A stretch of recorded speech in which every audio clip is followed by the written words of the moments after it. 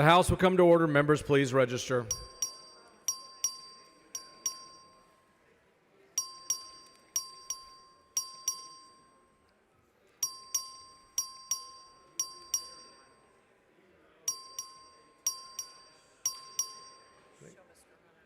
Show Mr. Hunter vote present. Have all members registered? Quorum is present. House and gallery, please rise for the invocation offered by Furman Carpenter, our DPS chaplain.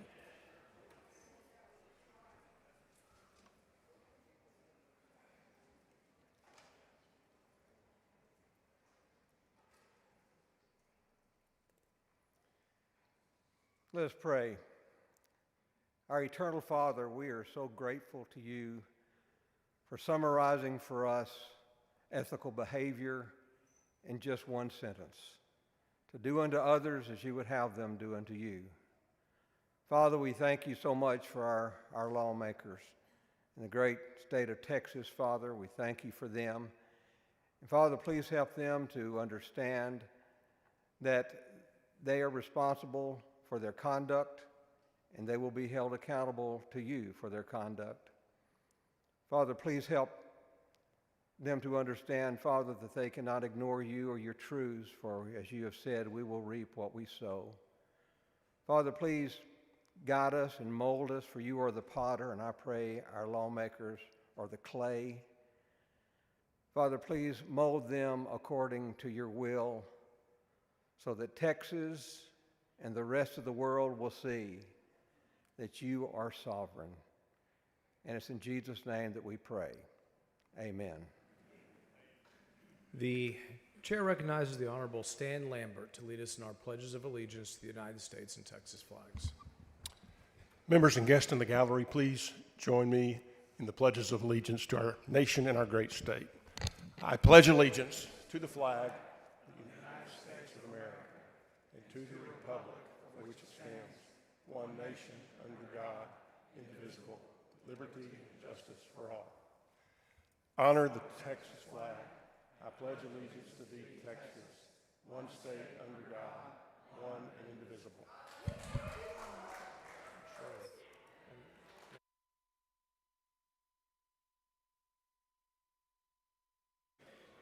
Please excuse Mr. Longoria because of important business of the district on motion of Mr. Lujan. Please excuse Ms. Morales of Maverick because of important business on motion of Ms. Howard.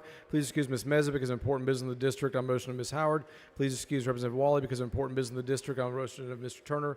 Please excuse Ms. Johnson because of an illness on motion of Mr. Moody. Is there any objection? Chair is none, so ordered. Following announcement, clerk will read the announcement. The Committee on Calendars will meet today at 1:45 p.m. in room 3W.9 in a formal meeting to consider a calendar.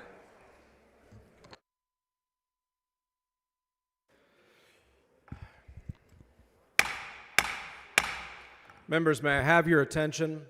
Several of y'all have asked about the work schedule. We are not going to be concluded by Labor Day weekend.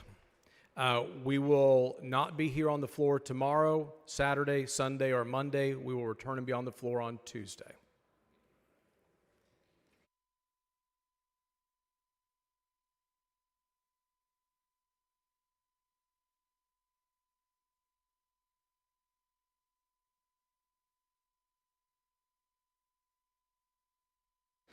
Please excuse Ms. Davis of Dallas because of important business of the district on motion of Ms. Ward Johnson. Please excuse Mr. Guerra because of an illness on motion of Mr. Berry. Is there objection? Chair is none, so ordered. Chair announces the signing of the following in the presence of the House. SB number 11, SB number 12, SB number 14, SB number 18, HB number 16, HB number 23, HB number 25, HB number 26, HB number 192.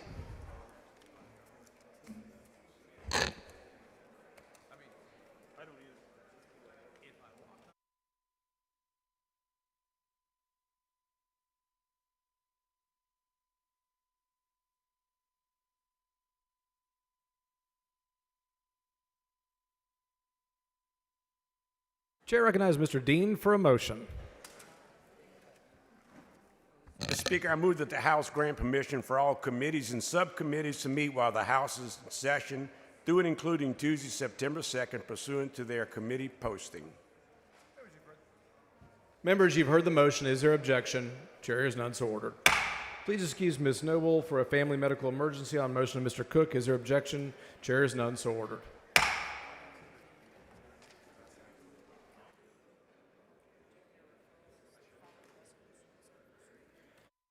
The following resolutions on first reading referral to committee.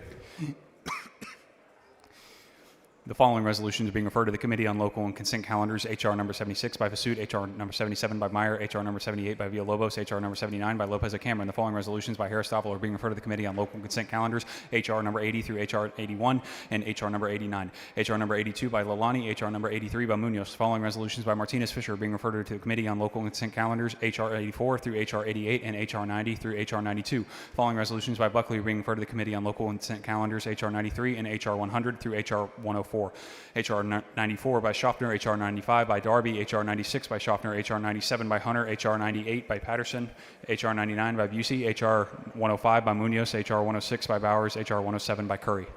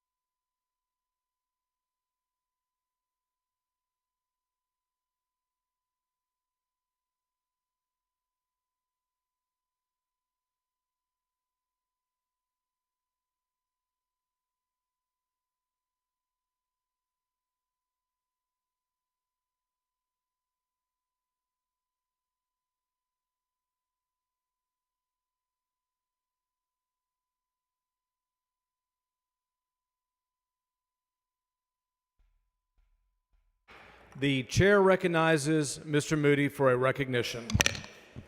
Thank you, Mr. Speaker and members. And I appreciate your attention for a little bit. Yesterday, we passed a resolution honoring a native-born El Pasoan, Amber Cervantes. She's now no longer in El Paso, but that's okay. We still love her. No, she's actually a resident of Georgetown, as a constituent of Representative Harris Davalos now. But want to recognize her on some very important work that she's done. And I'm going to have her stand over here, and I'm going to ask her son Evan to stand, and her parents, Tim and Susan Coltharp, as well. See, Amber's husband, back in 2018, was diagnosed with Huntington's disease. Her husband, Albert, at the time was serving the United States Air Force, and he ultimately served this country for 20 years, honorably. And you all know, when you're faced with challenges, there's two ways you can go. You can give up, or you can stand up and make a difference. And when that happened to Amber and her family, she stood up and started to make a difference. And one of the things she did that we recognize her for is she wrote this book that I brought to the House floor. Her son, who was 4 years old at the time, served as the inspiration for this book. The book is called The Invisible Backpack, a boy's story about Huntington's. And this was to help her son understand the changes that he would be seeing in his father. And it is a lesson for all those that have to work through managing this disease.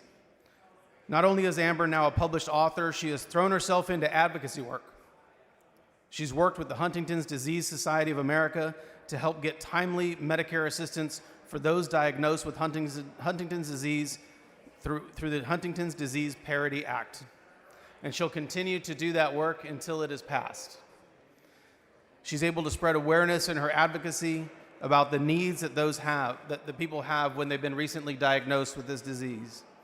So I wanted to take a moment before we start today to honor Amber, to honor her son Evan, who's the inspiration for this book, and to thank her parents for all the love and support that they give to her. So if you would please join me in welcoming and congratulating Amber, Evan, Tim, and Susan to their Texas capital. Thank you, Mr. Speaker.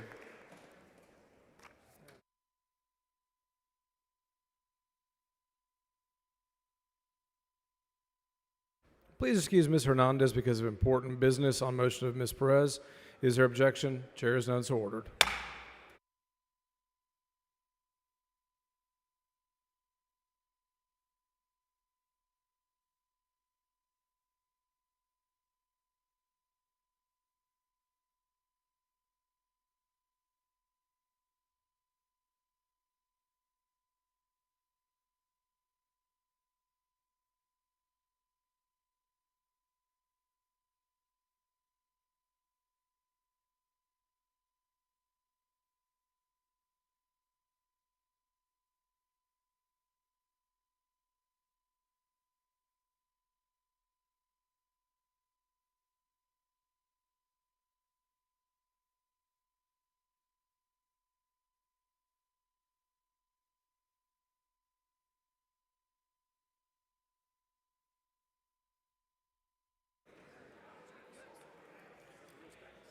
Members, before we begin our calendar today, the chair asks for your cooperation in maintaining decorum, conducting today's debate in a civil manner, avoiding personalities, and confining your remarks to the bill or amendment currently before the House.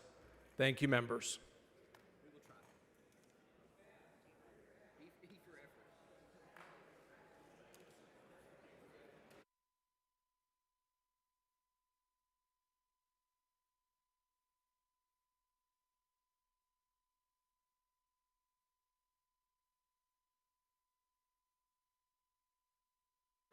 Mr. Darby for a motion. Thank you, Mr. Speaker. Members, I move to suspend House Rule 8, Section 5D, to designate as joint sponsors and co-sponsors for SB 8, and all joint authors and co-authors for House Bill 214. Members, you've heard the motion. Is there objection? Chair is none so ordered.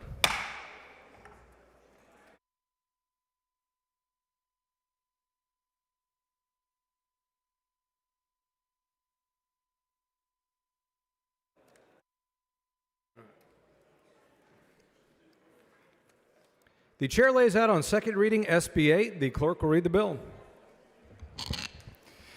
SB number 8 by Middleton, relating to the designation and use of certain spaces and facilities according to sex, authorizing a civil penalty and a private civil right of action. Ms. Orr to explain the bill.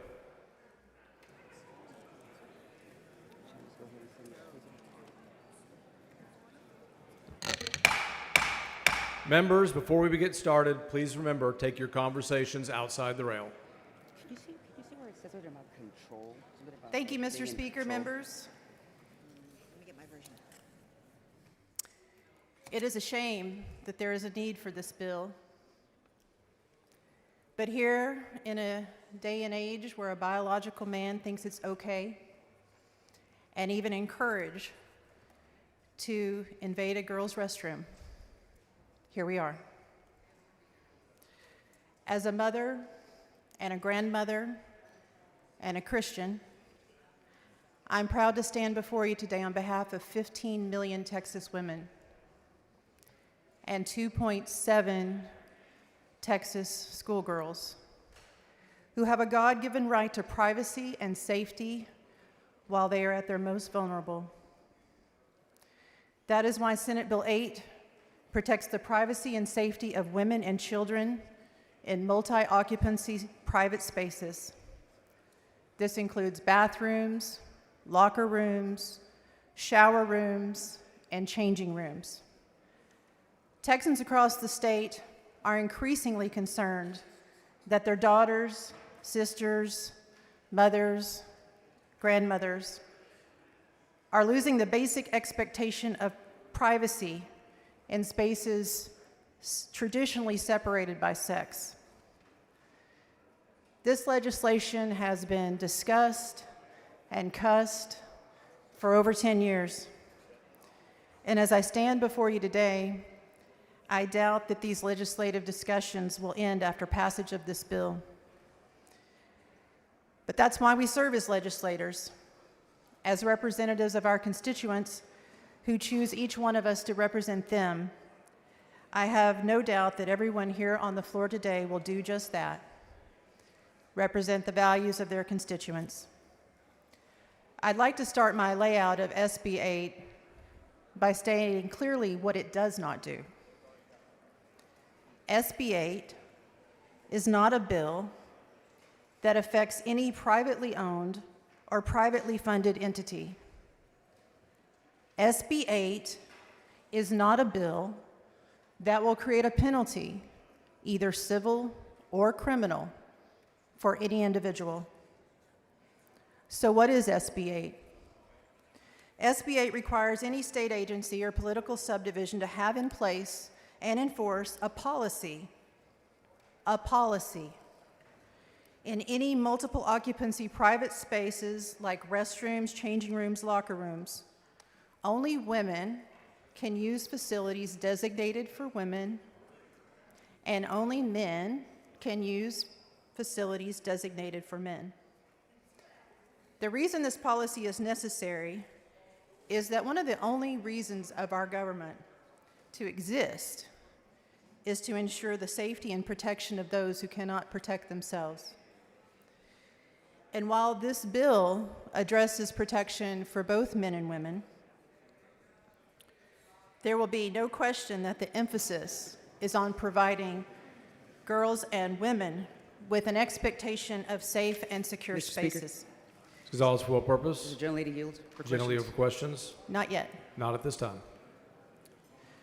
When they may be at their, there will be no question that the emphasis is on providing women and girls with an expectation of a safe and secure space when they may be at their most vulnerable. And while it's important for government to provide these protections, it's even more incumbent on government to codify these protections in spaces where there cannot be an alternative option provided by the free market, such as a county courthouse, a public school, a prison, or even our state capitol. For a facility that's state-owned or funded, a policy shall be in place.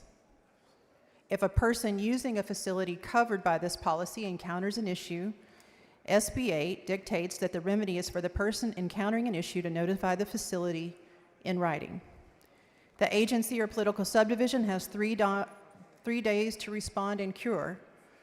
In the event they fail to provide a remedy, the person making the facility aware of the issue may notify the state attorney general, and the attorney general shall proceed with an investigation.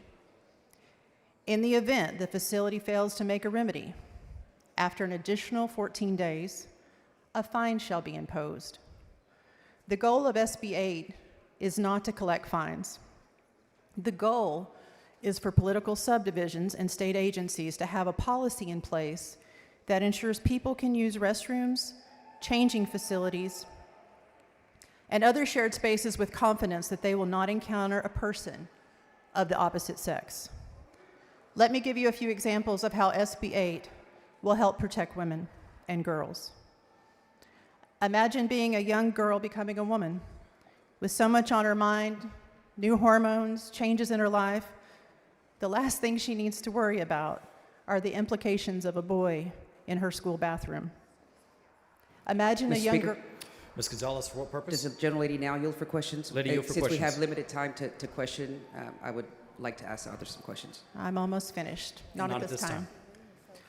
Imagine a young girl in junior high trying to fit in by being in athletics, enters a multi-occupancy private space like a locker room, already so self-conscious about just about everything in this world, only to encounter a male who identifies as a female. Imagine traveling down I-35, a mother and her young children looking for a bathroom. They pull off at a TxDOT safety center, go into the bathroom, and surprisingly encounter a male. Right now, there's no law against that. Today, I'm sure you're going to hear many arguments. They will ask, why do we need this bill when so few identify as a sex different from the one they were born with? Others will question, why pass a law when the likelihood of these situations occurring is statistically low? The answer is, when it comes to the dignity, privacy, and safety of Texas women and girls, there is no compromise. This is completely non-negotiable. Today I'm here representing the biological truth, and I'm speaking up for 15 million Texas women and girls.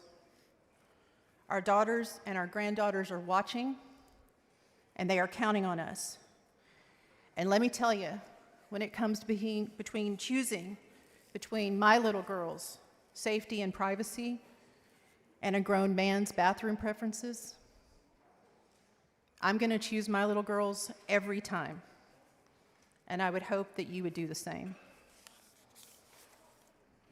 With that, I'd be glad to answer any questions. Ms. Gonzalez, for what purpose? Gentlelady yield. Does the lady yield for questions? I will. Lady Thank yields for you. questions. Thank you. And I know you, in your layout, you mentioned, I guess, your reasoning why you filed this bill, but it's my understanding that, isn't it for the purpose of gaining political points for your primary race? Is that not true? No, I've got some statistics I would be happy to share with you about Well, polling that's been done that shows how many Americans believe that women deserve separate spaces from men. Would you like for me to read those to you? I asked, isn't it true that you wanted to file this bill because you wanted to gain political points for your primary? I don't need political points for my primary, and I don't think All right. that that's relevant to So this bill. can you point to specific instances in Texas? The members will not engage in personalities. Can you point to specific instances in Texas where this has been an issue and would warrant the passage of this bill? In Texas, where this has happened, please. I appreciate that question and the opportunity to answer. The first one I have is in Round Rock, Texas. A biological boy walks into a girl's locker room after band practice and begins to undress in front of other girls. Girls run out of a locker room after seeing the boy undress and are later told that the boy began identifying as a female and would be using female locker rooms.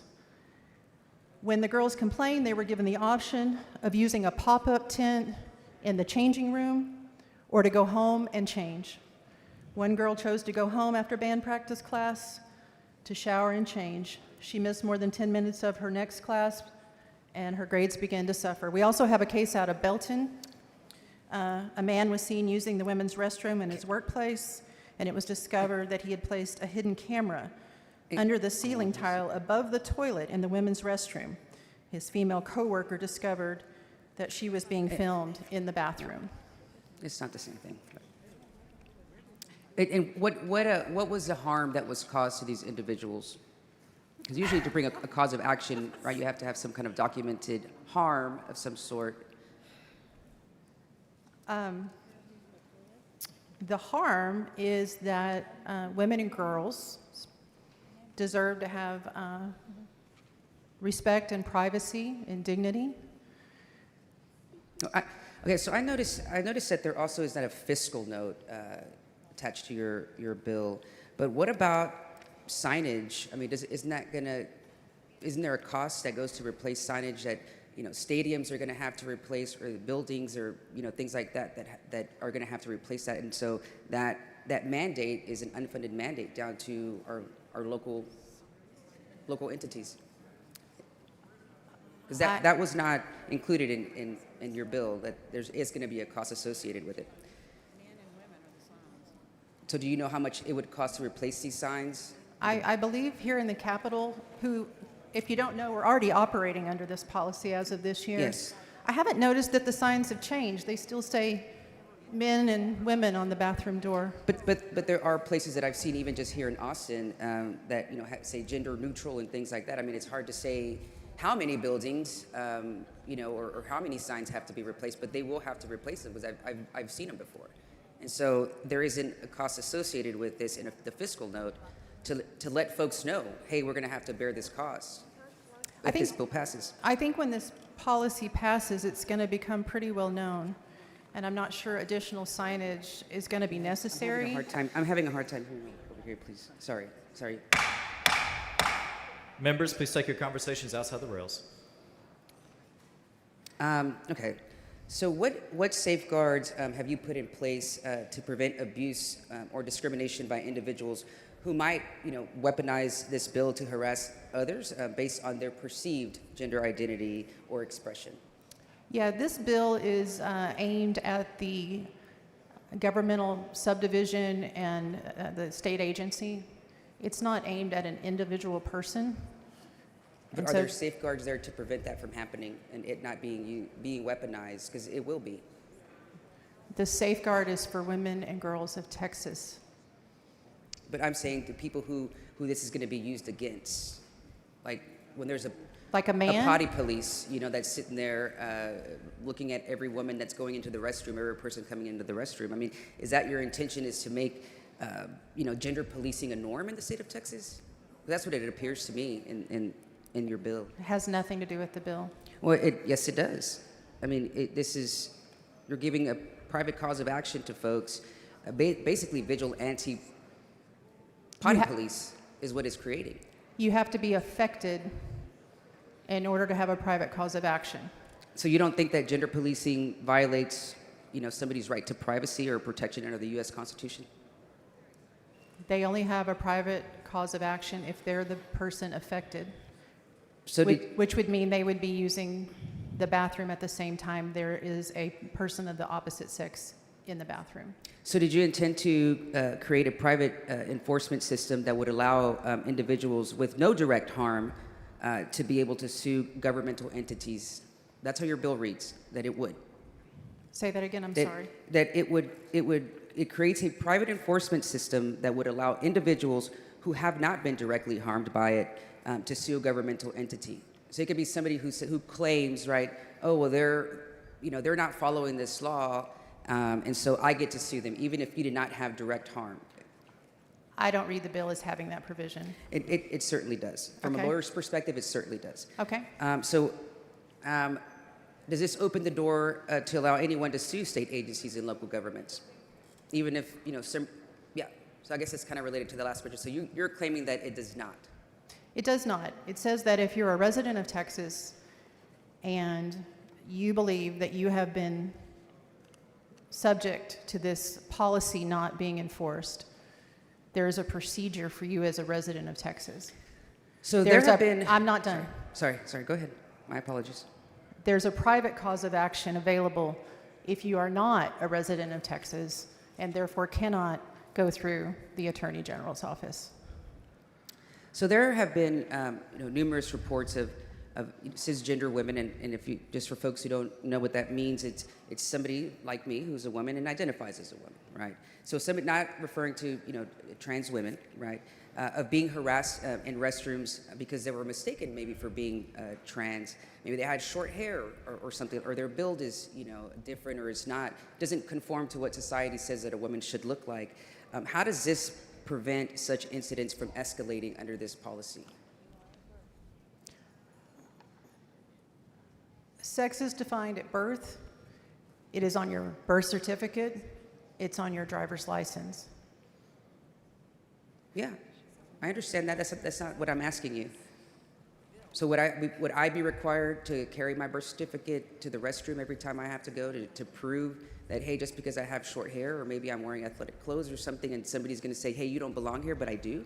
Is there anything that is here to protect such individuals? No, there is here to protect biological females. Yes, exactly. And so that's what I am. Well, if you use the correct bathroom, we should be fine. I do. But you're not answering my question. So how do you propose handling false reports of these violations that hinge on the assumption of what someone's sex may be, especially in these circumstances, right, where these reports result in some type of harassment directed at a person to be presumed to be in the wrong facility when they are in fact not? That's going to be handled on a policy by policy basis. Who's going to make that determination? I mean, and just if you want to go use the restroom, I mean, there's going to be a whole process just for somebody who needs to go use the restroom. So I would have to. No. This bill is about a political subdivision having a policy in place. But these types of incidents will happen, and they do happen.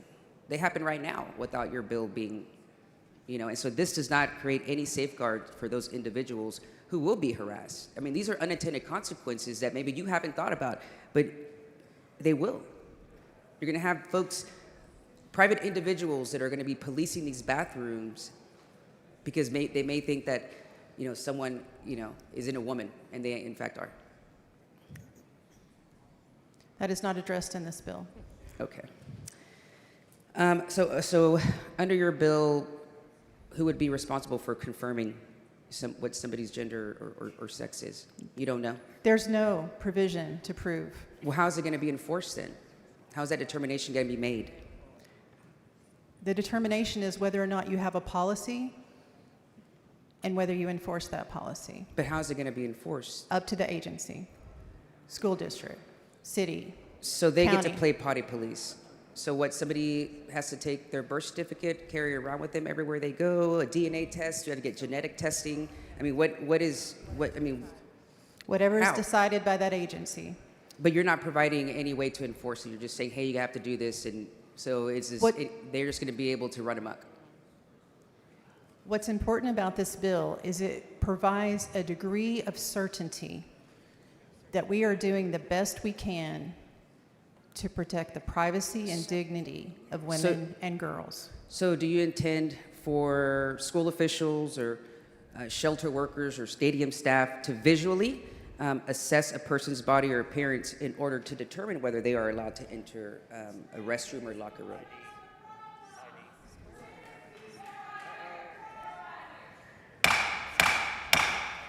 The chair advises our guests that the rules of the House strictly prohibit demonstrations or outbursts by visitors in the gallery. If there is additional demonstrations or outbursts in the gallery, the chair will order the sergeant at arms to clear the gallery under the House's constitutional authority to prevent obstruction of its proceedings. I don't believe schools who require a birth certificate for enrollment are going to have problems determining whether a child is male or female.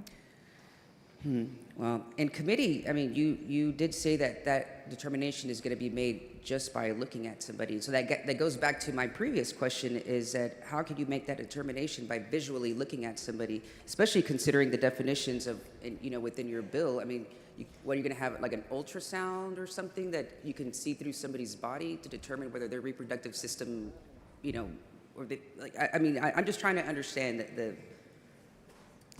How do you intend for this to be enforced? Because you did say it's going to be determined by just looking at somebody, and that's a slippery slope, and that's very dangerous. If a woman is using a bathroom and she feels like that the policy that has been established, is not being followed. General A's time has expired. Mr. Speaker. Calls for purpose. I request an extension of time, please. Members, this is the first extension of time request. Objection has been made. This is a record vote. Clerk will ring the bell.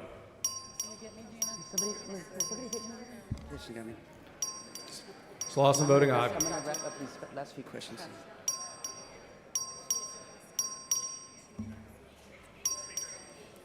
Little voting aye.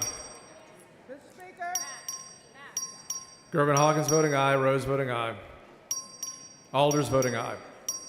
Have all members voted? 80 ayes, 48 nays. The motion to extend time is successful. Mr. Speaker. Mr. Speaker. For purpose? This is General Lady yield. General Lady for questions? Yes. Shields for questions. Thank you. So back to my previous questions. Will it involve violating someone else's body through a strip search in order to make that determination? What somebody's sex is? No, it will not. Will somebody have to produce, like I said, their birth certificate or some kind of official documentation? Because you did mention that Your birth certificate and your driver's license has your sex on there. So will somebody have to carry that with them every time they go to the restroom if they get questioned? I don't anticipate that being an issue. Well, I mean, it is an issue. I mean, has happened to me personally in this very building. So just because I have short hair, if I'm wearing a pantsuit, so you can't tell me that it's not going to happen, because it does. It does, in fact, if you're basing it on somebody's appearance. There's nowhere in this bill, and there's no provision in the law that's put forth Well, you're making it the law, though. that the person that shouldn't be in the opposite sex bathroom is ever identified. Thank you. Go ahead. Mr. Speaker, Mrs. Weiner, for what purpose? will the gentlelady yield for some Gentlelady for questions? Yes. She yields for questions. Thank you so much, Mr. Speaker and Representative Orr. I want to continue on Representative Gonzalez's line of questioning, and I'm looking at page 3 of your bill, lines 21 through 24. And what that says is a political subdivision or state agency shall take every reasonable step to ensure an individual whose sex is opposite to the sex designated, et cetera, et cetera. What I want to understand, and I think what Representative Gonzalez is trying to understand, is what does every reasonable step encompass? Because that's very broad language. Can you shine some light on every reasonable step for me? Well, I think it goes back to the previous question that was asked when it was asked about schools or family violence shelters or here at the Capitol. I think it's going to vary. The policy is going to vary depending on the circumstances and which agency you're dealing with. Obviously, for a prison, the standards are going to be different than they might be here at the Capitol. Well, I don't think this language applies to prisons. I think you have a different language for that, and I don't think it applies to family violence shelters. This is the language that's specific to political subdivisions and state agencies. And who gets to decide in the end what every reasonable step means? Who gets the final decision on that? The political subdivision and the state agency has the authority to write their policies and decide what that's going to be for each of them.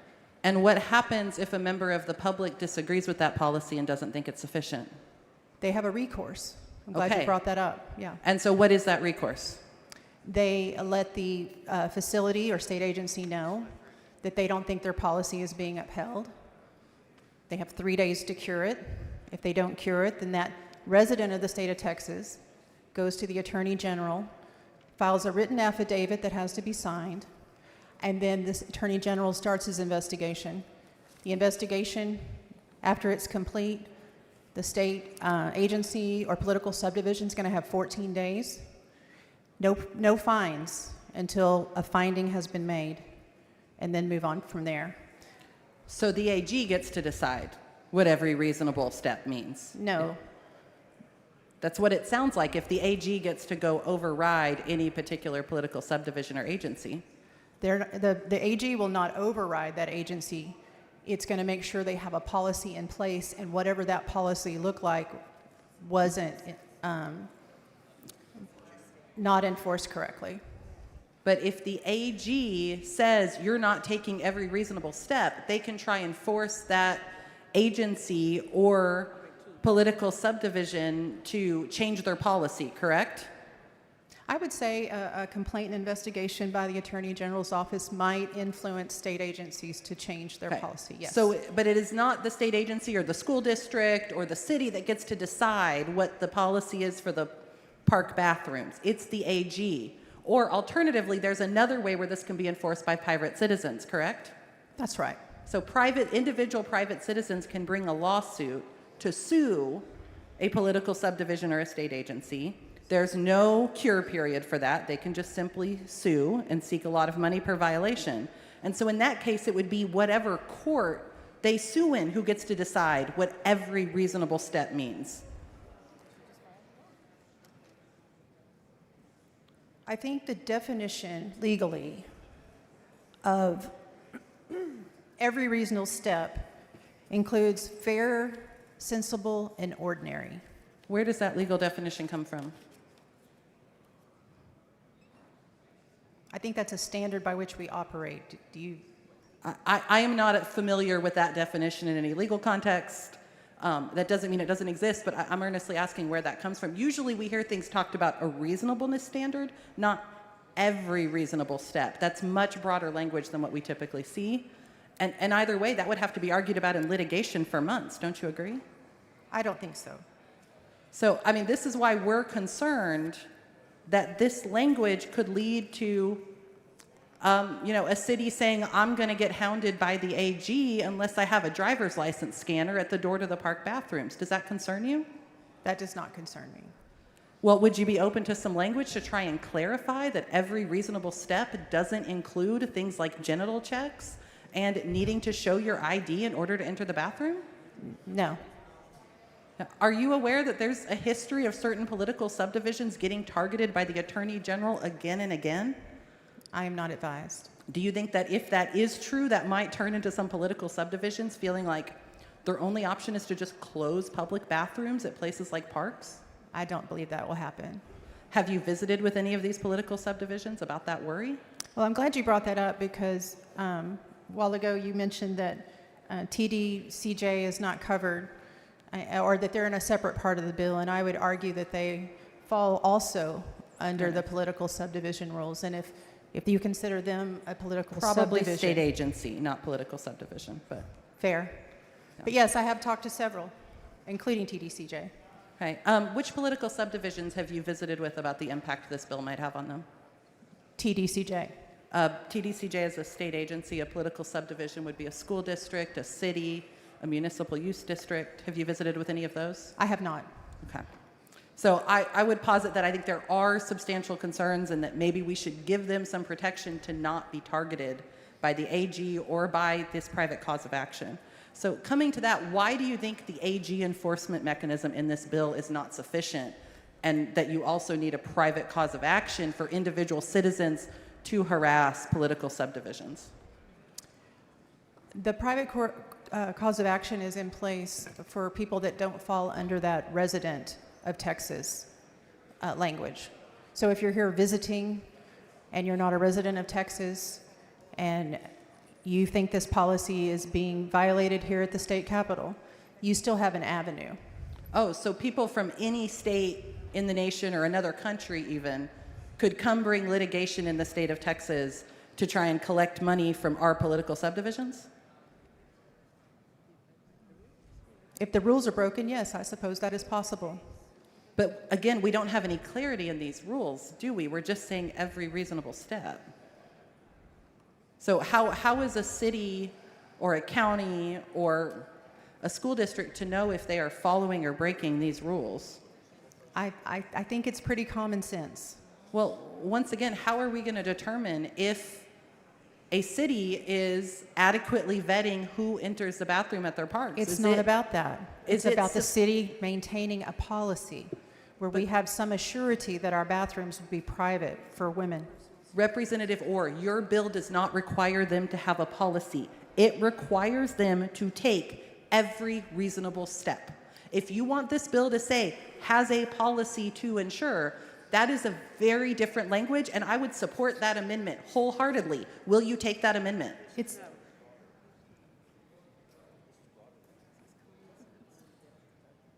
No.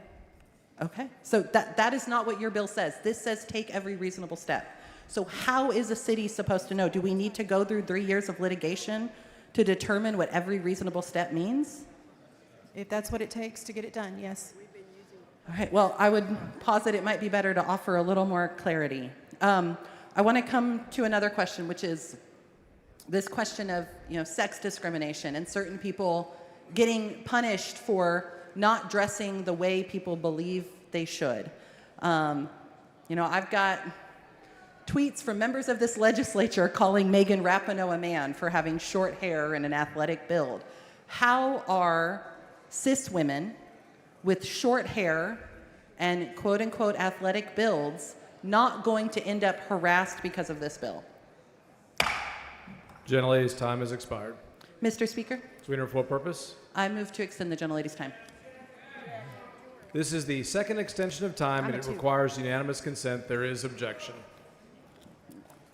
I'm going to do questions on the per response to this. There is request for a record vote on that, so clerk, ring the bell.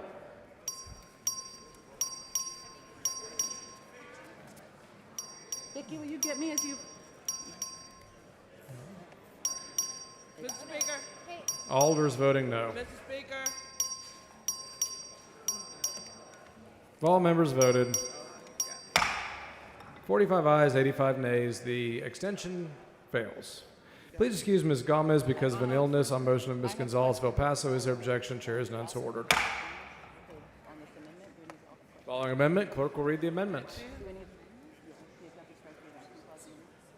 He's coming up now. Amendment by Anchia. Chair has Mr. Anchia. Thank you, Mr. Speaker and members, and I'd invite all of those who care about the safety of women to join me up front. Members, I stand before you today as a Christian, the father of 2 daughters, and a proud and very protective husband of an amazing wife. And I lament the fact that we're debating an unnecessary and unpopular culture war talking point. Yet another bathroom ban. And for those of you who are libertarians out there or have a libertarian streak like I do, if you just look at the first page of the bill, it talks about regulation of individuals in certain spaces. This bill is a perversion born out of GOP big government. And it's going to hurt women and not help women. So the 15 million girls and women in the state of Texas will be forced to go to the bathroom with men. And that, ladies and gentlemen, is a perversion. Even though we thoroughly debated the bathroom bill in 2017 and it was defeated twice in the regular session and in this special session, we find ourselves back to beat a dead horse on the request of really no one. It's been 8 years since we banished this perverse bathroom bill, and there have been 0 crimes committed in the state of Texas that this bill would seek to remedy. 0, nothing, nada, zilch. And I know this because I talk to police chiefs. And we have heard from police chiefs from Dallas, San Antonio, and Houston, from law enforcement organizations across Texas who have all testified against the bathroom bill, telling us exactly this, that they had found no known crimes of bathroom assaults performed by men posing as transgender women. 0, zilch, nothing, nada. And guess what?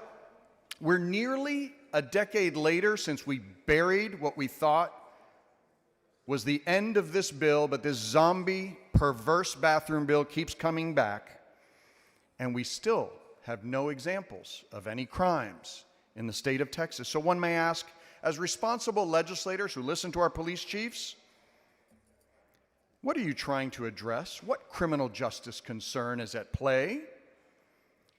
Wouldn't it be important to actually determine crimes that were committed before, as the bill says, regulating individuals? This bathroom bill does not solve the most basic test of any public safety bill. It does nothing to make my wife or daughters any safer. In fact, it creates a whole new host of complications from our already overworked law enforcement officers. And I made it a point to let you know I stand up here as a Christian because we've heard from hundreds of religious leaders across this state who oppose this bathroom bill and have continued to call on us to act within one of the most sacred teachings of Jesus Christ. Love thy neighbor. Bishop Eric Gronberg of Fort Worth said, quote, "Faith should not be used as a weapon Instead, it should inspire us to see the humanity in every person and remind us that we are commanded to love and care for our neighbor. Whether intended or not, the consequence of the proposed bathroom legislation will be to imperil and ostracize some of our most vulnerable brothers and sisters, shining a light on their otherness, end quote.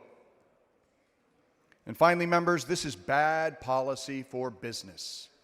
As many of you know, I'm a business owner. We have 50 employees. We have had over 1,000 businesses testify against the bathroom bill, from Fortune 500 companies to medium and small businesses like mine across the state of Texas. Texas Competes, a business coalition of more than 1,500 employers in Texas, has yet again provided written testimony on behalf of all of those businesses who continue to oppose this perverse bathroom bill. They have said, and I quote, "The Texas business community strongly opposes efforts to pass discriminatory, unnecessary, anti-LGBT legislation in Texas that is bad for our employees and bad for business. The bill puts people at risk for harassment, sends a signal that Texas isn't open to everyone, and is opposed by law enforcement officials who say it will cause harm and make their job more difficult. We urge you, Texas officials, to shelve this bill and prioritize legislation that will help keep Texas competitive and help it thrive."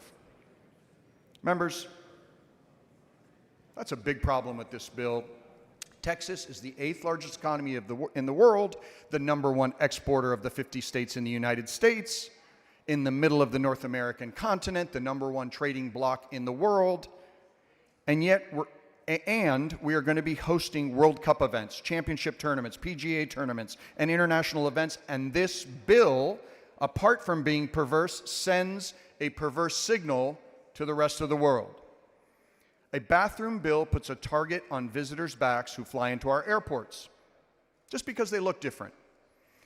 And those who attend sporting events at convention centers and other public buildings are at risk of being attacked by self-appointed genital checkers.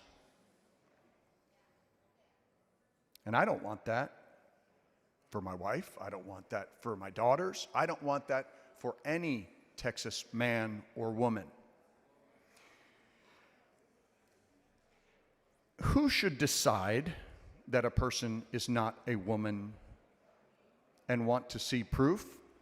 Well, this big government bill puts the state in that role and calls balls and strikes on who should be where and when. So, members, on behalf of my family, on behalf of the 15 million women and girls in this state that will have men forced to be in the same bathroom with them, I ask you, I beg you, please reject the perverse outcomes of this bill. Speaker. It is bad for Texas, and I want to thank every person who came to testify, those who were heard, and those who were turned away by the House of Representatives. I want to thank them, and I want to let you know we see you, we hear you, and we are with you. Thank you, Mr. Speaker and members. Mr. Speaker, Ms. Gonzalez, for what purpose? does the gentleman yield? Will the gentleman yield for questions? I do. The gentleman yields. Thank you, Representative. Representative Chia, you serve on the House Committee on State Affairs. I do. Right, okay. Were you present for the State Affairs hearing on the 22nd of this month? I was. Okay, so you recall being presented with SB 8. Can you tell us Yes. a little bit more from your perspective? Tell us a little bit about how the hearing went, how long it lasted, things of that nature. It lasted about 2 hours. We had an initial layout and questions from the bill author, and then subsequently members of the state of Texas, or our friends and neighbors, came to testify. We wanted to hear from members of the public. Regrettably, testimony was cut off after 2 hours, and there were about 500 people who were registered for the bill. So many people did not get to say their piece, not get to speak truth to power, and for many it was heartbreaking to not be heard. And even your line of questioning at the closing was cut off, correct? I seem to recall that. Yeah. So why do you believe that the layout of this bill was limited and was only limited to 2 hours? That the 2 hours including the layout and also the closing of the bill, not just for testimony? I'm not sure, but certainly people were not heard, people that had a lot to say, women who wanted to talk about the perverse outcomes of this bill, that men would be forced to go to the women's bathroom because of it. We had other people who wanted to talk about from a faith perspective. They were unable to testify, and yet others who see this as an anti-business, big government bill. And do you remember when one man during the hearing who's giving testimony threatened violence against members of the trans community during the actual testimony who were there waiting to testify? It's regrettable. I caught the tail end of it. The gentleman's time has expired. Does the gentleman extend time, or I request the extension of time? Members, you've heard the motion. Is there objection? There is objection. There's a record vote. The clerk will ring the bell. Will you get me? Show Ms. Gonzalez voting aye. Show Mr. Busey voting aye. The first extension of time, members. Ms. Weiner voting aye. Mr. Anchia voting aye. Ms. Jones of Harris voting aye. Have all voted? Have all voted? There being 49 ayes, 82 nays, the motion fails. Chair recognizes Ms. Orr in opposition to the amendment.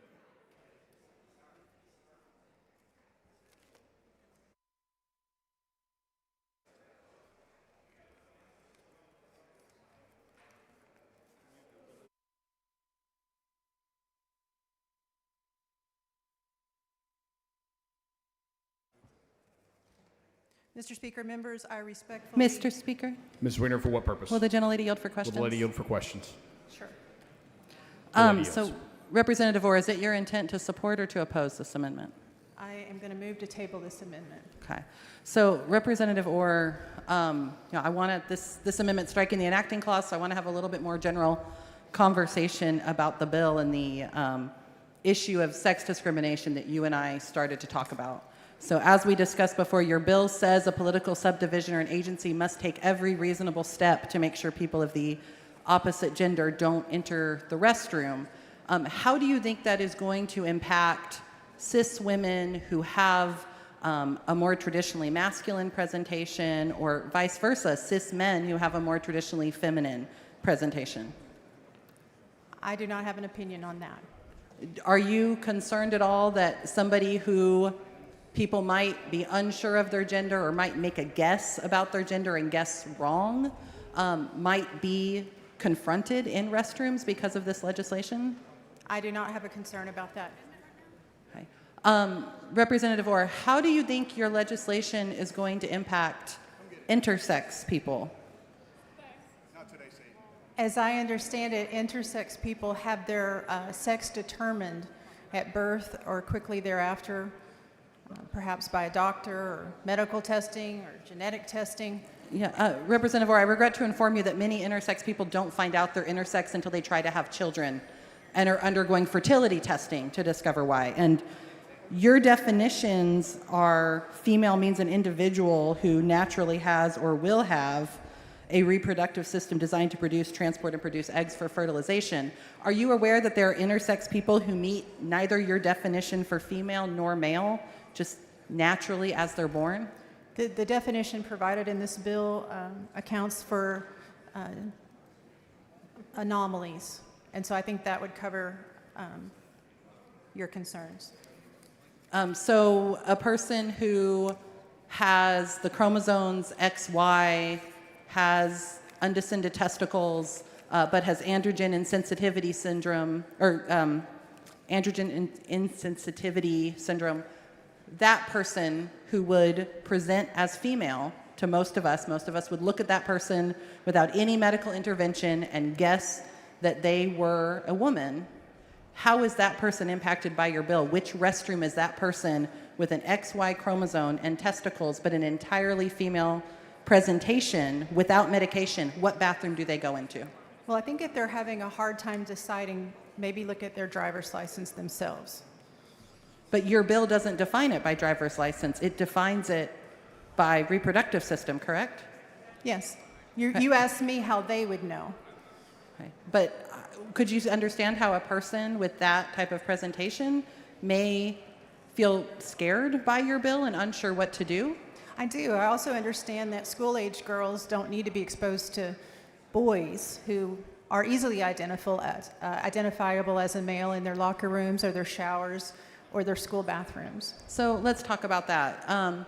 We had an incident in my now former district, but in Dripping Springs ISD, of a third grader who became part of a lightning rod thanks to Texas Values and other advocates.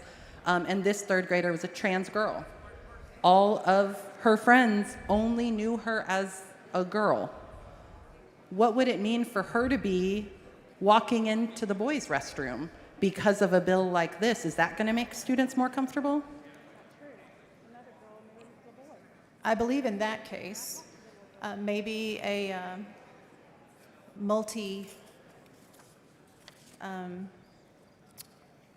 multiple occupancy private space might not be the best solution. Okay, so what if they are in a space that does not have any single occupancy restrooms? They're out at a public park. Do you want that little girl who everyone in the world is going to look at and assume is a little girl and not ask questions about what her anatomy underneath her clothes looks like? Do you want that little girl in a public park to have the choice between peeing in the woods or going into the men's restroom?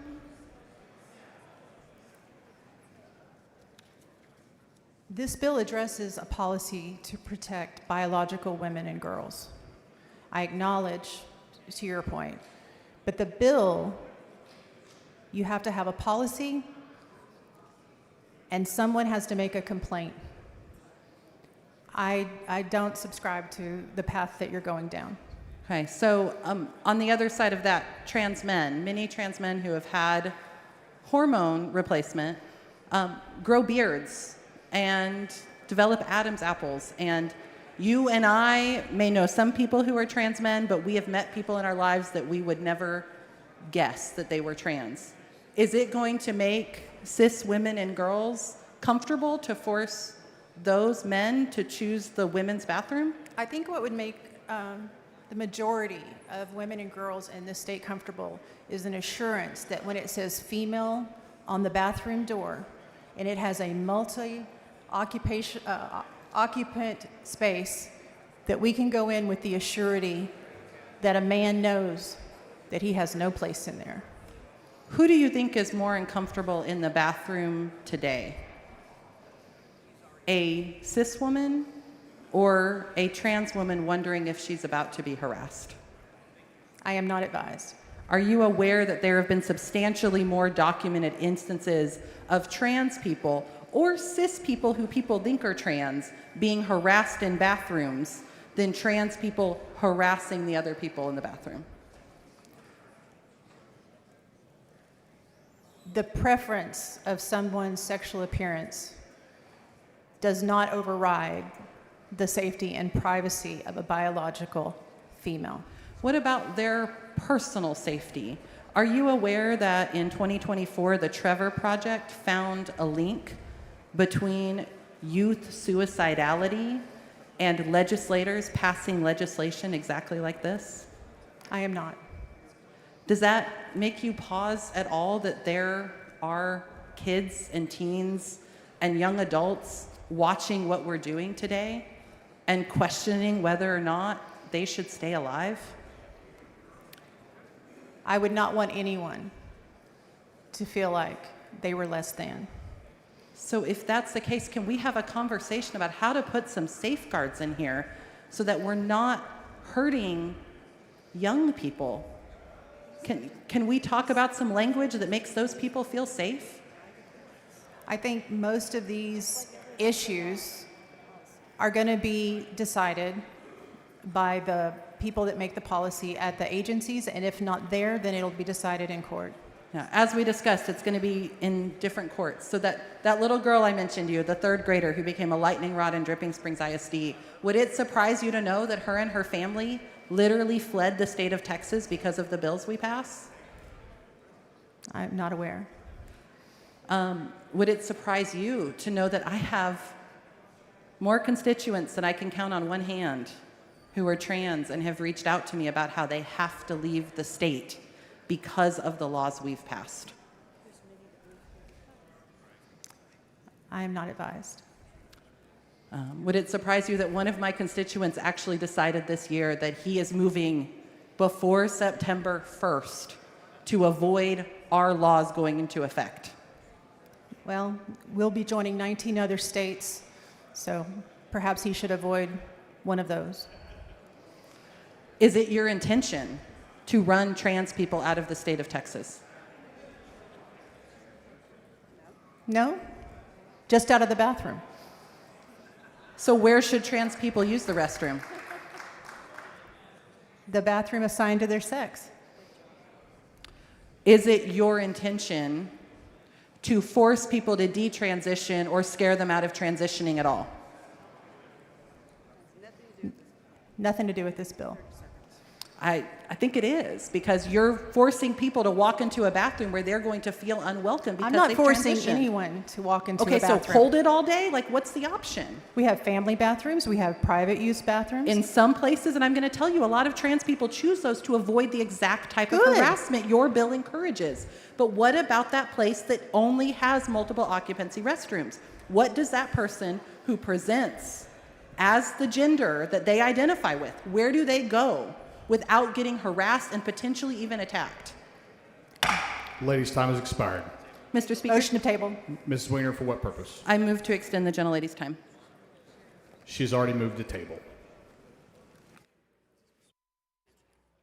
Mr. Anchia to close on amendment.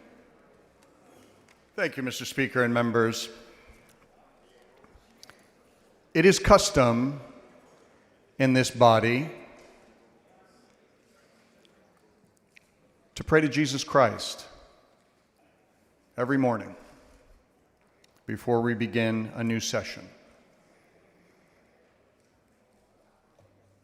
And I know that even though ecumenical faith traditions are represented on this House floor, we all stand together and we say a prayer. And oftentimes that prayer ends with, "In the name of our Lord and Savior Jesus Christ." As a Christian, I want to refer to an important passage in Galatians. That's chapter 3, verse 28. There is neither Jew nor Gentile, neither slave nor free, nor is there male and female, for you are all one. For you are all one. For you are all one in Jesus Christ. And I know my profession of faith may be offensive to some of you, because it is my faith. It is my faith. And for those of you who pray in the morning alongside me, I'm sorry that my profession of faith offends you, but it is mine. It is not yours. I will also, for those judging me, I will also offer Matthew chapter 7, verses 1 and 2. Do not judge, or you too will Members, please be maintain decorum. judged. You too will be judged. For in the same way you judge others, you will be judged. And for those who judge and heckle, the verse finishes with the measure you use, Congressman, it will be measured to you. Heed those words. When you heckle, when you deride, when you stand up and speak ill of someone professing their faith in the name of the Lord Jesus Christ, heed those words. And I'm sorry the Bible offends so many. I'm sorry it caused the Holy Spirit and my profession of faith caused one to get out of their seat and speak ill. Mr. Speaker. But I want to let Mr. Bernal, members for what know. purpose? Does the gentleman yield? Will the gentleman yield for questions? Not at this time. Not at this time. But I want to let people know that you do not own God. You do not own Jesus. And when I profess my faith full The chair will remind the of members the Holy to stay Spirit, on the subject of the bill. and when I profess my faith and am full of the Holy Spirit, Mr. Speaker, I would prefer not to be heckled by someone who does not have the floor. Can you admonish that man to please stop yelling at me? Members, the chair will advise the body to maintain decorum and the members at the front and the back mic to stay on the subject matter before the body. Thank you, Mr. Speaker. I'd like to continue. So, members, I ask that you oppose this perversion of a bill that makes my family less safe, that offends sensibilities of individual liberty.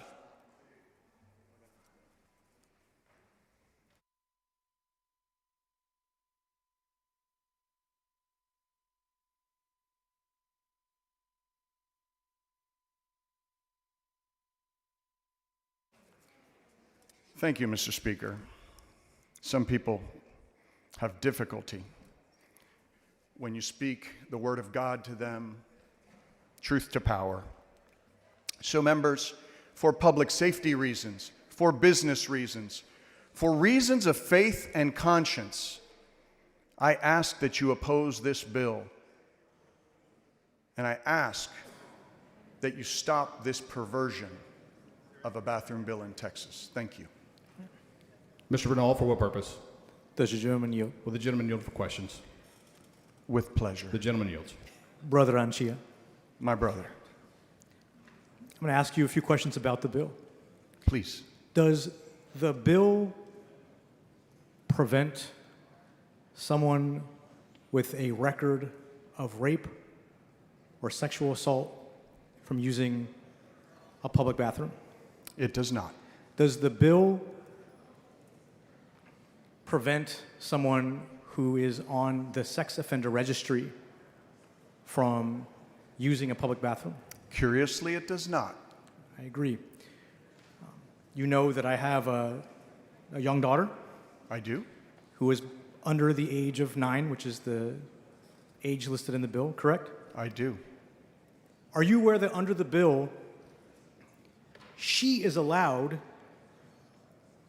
in the men's restroom if I go with her? And I don't know if people need an education of what the men's restroom is like in public places. But it's certainly not the kind of place you'd want to take a little girl. Correct. Are you aware that under the bill, I could not take her to the women's restroom?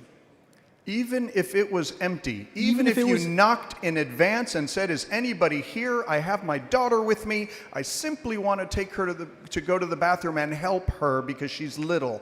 Even in doing that, because this bill is such a perversion, you would be in violation. But even if she didn't need help, but I just felt the right thing to do was to go. What we normally do is I might ask someone coming out if it's empty, or if I can tell there's very few people, might have her peep her head in and ask if it's okay that I go. But under the bill, I would have to take her to the men's restroom, subjecting her to exactly what I don't want her to see. It's not age appropriate, right? Versus me accompanying her to the women's restroom, even if it's empty, because that is safer and more sanitary. So a little girl can or has to go to the men's restroom with their dad. They can't go to the women's restroom accompanied by their dad. And if we're talking safety, if someone is a convicted rapist, someone who's been convicted of sexual assault, or someone who is on the sex offender registry, there is nothing in here about them and their access to any restroom. It is just this. Is that correct? That is absolutely correct. And I see people you, shaking then. their head, but you make a very valid point. I will just add one more thing. I know for some in the audience this may come as a shock, but in public places, I have observed women, instead of standing in long lines at a concert or a football game, actually come into the men's bathroom because the line was shorter. This too, because this bill is an abomination and a perversion, would hold her in violation. Mr. Speaker, Mr. Busey, for what purpose? will the gentleman yield for some The gentleman yield for questions. Yes. The gentleman yields. Representative Chia, I want to pick up from where you and Representative Gonzalez left off. You were answering her question, and this body, breaking its own decorum, voted not to extend your time, if you remember. And at the time, she was asking you, do you remember when one man threatened violence against members of the trans community during actual testimony of this bill in committee? Yeah, some people just don't like democracy, they like dominion. I think you saw an example of that earlier. Certainly cutting people off when you don't want to hear what the public has to say is an example of that, so your point is well taken.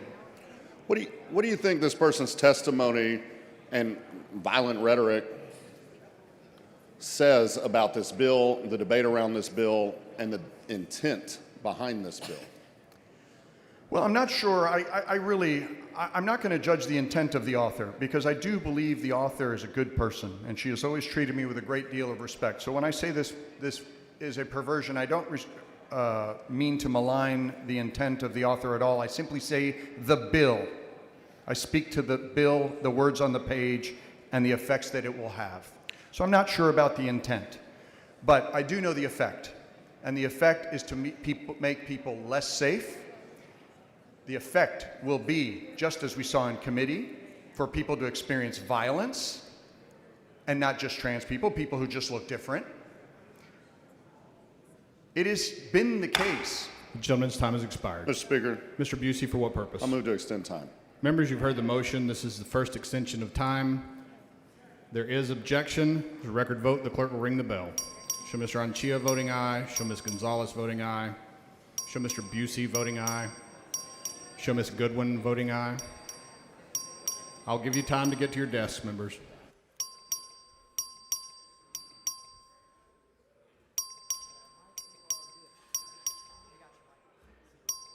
Show Mr. Alcott voting no. Have all voted. There being 50 ayes, 82 nays, the motion fails. Please excuse Mr. Schoolcraft because of important business on a motion of Mr. Toth. Is there objection? The chair hears none, so ordered. Mr. Anchia sends up an amendment. Ms. Orr moves to table. The question is on the motion to table. If you're in favor of the amendment, vote no on the motion to table. If you're opposed to the amendment, vote yes on the motion to table. A record vote has been requested. The clerk will ring the bell. Show Mr. Busey voting no. Show Ms. Hicklin voting aye.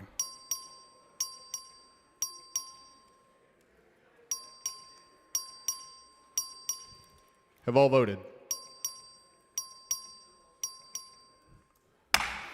There being 84 ayes, 49 nays, the motion to table prevails. The following amendment, the clerk will read the amendment.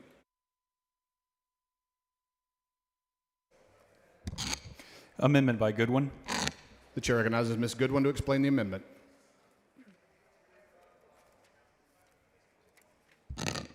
Thank you, Mr. Speaker, members. In the layout, the author was talking about this is just about policy and that local municipalities, counties can set their own policy. But really, they don't have the choice to set their own policy. It's a policy about having separate bathrooms. And many of these municipalities have already made accommodations within their buildings. And I understand that in the hearing, there was testimony from some of these local officials. So this amendment is about keeping government closest to the people it serves It gives local governments the ability to adopt a resolution or policy opting out of the bill if they decide it does not fit their community. So setting their policy, just like the author was talking about. The idea is straightforward. Every community is different. Local leaders are directly accountable to their voters, and they are best positioned to decide what works for their schools, their counties, and their cities. This amendment does not change the framework of SB 8. It simply ensures that enforcement is not forced on communities that choose another path. And if voters disagree with that choice, they can hold their local leaders accountable at the ballot box. Our constituents elect local officials to make these decisions. This amendment respects that process and keeps authority where it belongs, with the people and the leaders closest to them. Members, all of us have city officials, county officials in our districts, and over the last few days, I bet a lot of them have been reaching out to you, just like they've reached out to me, over a bill that we passed that really hamstrings their ability to set their budgets. I haven't had a single one reach out to me to say, we need this bill to pass. We need SB 8 to pass. In Mr. fact, Speaker? it's Ms. gonna Governor co- Hawkins, for what purpose? Will the gentlelady yield for questions? Will the lady yield for I questions? will, and I just want to finish this one sentence. Not at this time. In fact, this bill is going to cost money after we have just cut down how much our cities and counties can spend. This is going to cost them money. With that, I will take questions. Thank you. Mr. Speaker, will the gentlelady Ms. yield Governor for Hawkins, for what questions? purpose? Gentlelady yield for The questions? lady yield for questions. I will. The lady yields. So, Representative Goodwin, you make a great point in terms of every jurisdiction developing different strategies. Since our colleagues have been talking about this issue ongoingly, right? Folks have made many, many modifications. I've seen situations where now there's a one door, and that one door, you may see a male, female, or whatever. Based on your understanding of this, would that entity be in violation because there's not a major separation? I believe so, and I believe they're going to have to change those plaques that they have indicating who can use what restroom, and that's going to cost money. But it's also going to cause a lot of confusion, and really what I've heard from local leaders is that this is not a problem. They have not had any complaints about bathroom issues. That's the least of their problems, and now we're making it a problem for them. So I want to be clear also, we're talking about municipalities, school districts, so that's cities, counties. Would this impact the universities also? Yes, I believe so. Okay. Public universities. Public yes. universities. So almost anybody who's accepting public money? Yes. And that's why it impacts the school districts. Right. So we've been flexible or allowed people to develop their own, we'll call it gender-based restroom plan, okay? Those amenities now get thrown out the door, and now we've got to start all over again. That's right. And so one of the things I heard from the bill author was that it was about safety. So, and she made the reference about a male, biological male being in the woman's bathroom. Don't each of those bathrooms have stalls? That's right. Yeah, if it's a multi-use bathroom, by definition, it has stalls for privacy. So I don't understand what the problem is. I'm glad you brought up safety, because when you talk to people, I talked to my daughter about safety in school. Now, it's been a little while since she graduated from high school, but her concern wasn't around bathrooms and who was going in the bathroom. Her concern was about school shooters. So you really believe it's a solution looking for a problem? Absolutely. Thank you, Representative Goodwin. I think this is a great amendment because what it does enhances what people are already doing, and they're working their best to make this happen. And it will truly be a burden when you agree if we're asking them now to do something altogether different. Yes, I agree. It would definitely be a burden. I'm going time to and support money. this amendment because I think it's an awesome amendment, allowing people to work with their existing infrastructure. Thank you. Thank you, Representative. I move adoption. Chair recognizes Ms. Orr in opposition. Thank you, Mr. Speaker. I think women and girls across the state deserve safety and privacy. I move to table. Chair recognizes Ms. Goodwin to close on the amendment. Members, I ask, what have you been hearing from your cities and counties about this issue? If you're not hearing about it, it's probably not a problem, and now we're going to be costing them time, money, resources. Let's leave it to our local officials to make decisions to set the policy that works in their communities. I move adoption. Ms. Goodwin sends up an amendment. Ms. Orr moves to table. The question is on the motion to table. If you're in favor of the amendment, vote no on the motion to table. If you're opposed to the amendment, vote aye on the motion to table. This is a record vote. The clerk will ring the bell. Show Ms. Goodwin voting nay. Show Mr. Alders voting aye.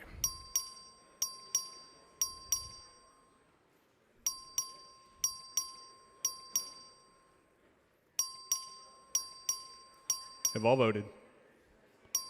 Have all voted? There being 86 ayes, 43 nays, the motion to table prevails. Following amendment, the clerk will read the amendment. Amendment by Gonzalez of Dallas. The chair recognizes Ms. Gonzalez to explain the amendment. Thank you, Mr. Speaker, members. This amendment is simple but essential one. It creates a private cause of action for those who were wrongfully harassed or removed from a bathroom.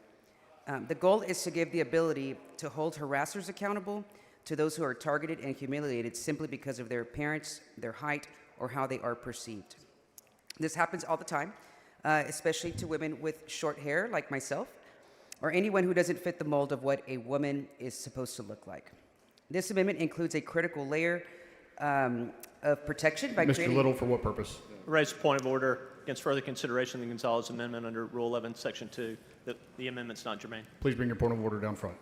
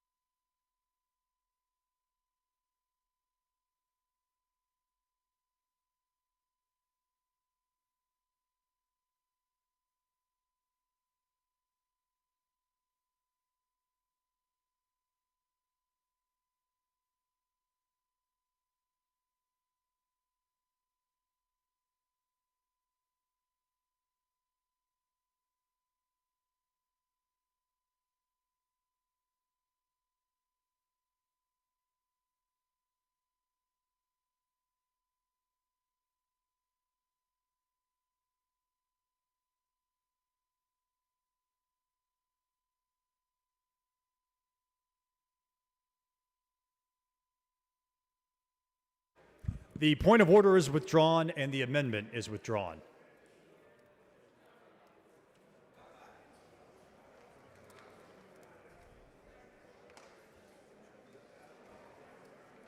The following amendment, the clerk will read the amendment. Amendment by Rosenthal. Chair recognizes Mr. Rosenthal.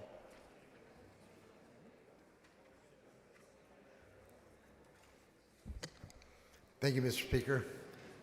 Members, this amendment seeks to ensure equality for intersex individuals who might be unintentionally impacted if this bill actually passes.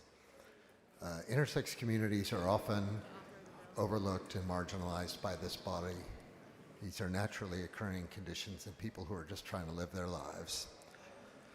So this amendment writes in explicit exclusions for individuals with intersex conditions, listing and defining these particular conditions within the bill. Intersex community is one that is often forgotten about in bills that seek to target transgender communities. By naming these various intersex conditions and carving exclusions, this amendment will stop the bill from adversely affecting intersex communities who are not the explicit target for the bill. I move adoption. Ms. Mr. Hinojosa, Speaker. for what purpose? Will the gentleman yield for questions? Does the gentleman yield for questions? I will. The gentleman yields for questions. Representative Rosenthal. Does your bill, does your amendment, what does it do specifically for intersex individuals as you laid out? It lists specific conditions that will be exempted from the bill language. So those people won't be unfairly or ignorantly persecuted. Okay. And so what does the bill currently say? Does it have guidance for intersex individuals whose biological sex is neither male or female?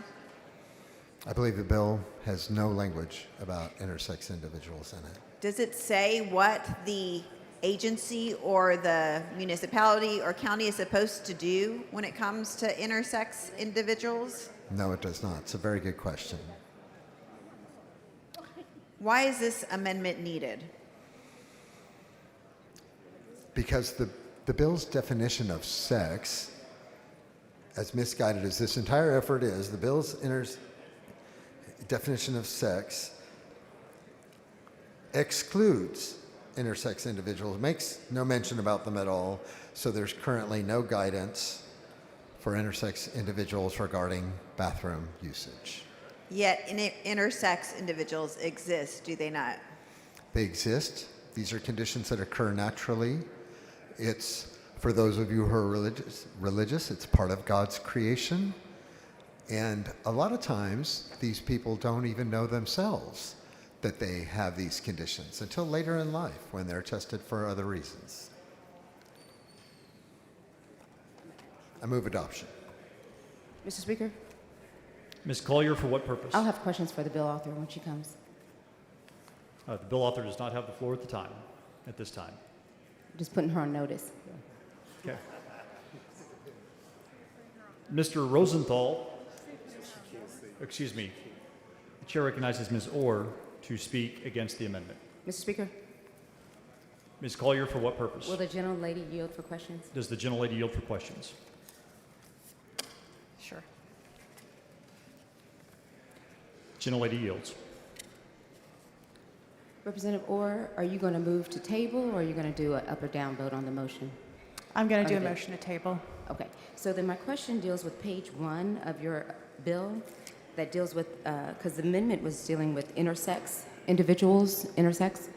And so on page 1 of your bill, it talks about, on line 21, female. And it said female means an individual who naturally has or will have or had or would have, but for a congenital anomaly or an intentional or unintentional disruption. What does that mean? An intentional or unintentional disruption would be like a hysterectomy or some surgical change. Surgical change.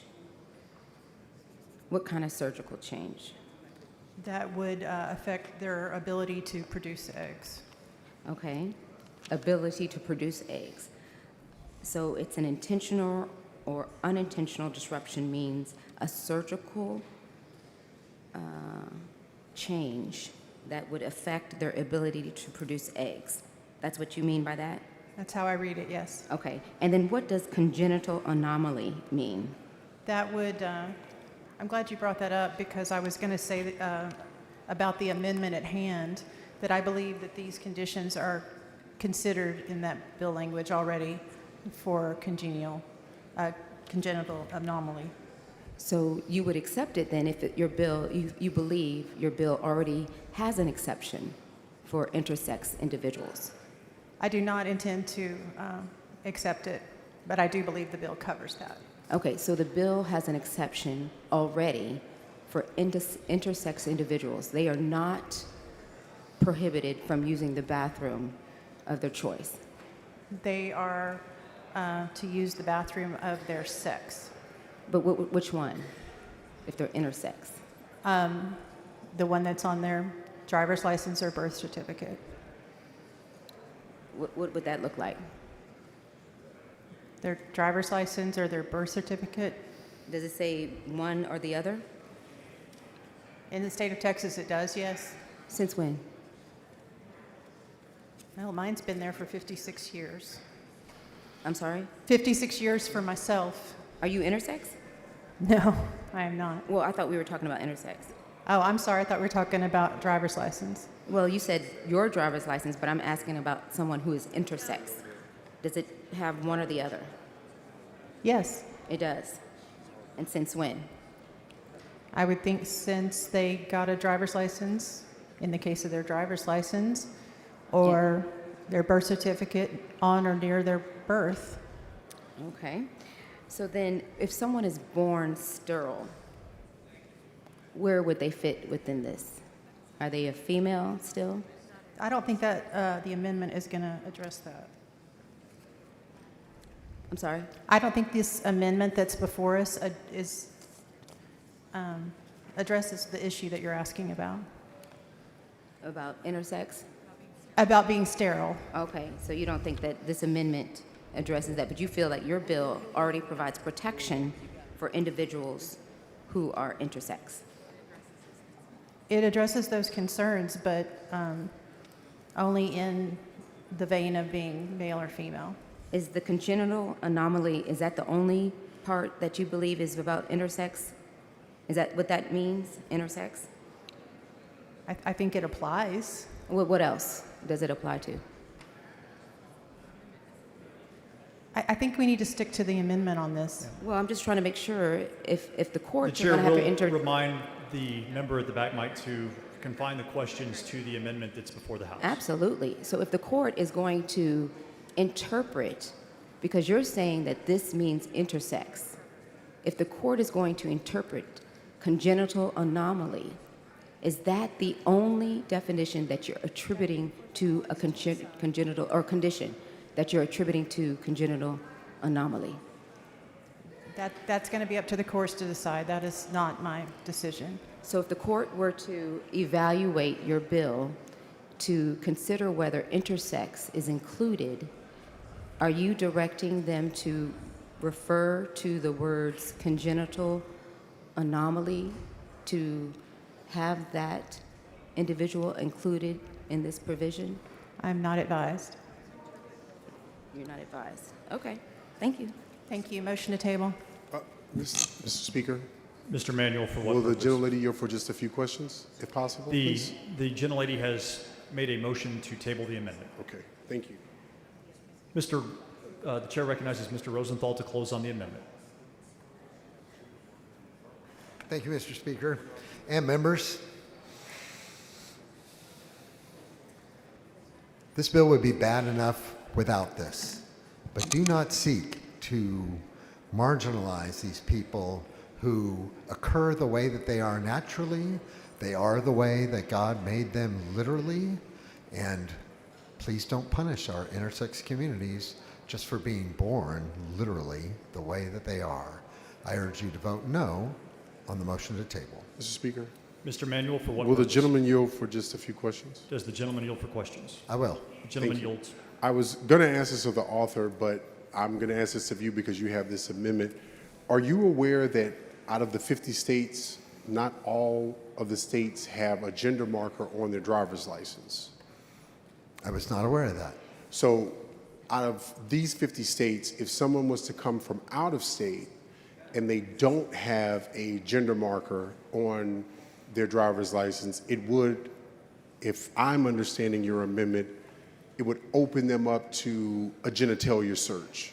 Is that your understanding of why you're putting this amendment, to make sure, to protect intersex people? So the amendment definitely to protect intersex people.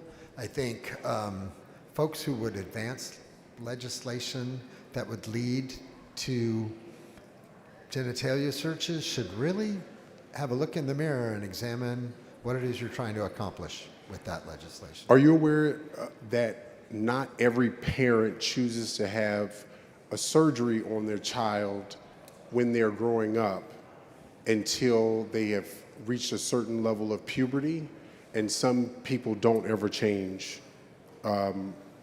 what their anatomy is if they're born, people who are intersex, that have both genitalia?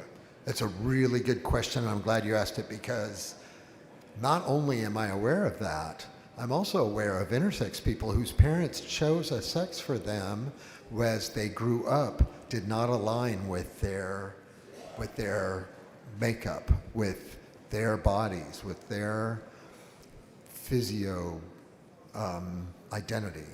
And so I don't know about you, but I would be really upset if my parents had me surgically altered as an infant to change me from the way that God made me without my consent and before I knew anything about it. And the intersex communities that I talk to, this is a major complaint among those who had gender assigned shortly after birth when they exhibited intersex symptoms. And do you know that there are people who are intersex, and not to conflate them or to devalue them, are about as common as people who are redheads in this country, which we say, some people say gingers, but people who have red hair. So it may be so. I've seen similar statistics. I would point out, as I said earlier, that sometimes people are born intersex and they don't even know it. They're not aware until later in life. Maybe they're trying to have children and they are having difficulty with that, getting fertility testing. And so we want to make sure that these humans have the same rights as anybody else. Okay, and lastly, this is my question, because I do understand that some people are not aware that they're intersex, but there are people who are aware that they're intersex from childhood because their parents are very much, this is just who you are. What I was wanting to ask of the author is, and I think your amendment, in my opinion, is trying to fix it, and you can tell me if I'm wrong, is what happens to a child and or adult who has genitalia that is presenting of both male and female visibly? What happens in that situation? Because that is realistic, whether people want to believe it or not.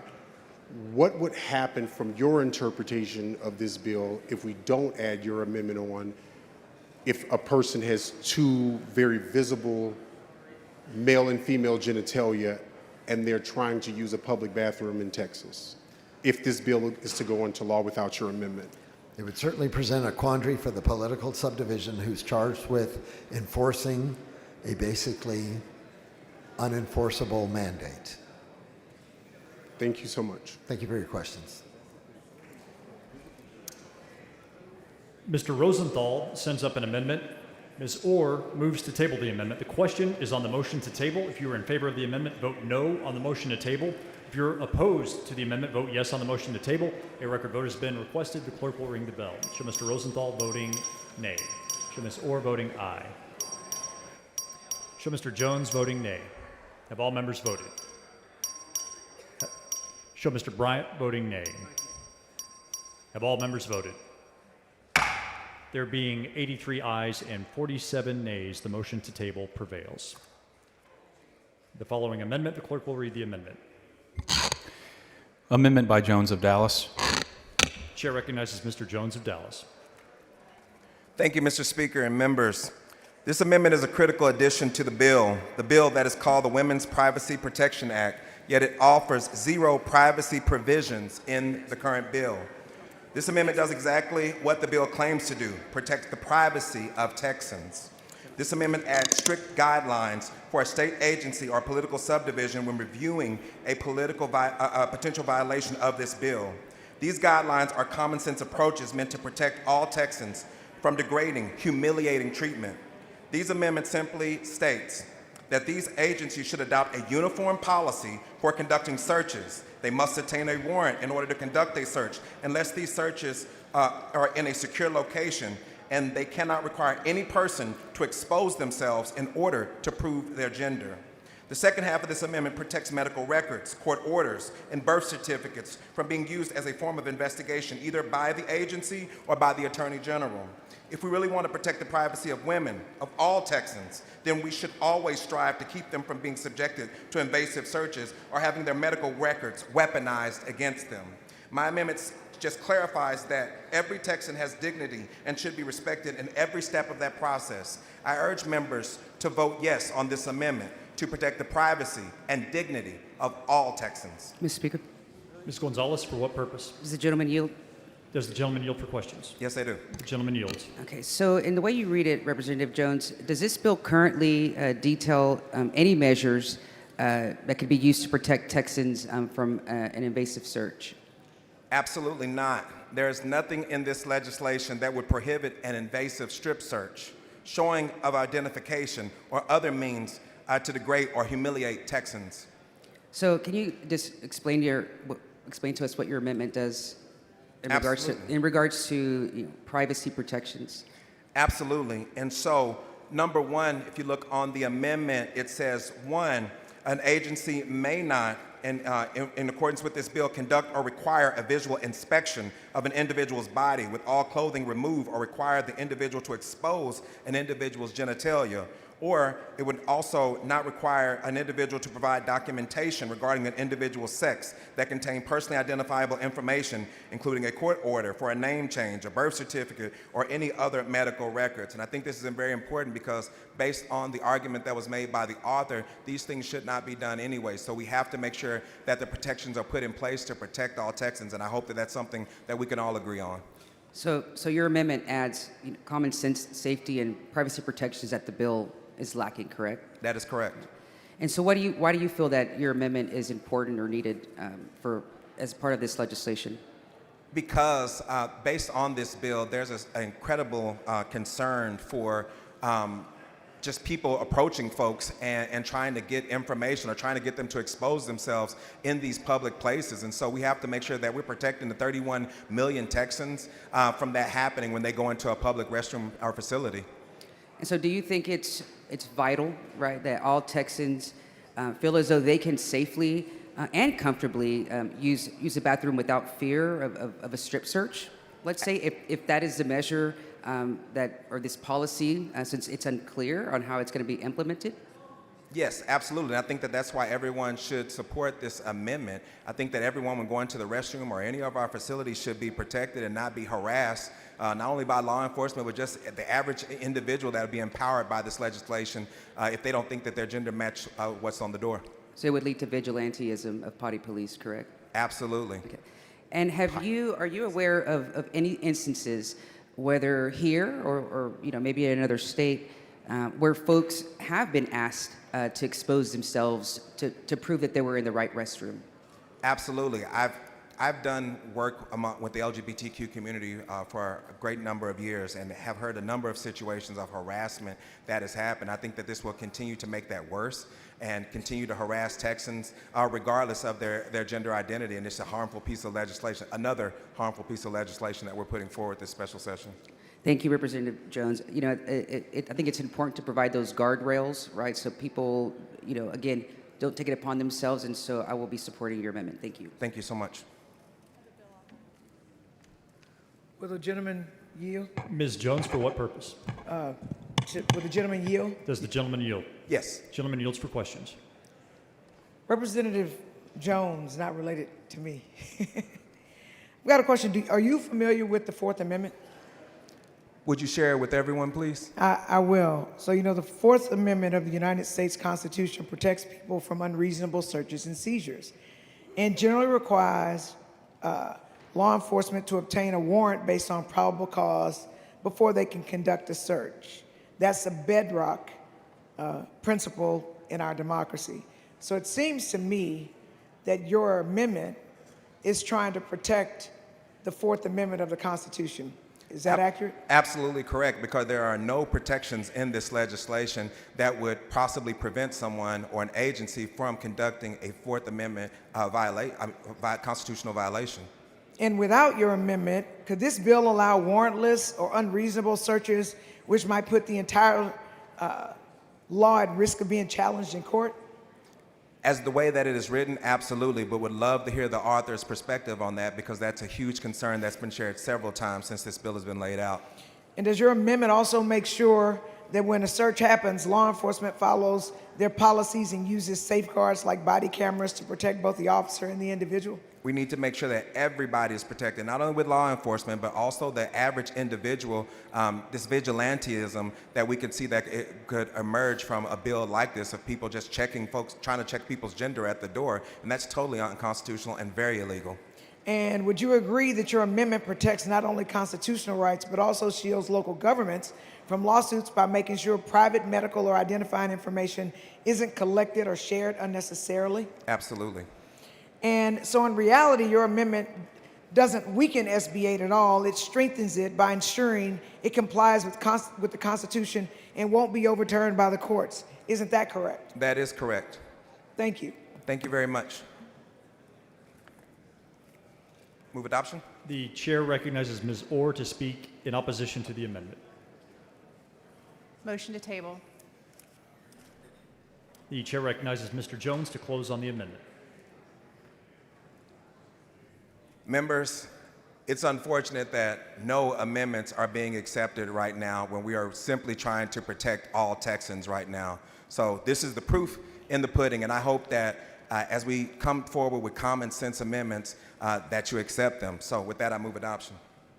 Mr. Jones sends up an amendment. Ms. Orr moves to table. The question is on the motion to table the amendment. If you're in favor of the amendment, vote no on the motion to table. If you are opposed to the amendment, vote yes on the motion to table. A record vote has been requested. The clerk will ring the bell. Show Ms. Orr voting aye. Have all members voted? Have all members voted? Show Mr. Lozano voting aye. There being 84 ayes and 47 nays, the motion to table prevails. The following amendment, the clerk will read the amendment.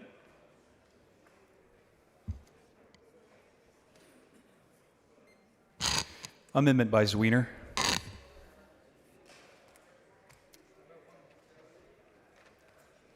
The chair recognizes Ms. Wiener. Members, if you support small government and want to prevent government overreach, and if you support privacy and freedom, I expect you to vote yes on this amendment. Members, this is the Free to Pee amendment. As many of y'all heard during my discussion with Representative Orr, the terms of this bill are incredibly vague. The bill says that a political subdivision or agency must take every reasonable step to keep someone from the opposite sex being in a bathroom or another multiple occupancy private space. What my amendment does is very straightforward. It just says that reasonable steps cannot include the requirement for an individual to have to present photo identification to enter a bathroom. And members, I don't know about y'all, but I can't keep my wallet on me to save my life. If we have a city or an agency decide that people have to present documentation to prove their identity, I'm not going to be able to access that space half the time because I don't know where my wallet is. And a lot of Texans have that same situation. You should not have to pull out a driver's license or a birth certificate simply to pee. And that is the direction this legislation is taking us.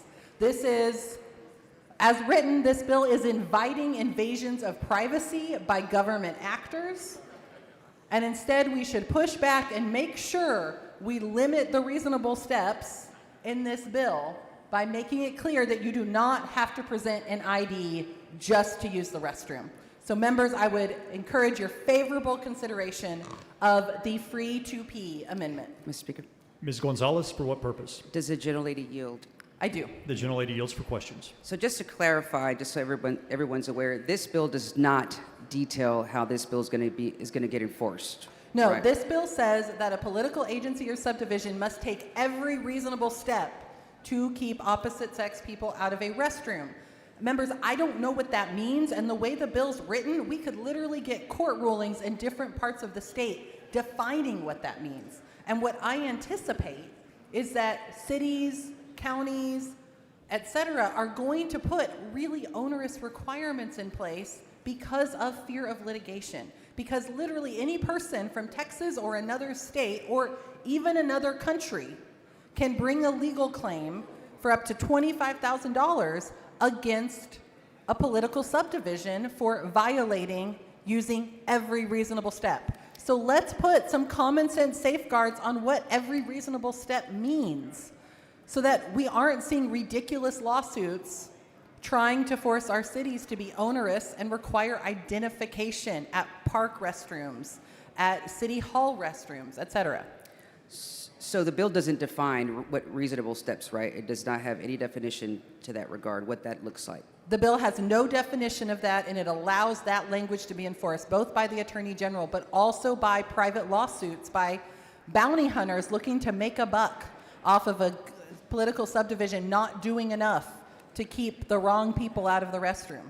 And so the issue with that could be because it's so vague, then how would a person have notice that if they're a potential violation of the law if this is not defined within the bill or what that looks like? Yeah, if I was a city administrator, I would have no idea what to do with this language. I would have no idea what every reasonable step means. And when we asked the author what that means, she couldn't tell us either. All she said was each agency or political subdivision will get to determine that on their own.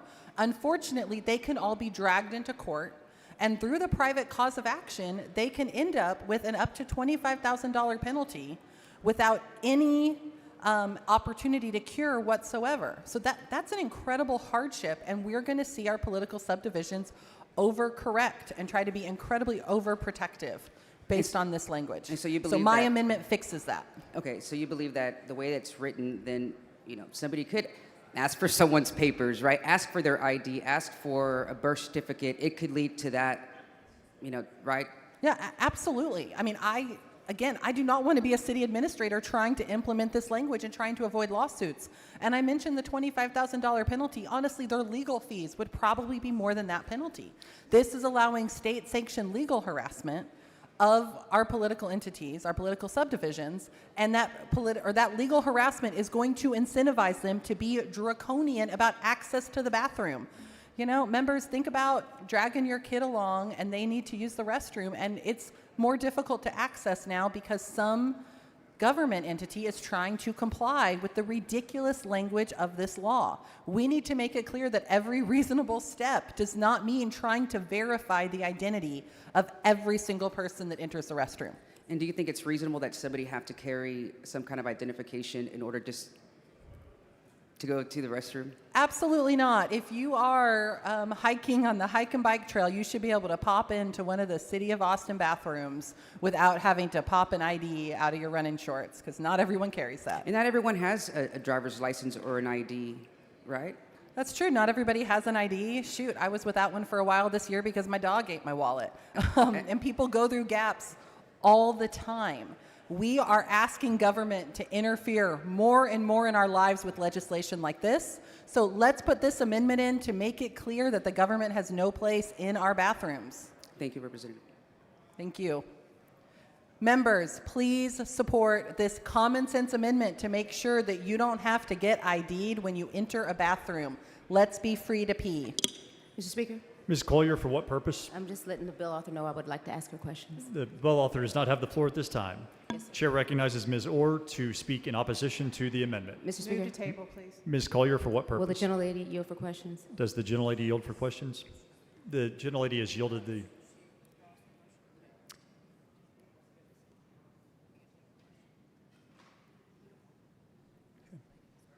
The gentlelady has made a motion to table. The chair recognizes Ms. Weiner to close on the amendment. Members, I think it's incredibly telling that the author of this bill does not want to explain why this amendment doesn't make sense. Because this amendment does make sense. And the vagueness of the language in this bill is going to set up problems across the state of Texas, as all 254 of our counties interpret this language differently, as all, I don't even know how many cities we have, our thousands of cities interpret this language differently, and as courts across the state interpret this language differently. So let's put some guardrails in. Why is this controversial? Why are we fighting about whether or not you need to show a driver's license to get into the bathroom at a city restroom? Mr. Speaker, Ms. Collier, for what purpose? will the gentlelady yield for questions? Does the gentlelady yield for questions? I do. Gentlelady yields. So it's unfortunate that someone's too afraid to use their words to defend their actions. However, I will ask you the questions, and maybe we can pontificate of what the correct answer is. I want to know, my question is, a school district, because you brought up bounty hunters, and that is a concern. If any person, you don't have to be a Texan, you can just be a person from another state, has the right to file a private cause of action, would a school district, or must a school district, allow that person entry into the school to verify that they are upholding this law? Like, what extent, how far does this law go in terms of providing access to the school and accountability against the school for upholding this law? Yeah, so exactly how much access it would allow is unclear to me and might be dependent on individual courts' discovery determinations. But what this law would absolutely do is allow somebody to allege that they believe a school district has an inadequate policy to keep students out of a particular restroom, and file that lawsuit with very little evidence, force the district to spend legal fees against it, and then potentially enter the discovery phase. And again, the test is not, did the school district tell the students, hey, you can only use this restroom and that restroom? The test is, did they use every reasonable step? And we can't seem to agree on what is reasonable. And again, that is the purpose of this amendment, to try to limit what is reasonable to something short of requiring everybody to flash an ID at the restroom door. And see, that's what the concern is that someone could make a Facebook post, a social media post, and make allegations that they have been...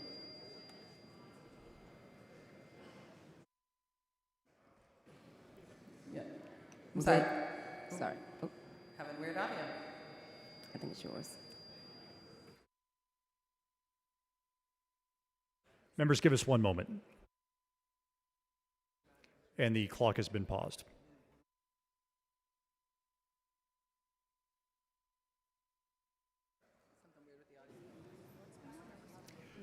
Testing. Ms. Collier, for what purpose?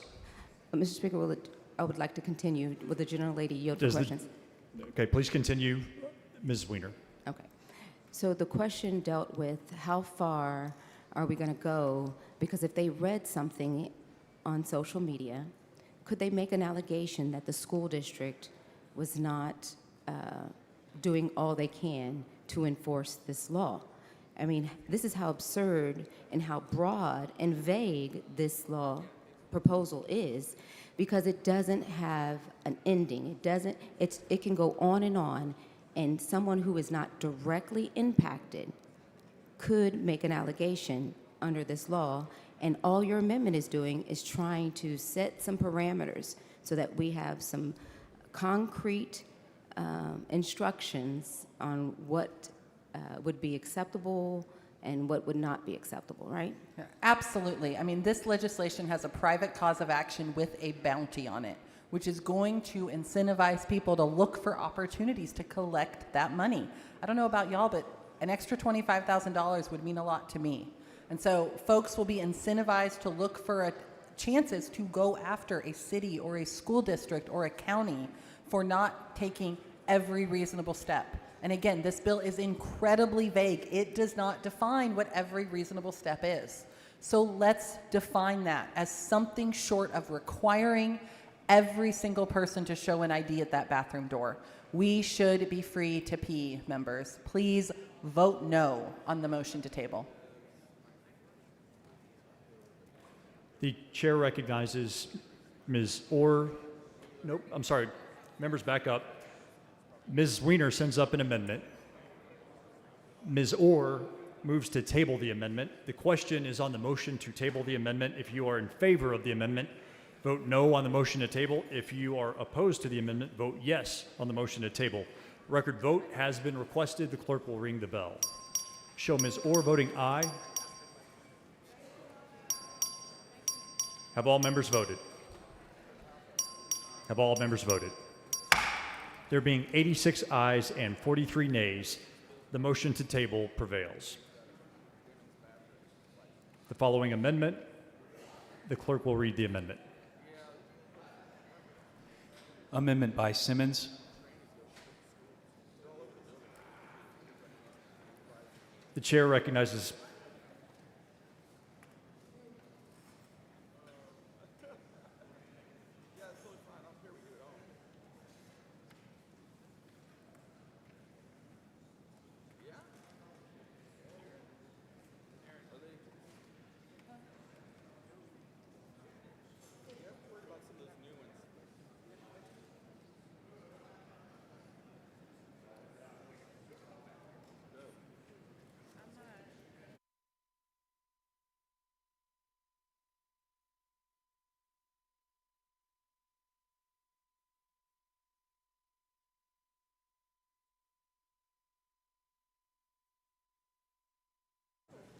Chair recognizes Ms. Simmons.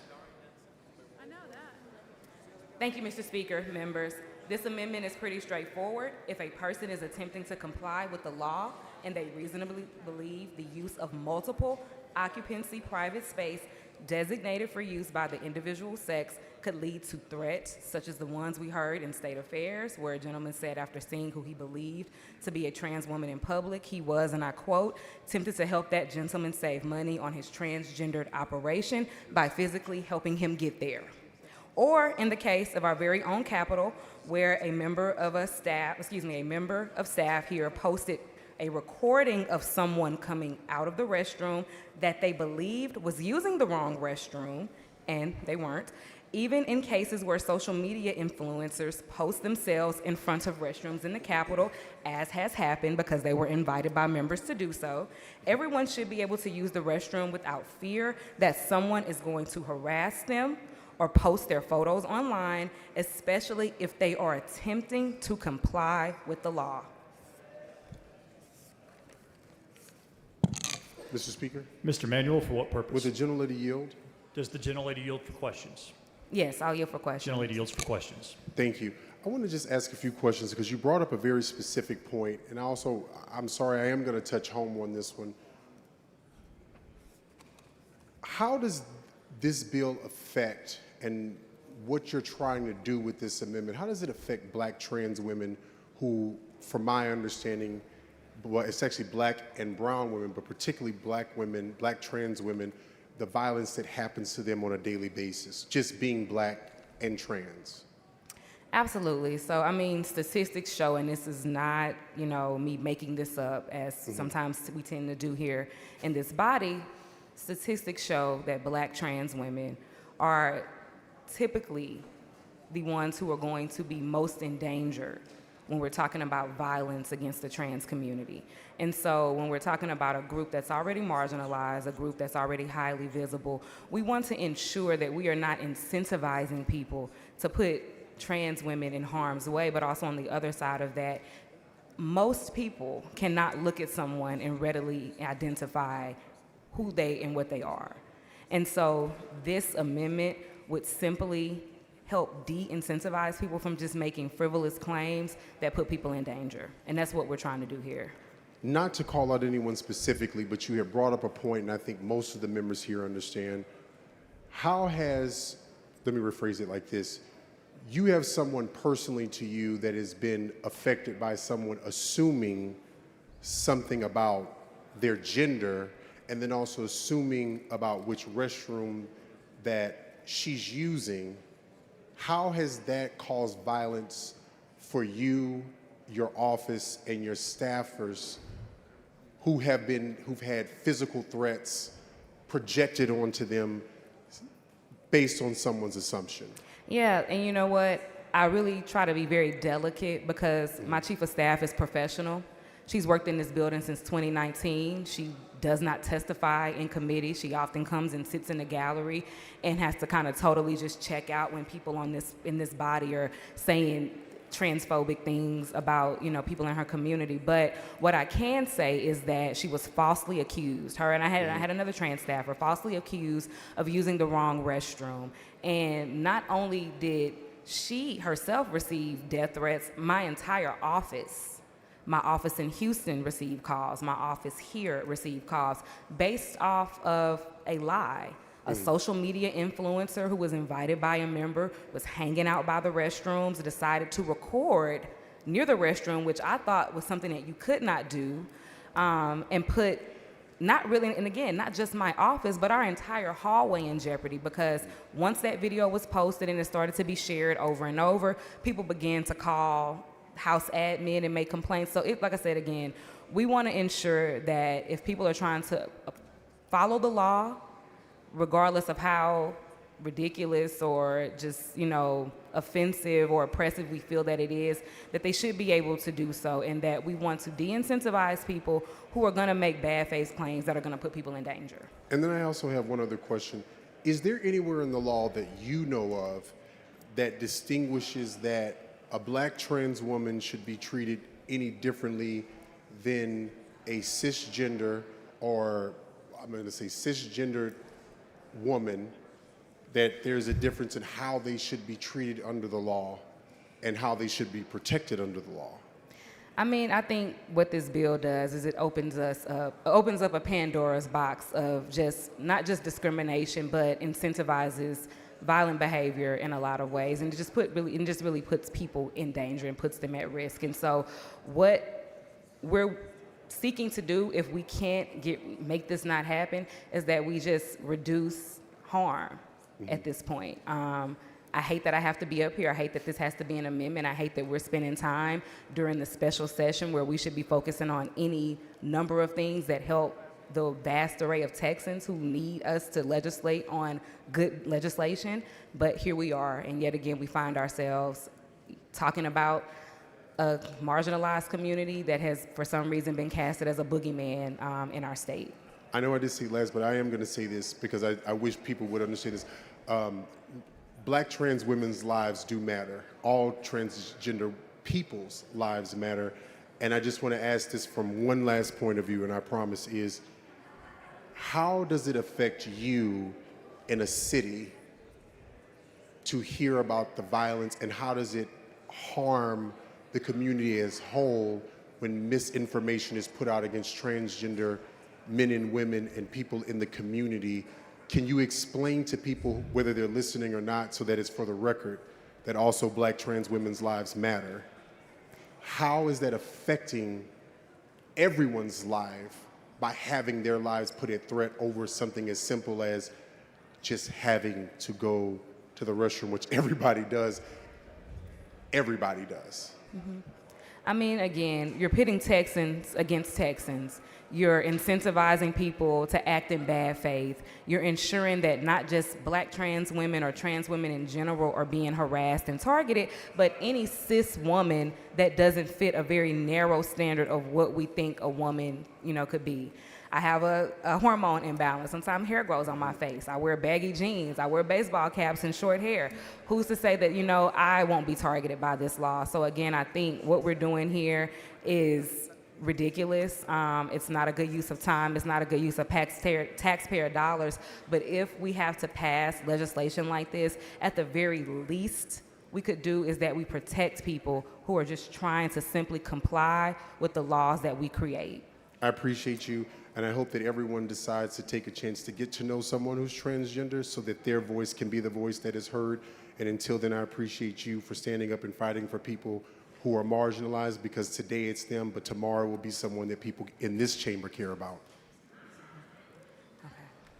The chair recognizes Ms. Orr to speak in opposition to the amendment. Mr. Speaker, Ms. Weiner, for what purpose? will the gentlelady yield for questions? Does the gentlelady yield for questions? Yes. The gentlelady yields. Thank you so much, Representative Orr. I know I asked you to yield to questions immediately, so I'll just start with, is it your intent to support this amendment or to oppose it? I'm going to oppose it. Okay. Representative Orr, when we were talking during your bill layout, you indicated that you wanted people who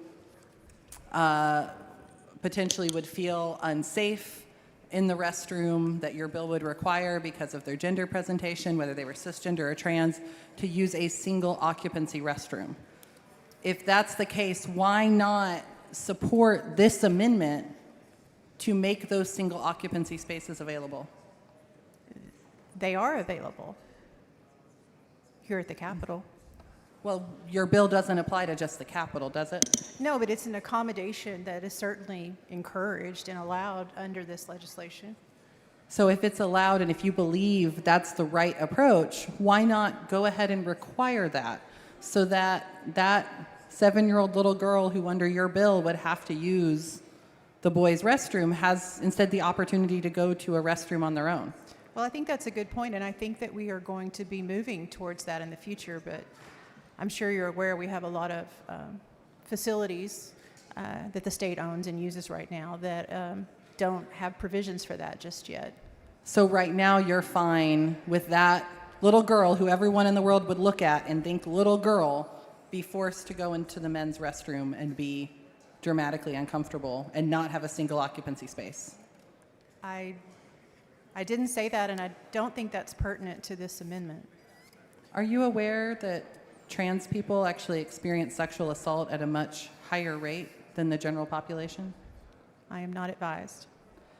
Some statistics estimate that trans men, that would be somebody who is assigned female at birth and then identifies as a man, experience sexual assault at a rate of almost 40%. Why not, as you're pushing this legislation that, as we've discussed, is going to do harm to trans people, provide this safeguard so they do have access to single occupancy private spaces? So as I read the amendment, it is suggesting that we have someone there to restrict access to individuals that would otherwise use this bathroom. I'm sorry, I don't quite follow. Could you rephrase that? Line 12 of the amendment. So why not allow that person a safe opportunity to use the restroom on their own? Why not let that little girl have a moment where there are no grown men in the restroom so that she can go use the restroom that this bill will require her to use? I think it's a costly mandate. Well, this entire bill is a costly mandate, and we were told it's worth it. If it is worth it to keep trans men and trans women out of the restroom they're most comfortable in, why isn't it worth it to also keep them safe when they actually experience the type of harassment and violence your bill says it's here to address more acutely than cis women and girls? I think it is an unnecessary amendment, and I move to table. Is it because the well-being of trans people is just not on the mind of anybody pushing this bill? This bill is about privacy and protection for girls and women. And this amendment is about privacy and protection for both trans women and trans men. Do they not deserve the same privacy and protection that cis women and girls do?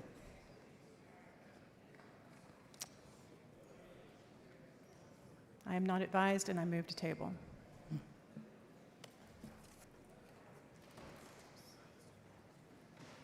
Simmons to close. Thank you. Very simple amendment. We just want to make sure that we're protecting people who are trying to comply with the law. If a trans woman is forced to use the men's restroom, then that is putting her in a very potentially unsafe situation. And so the onus is on us to ensure that those folks are safe when they use the restroom. Mr. Speaker? Ms. Jones, for what purpose? Yes, will the gentlelady yield? Generally yield for questions. Give me 1 second and Okay. I will. Not at this time. And so, essentially, we should require security resources to either clear the restrooms if a trans woman has to use a men's bathroom, or make sure that there is a guard to stand in front of every men's restroom to ensure that a trans woman is safe when they enter that restroom. And I close. Mr. Speaker? Jones, for what purpose? Yes, will the gentlelady yield? Generally yield for questions. I'll yield for questions. Shields for questions. Representative Simmons, this amendment acknowledges that people face threats, harassment, and even physical danger in bathrooms. Are you aware that since 2013, about 61% of all trans homicide victims in the U.S. have been black trans women? Yes, I am, unfortunately. And you know, the Human Rights Campaign has tracked at least 200 trans and gender expansive people killed since 2020. In 2022, 18 of the 32 victims were black trans women. In 2023, it was about 16 black trans women. And in 2024, at least 18 more. Doesn't that show that black trans women are already disproportionately being targeted? Absolutely. And unfortunately, with the passage of this law, we're going to see that number increase because, again, we will have trans women. And as much as I don't want to make this personal, like my chief, who will have to utilize the men's restroom in this building. And if this bill forces black trans women to use a space where they are more likely to face harassment or violence, like in a men's restroom, aren't we creating the very danger this amendment is trying to patch up after the fact? Absolutely. And why should a black trans woman have to go tell a government agency that she fears harassment just to use a restroom when we already know, based on the data, that harassment and violence against her is a statistical likelihood, not just a hypothetical? It's an unfortunate reality of our hyper-polarized political climate. I guess the Republicans have decided that they no longer like small government and have decided that expanding government fits the bill, and they will do so at the expense of trans women existing, and trans people, existing in public spaces. And doesn't requiring someone to ask for a security guard at the restroom door essentially paint a target on their back, especially for black trans women who are already at the highest risk of being attacked? It paints a huge target on their back. It creates a burden on the state. And it's a really just uncomfortable situation for an everyday person who's not seeking to harm anyone, who just wants to go pee in the course of their day to have to do that. So yeah, and it sounds ridiculous as we say it, but again, these laws have real life implications that put people in danger. And Representative, if the majority of trans women murdered in America are black, why would we pass a bill that increases their exposure to threats and then try to fix it with an amendment that still puts the burden on them to beg for protection? Doesn't this just seem craziness? It seems ridiculous to do so at any time, but it seems especially ridiculous and a little craven to do so in a special session right after the loss of 130 plus Texans. And we have children that are going to go hungry over the summer. There's a myriad of issues we should be focusing on. But again, Republicans need to go home and win elections, so here we are. And then one final question. Have you ever heard of Transgender Day of Remembrance? Absolutely. And so have you ever been to a T-Door? Yes, I have. And unfortunately, the list of names grows each year. And so what I would ask my colleagues to do is in November to go to a Transgender Day of Remembrance and listen to all the people that are murdered just because they live their lives who they are.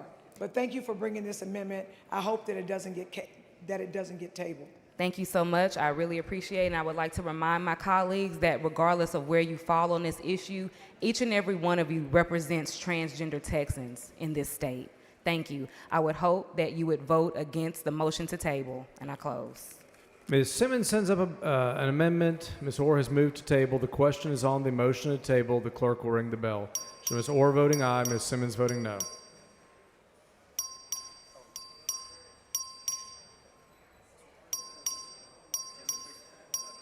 Mr. Jones voting nay. Have all members voted? Have all members voted? 85 ayes, 46 nays. The motion table prevails. Chair announces the signing of the following in the presence of the House. SB number 3, SB number 16. Following amendment, clerk will read the amendment.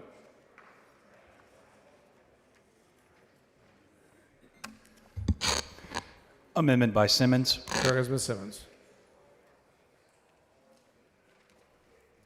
Thank you, Mr. Speaker. Members, I am back. This is a very simple amendment. It simply states when a person goes to lodge a complaint under this bill, they should be a personal witness to the violation, not going off, say, a tweet from a House staffer that turned out to be completely wrong and ruined somebody's life. Yes, that did happen. We are trying to cut down on the amount of complaints that will come to any agency or political subdivision to being those that are truly actionable and able to be investigated. We do not want to waste state resources chasing our tails at each and every complaint that comes, especially from something that may be sparked by a reckless social media post. And if you remember when a few of my colleagues and I decided that we needed to leave town for a little bit, there was a tip line that was established to report our whereabouts. And I would probably be right in my estimate that not many actual calls that came through that line were actionable. And so, you know, thinking about how much I love this state and how fiscally responsible I would like to be, I want to ensure that if we're going to make complaints against people that put them in danger, that at least those complaints be real if we must pass unnecessary legislation such as this. Mr. Speaker, Mr. Manuel, for what purpose? will the gentlelady yield for a question? Generally yield for questions. I yield for She questions. yields for questions. Do you know if it costs any money to have police go and see if there's been a crime that's committed under any law? I'm sure it does. We absolutely, you know, have requests for our local law enforcement to increase their budgets, and I'm sure that is part of what they need money for, to do their actual jobs. And so we just passed a bill the other day that basically is putting a burden on cities. We have a bill that we passed in the 87th legislature that says we can't go under the threshold from an anti-defund the police bill. So if someone was to make a complaint and they would have to go and investigate this, then that would mean it would be on the local police or it would be on a state jurisdiction to have to go investigate this. And as you said before, with us having security coming looking for us when we were in another state, there's a cost that incurs to this. So do you know who would end up paying this? I mean, I think it would be the cities or the state, but do you know who would be paying the fee on this? It could be the city or the state. The burden would be passed off to someone, and I think that's why we saw so many in law enforcement, police chiefs, sheriffs, that actually testified against this bill, because it's going to make their jobs harder to essentially enforce something that, one, is not happening, but two, once we enact this law and the number of frivolous complaints that will come in that will have to be investigated is absolutely going to divert resources, but it's also going to divert time that could be spent investigating real crime.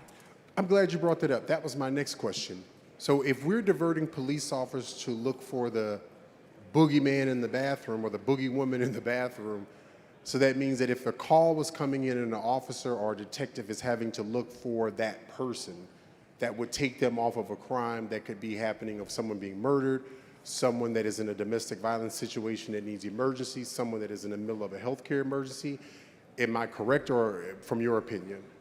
Absolutely. Again, I think we have seen it over and over, the requests that come through to this body to increase, you know, policing budgets so they are able to do their jobs and ensure that our communities are protected. And once again, we are, you know, essentially putting out a mandate that says, hey, in addition to everything you're doing, we also need to fight imaginary crimes and, you know, investigate claims that are probably most likely frivolous in nature, because, again, people got to go home and win elections in red districts. And lastly, are you aware of any city in this state that has a surplus and is not asking the state for any money? Because we both sit on appropriations. Have you seen any cities that are saying, we have a surplus, we can spend time to just do whatever we need to do with police or fire or anything of that sort? No, I have not seen that, and I wish that there was more that we can do. But again, unfortunately, we spend too much time on legislation like this that not only puts people in danger and harm's way, but also is going to cost the state resources. I know I said last question, but this is it.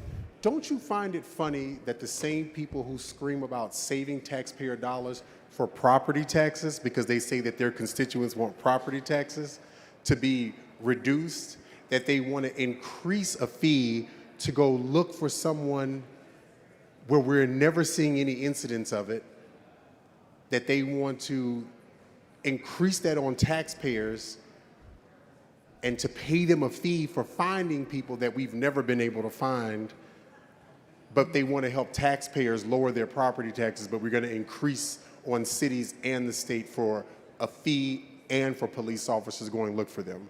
It's extremely frustrating. I think, it cannot be overstated that this is a solution looking for, a problem. This is not happening. We're not getting those reports. Law enforcement officers, law enforcement agencies have testified and shared information over and over and over that this is not happening. And so again, if we're going to pass ridiculous legislation like this within this body, at the very least we could do is try to ensure that the people who are going to be impacted are not put in harm's way. And we can de-incentivize people from making ridiculous, frivolous claims that are going to cost our taxpayers money.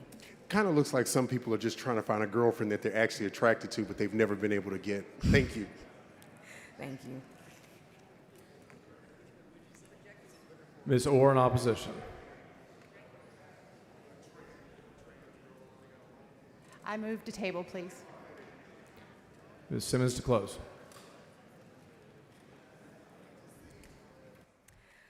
You know what? I really don't have much to say in this closing other than I don't know why we would not want to ensure that there are safeguards to make sure that the complaints that are going to cost taxpayer dollars and that are going to cost time of the law enforcement officers that we say that we care about in this body, we wouldn't do that. And so again, I would hope that the Republicans in this body are as fiscally conservative and responsible as they say they are, and that they love police and officers as much as they say they do by voting against tabling this amendment. Thank you.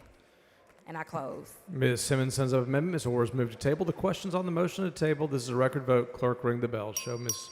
Orr voting aye, Ms. Simmons voting nay.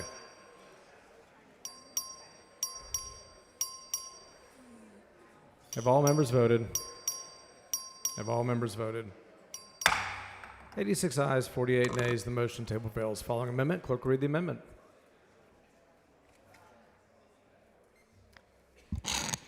Amendment by Simmons. Chair recognizes Ms. Simmons. Thank you, Mr. Speakers and members. I am back yet again because I want to ensure that if we're going to pass laws that put people in harm's way, that we are doing everything that we can to ensure that the complaints that come in are not frivolous in nature, and that if people's lives are upended, that they have a way to be made whole again. This amendment is something that we should all understand. If someone is... Mr. Speaker. Mr. Kane, for what purpose? Mr. Speaker, I rise on a point of order against further consideration of this amendment under Rule 11, Section 2, on the grounds that the amendment is not germane. Bring your point of order down front. Come on, let's do it.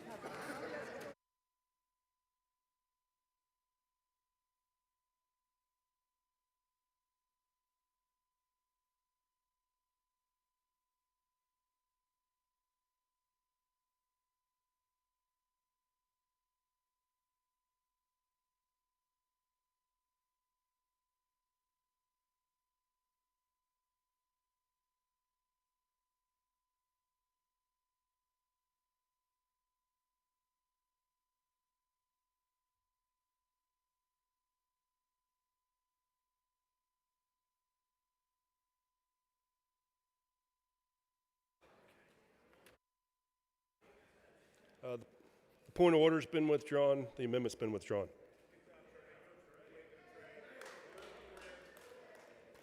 Please excuse Representative Martinez Fisher because of important business in the district.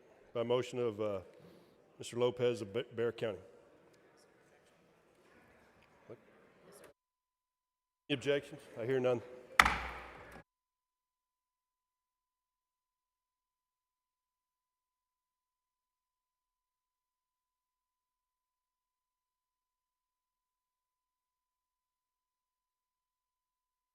The following amendment. The following amendment, the clerk will read the amendment.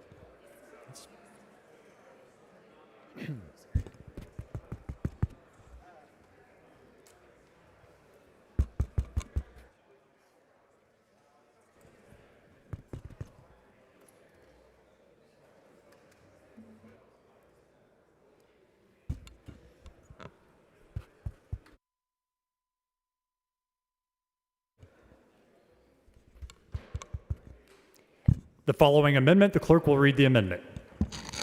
Amendment by Collier. Chair recognizes Ms. Collier.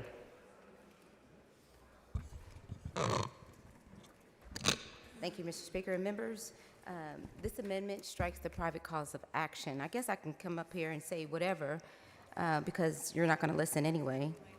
But apparently, Texas wants to be very litigious. They want to increase litigation. And my concern is, in terms of this particular bill, it does encourage bounty hunters because of the private cause of action. So what we want to do is eliminate the private cause of action because it would encourage people from anywhere in this world to come and try to enforce the provisions of this bill. La da da, da da da. Oh, are you listening? Because I want to make sure you understand what you are doing here. What you are doing here is creating free-range vigilantes to come into our state to target vulnerable populations,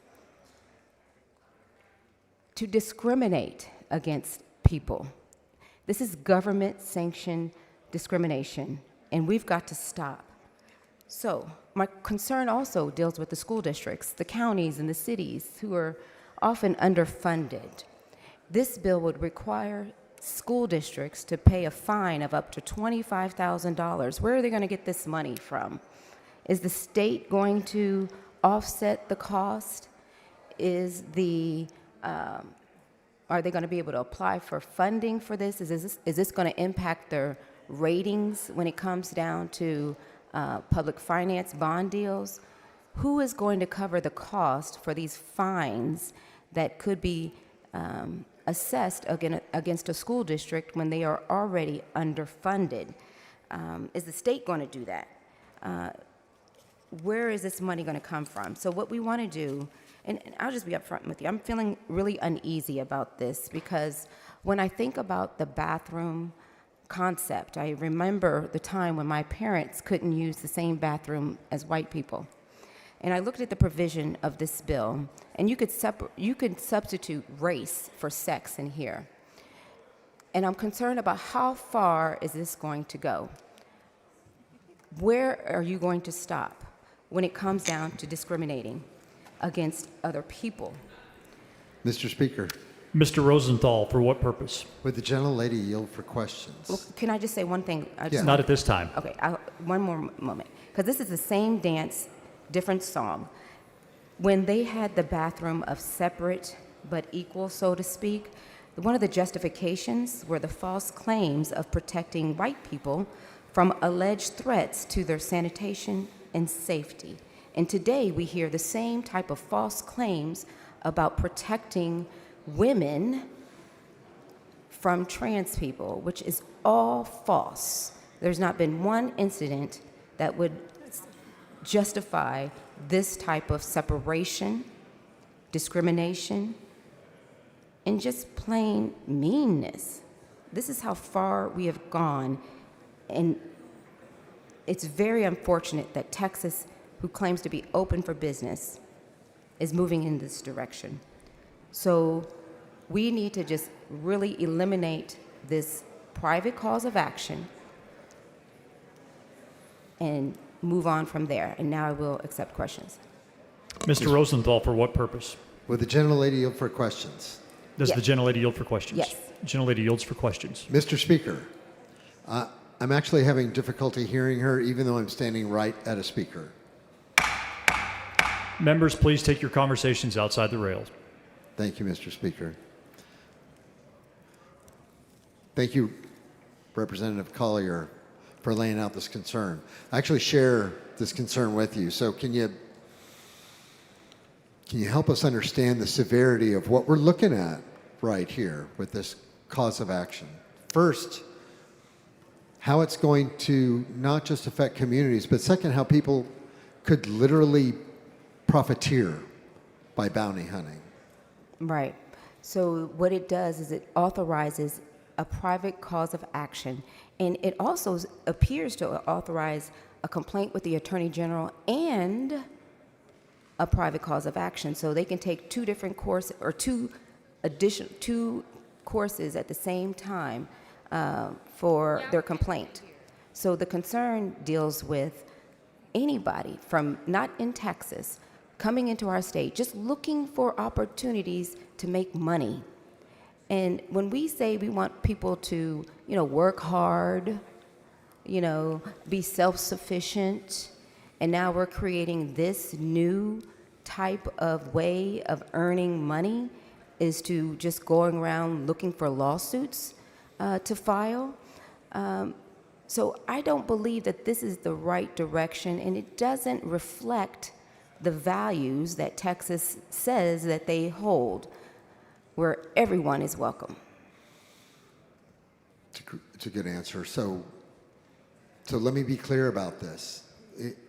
Do you think, even though the folks who propagate legislation like this want to use LGBT, specifically our trans communities, as political fodder, folks who do not fit the traditional profile in terms of how they look could end up being targeted by this? So let's just say a woman who was tomboyish, or a young man who occurred as effeminate, or wear makeup, paint their nails.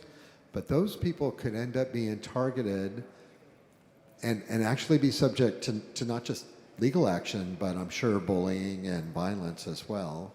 And it would, if we do this, could it codify bullying and targeting people who just don't fit a traditional gender profile in terms of their appearance? Absolutely, because in order to, in law, if you're in a case in the court, you need to have evidence of claim to support your claim, right?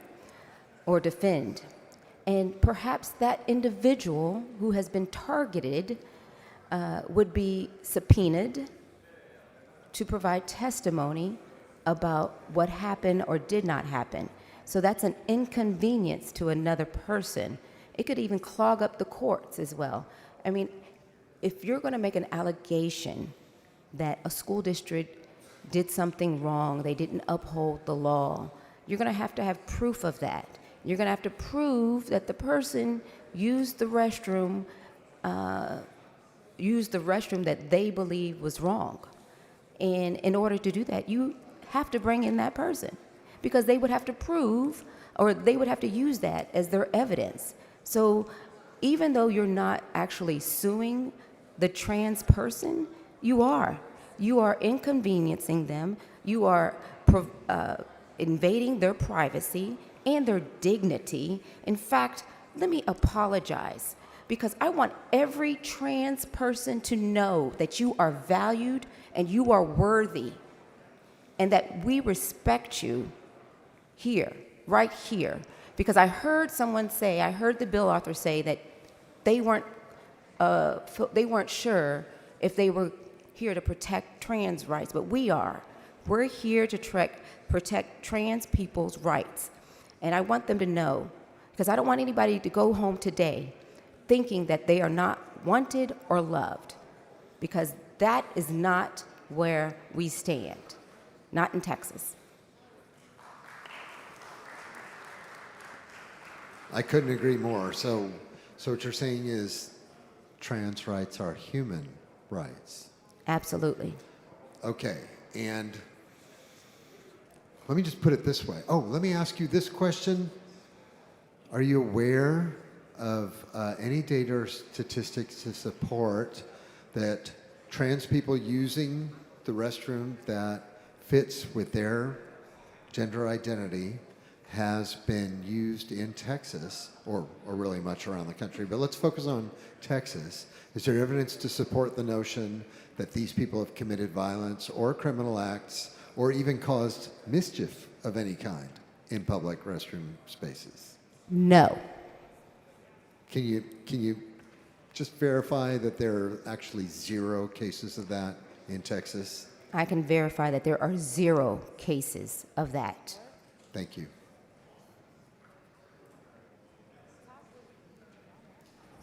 Mr. Speaker, there's a gentlelady yield for questions. The lady's time has expired. Mr. Speaker, I move can we it. ask to extend the time? There is objection to a motion to extend time. This is a record vote. All those in favor of the motion to extend time, vote aye. All those opposed, vote nay. The clerk will ring the bell.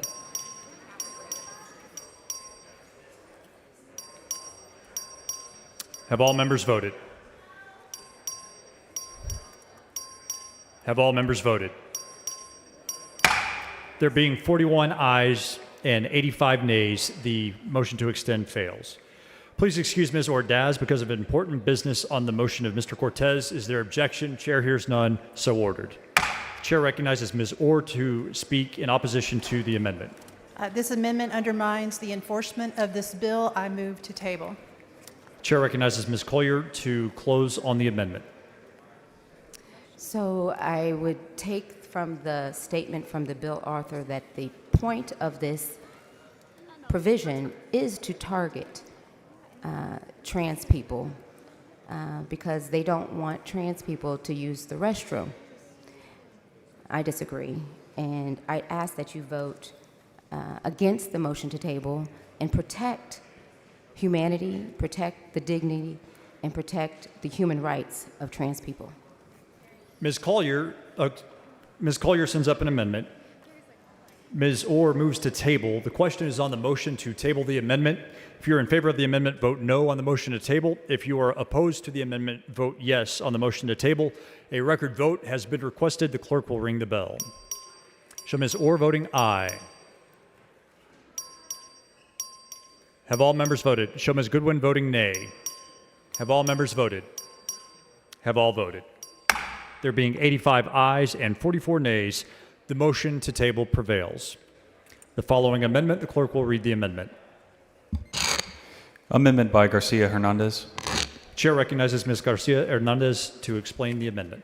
Speaker, members, this is a straightforward amendment that simply strikes the provisions of this bill relating to jurisdiction and fee shifting. This amendment does not strike any provisions related to the underlying authority of this bill and preserves the author's intent.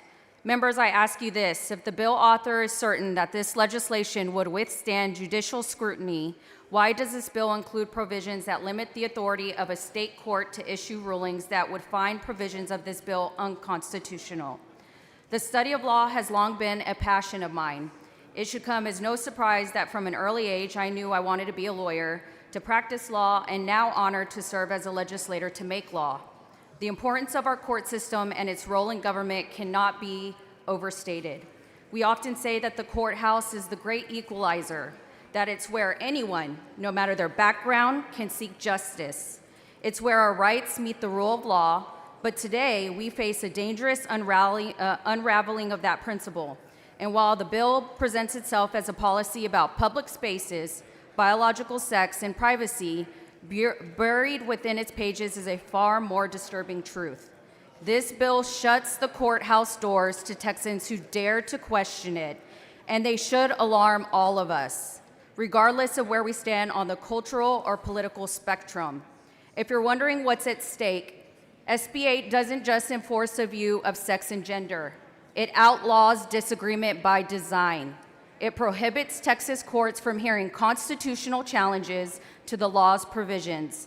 It says explicitly that no court in this state, not a trial court, not a court of appeals, not even the Texas Supreme Court, may issue an injunction or declare the law unconstitutional.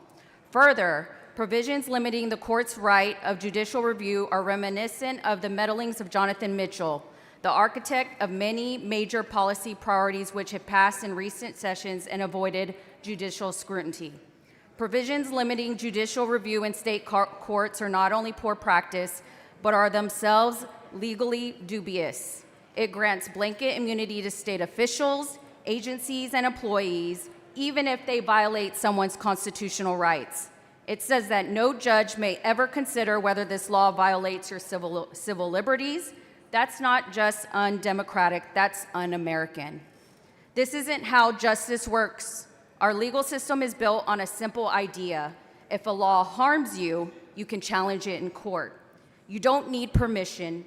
You don't need political influence. You just need standing and a constitution. Mr. Speaker, Ms. Howard, for what purpose?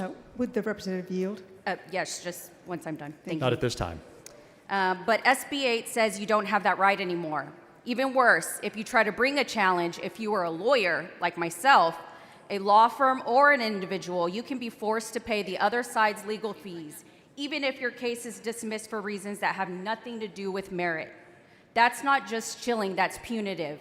It is designed to silence legal dissent. Why does this bill hold the plaintiff's attorneys liable for the legal fees of the prevailing party in suits seeking relief against this act? The American rule of holding each party responsible for their side's legal fees has long been a pillar of our legal history. Access to the courts is expanded by limiting potentially burdensome penalties. Yet, as currently written, this bill seeks arbitrarily to impose legal fees on attorneys directly, intentionally chilling likely attempts to challenge the validity of this legislation. Let's call this what it is: legislative bullying. And it uses the courthouse as a weapon against the very people it was built to protect. This isn't about one side of the issue. You don't have to argue or disagree with the law's position on restrooms or shelters to be concerned about what this means for everyone.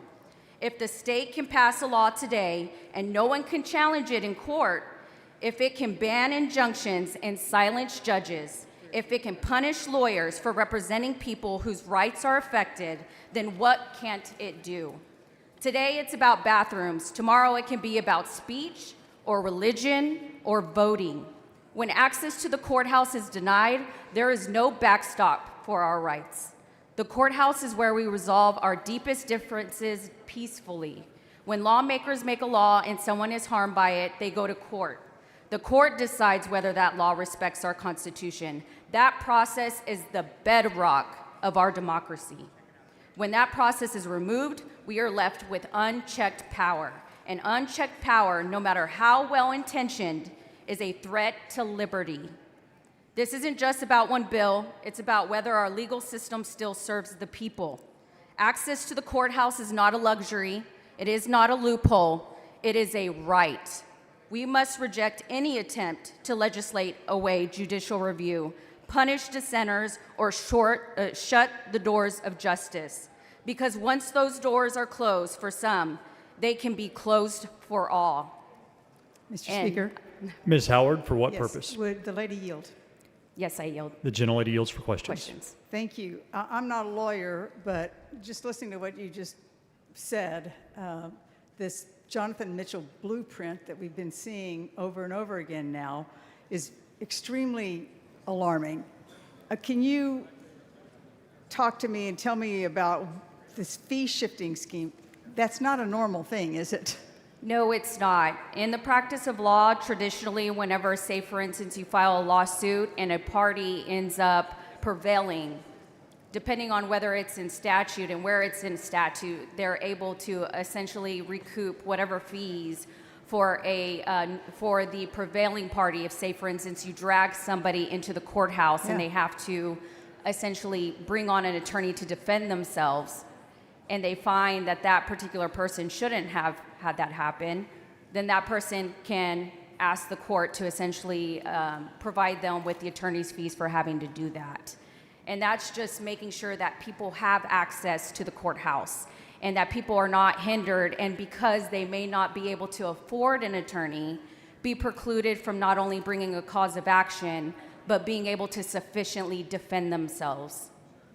So, yeah, just following up on that too, is it normal to write legislation like this in such a way that it says it can't be challenged in court? Is that a normal thing to have happen in No, bills? not at all. And I think, quite honestly, for most of us who are probably here in the legislature that are lawyers, understand that this is highly irregular, incredibly unconstitutional, and obviously impedes on also separation of power as well. Unfair, doesn't allow for judicial scrutiny. The list seems to go on and on here. So clearly, this is a very dangerous precedent, would you not agree? to set? Absolutely, Representative. And I think just like I had indicated at the beginning, it's my understanding that the author has said that she believes that it would be able to pass any kind of judicial scrutiny. If that is the case, then why do we have this in this bill? It needs to be removed out, and all my amendment is attempting to do is to remove that out so that people can, in fact, take this to court and confirm that, in fact, it is constitutional. Thank you for explaining all that. It is extremely alarming. Appreciate it. Absolutely. Thank you, Representative. Ms. Weiner, for what purpose? Okay. The chair recognizes Ms. Orr to speak in opposition to the amendment. Mr. Speaker, Ms. Weiner, for what purpose? will the gentlelady yield for questions? The gentlelady has not taken the mic yet. I think this amendment will gut the provisions protecting the bill, and I move to Mr. table. Speaker, Ms. Weiner, for what purpose? will the gentlelady yield for questions? Does the gentlelady yield for questions? No, sir, I move to table. The gentlelady has made a motion to table the amendment. The chair recognizes Ms. Garcia Hernandez to close on the amendment. Mr. Speaker, members, like I said earlier, this amendment literally just states that we would not be requiring a fee shift as well as closing off the courts to anybody who wants to, in fact, confirm that this particular SB 8 does not infringe on people's rights as well as the Constitution. Mr. Speaker, Ms. Weiner, for what purpose? will the gentlelady yield for questions? Does the gentlelady yield for questions? Yes, I yield for The gentlelady yields for questions. Thank you so much, Representative Garcia Hernandez. I think I'm going to have to repeat Representative Collier's earlier thing of trying to have the conversation I was hoping to have with the bill author with you.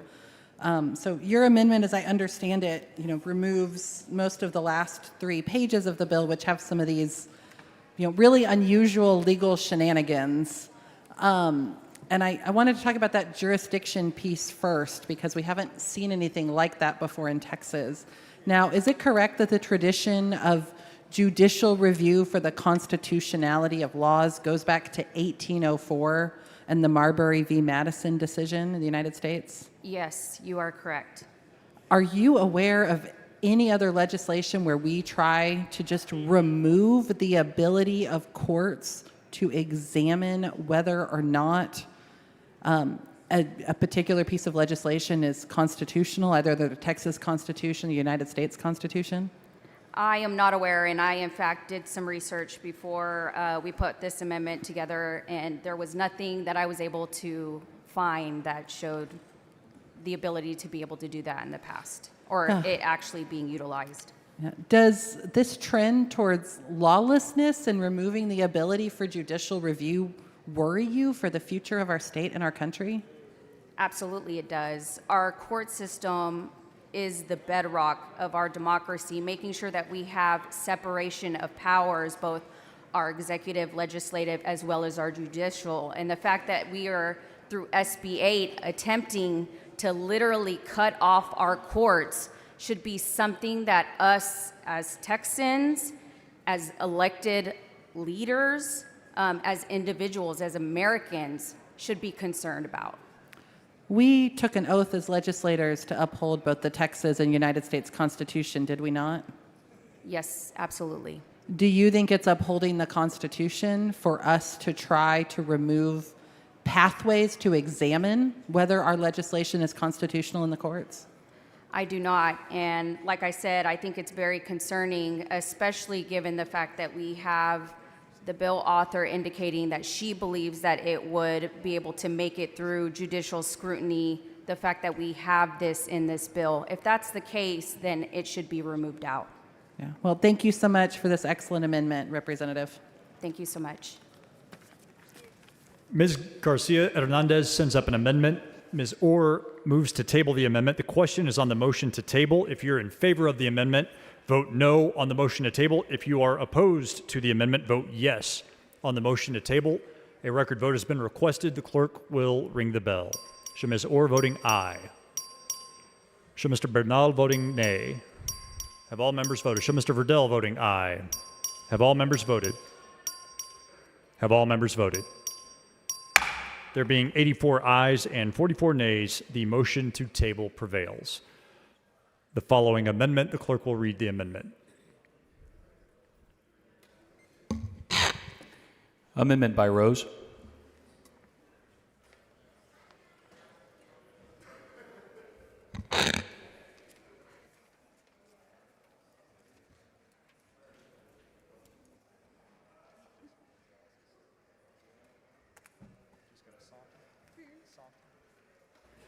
Chair recognizes Ms. Rose to explain the amendment.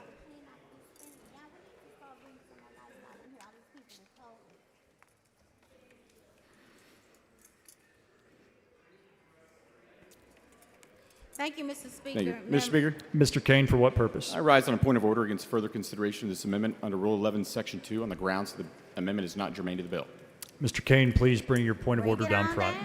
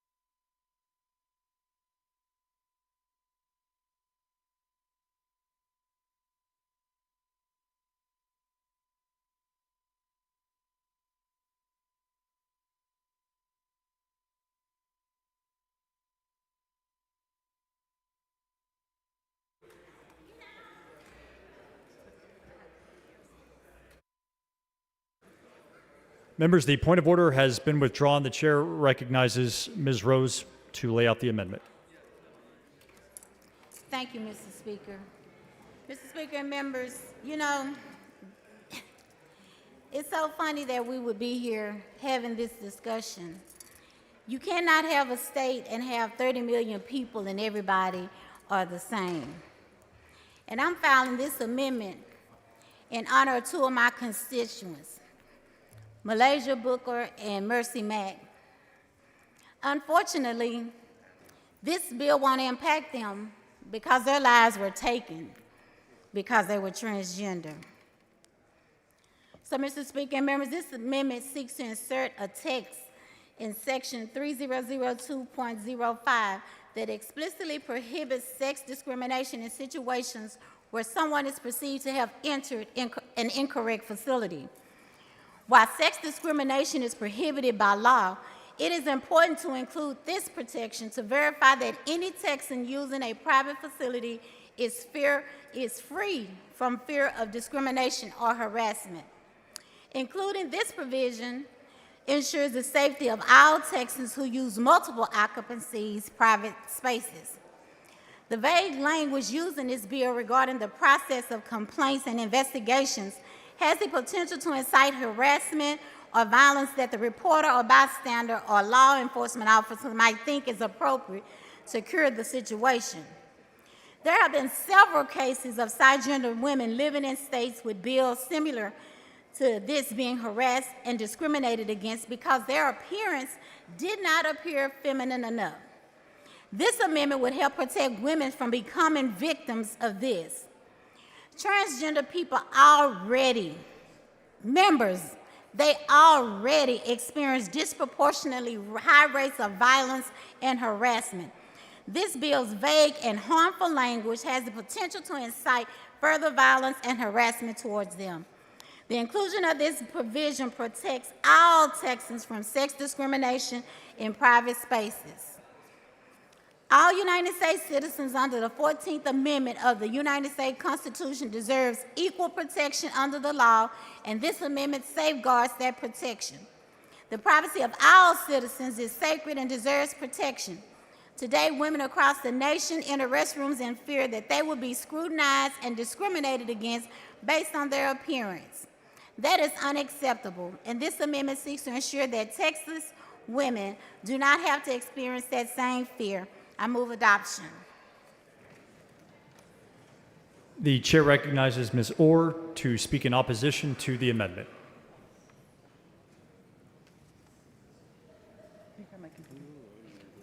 Mr. Speaker, Ms. Zwiener, for what purpose? will the gentlelady yield for questions? Does the gentlelady yield for questions? Do I get to answer the question? Do I get to answer the question before me? The floor is yours, Ms. Orr. Thank you. I do not believe that this bill does not permit sexual discrimination. Mr. Speaker, Ms. Zwiener, for what purpose? will the gentlelady yield for questions? Does the gentlelady yield for questions? Yes. Yes. Gentlelady yields. Thank you. So Representative Orr, if you don't think this bill permits sex discrimination, can we just go ahead and add this language and make that crystal clear? I am going to move to table. Can I ask why? I don't think it's necessary. So are you aware that sex discrimination under Supreme Court precedent can include discrimination about people's gender presentation and even their trans status? This bill is about protecting women and girls in multi-use spaces, multi-occupancy private spaces based on biological sex, not gender identity. So Representative Orr, we've discussed a lot that there are cis women who have long hair and frequently wear skirts and have a curvy build where everybody knows, obviously, that person is probably a cis woman. And there are also cis women who have more athletic builds, quote unquote boyish builds, short hair, maybe wearing pants. We have raised concerns again and again today about those cis women, biological women, as you say, being discriminated against when they try to enter the women's restroom or another multi-occupancy private space. Do you understand where those concerns are coming from? I am not advised. Representative Orr, if you believe this bill does not discriminate on the basis of sex, what is the harm of adding this language to make it crystal clear it cannot be construed that way? I am not taking this amendment. Okay. Is the hope that this legislation will allow for the discrimination Absolutely on the not. basis of sex? Because as we discussed, the Supreme Court has included discrimination against trans individuals and discrimination on people's gender presentation as part of discrimination on the basis of sex. Are you hoping this bill will allow that type of discrimination? Absolutely not. So you don't hope that your bill will stop trans women from being able to use the restroom with the gender they identify? I move to table this amendment because I do not believe it is necessary. Thank you. The chair recognizes Ms. Rose to close on the amendment. Thank you, Mr. Speaker. For those who may not be aware, Texas leads the nation in transgender murders.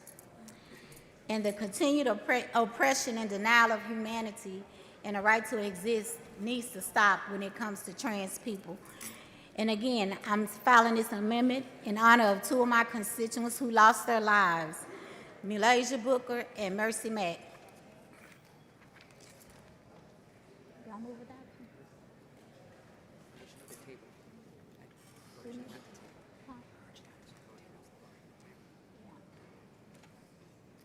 Vote against the motion to table.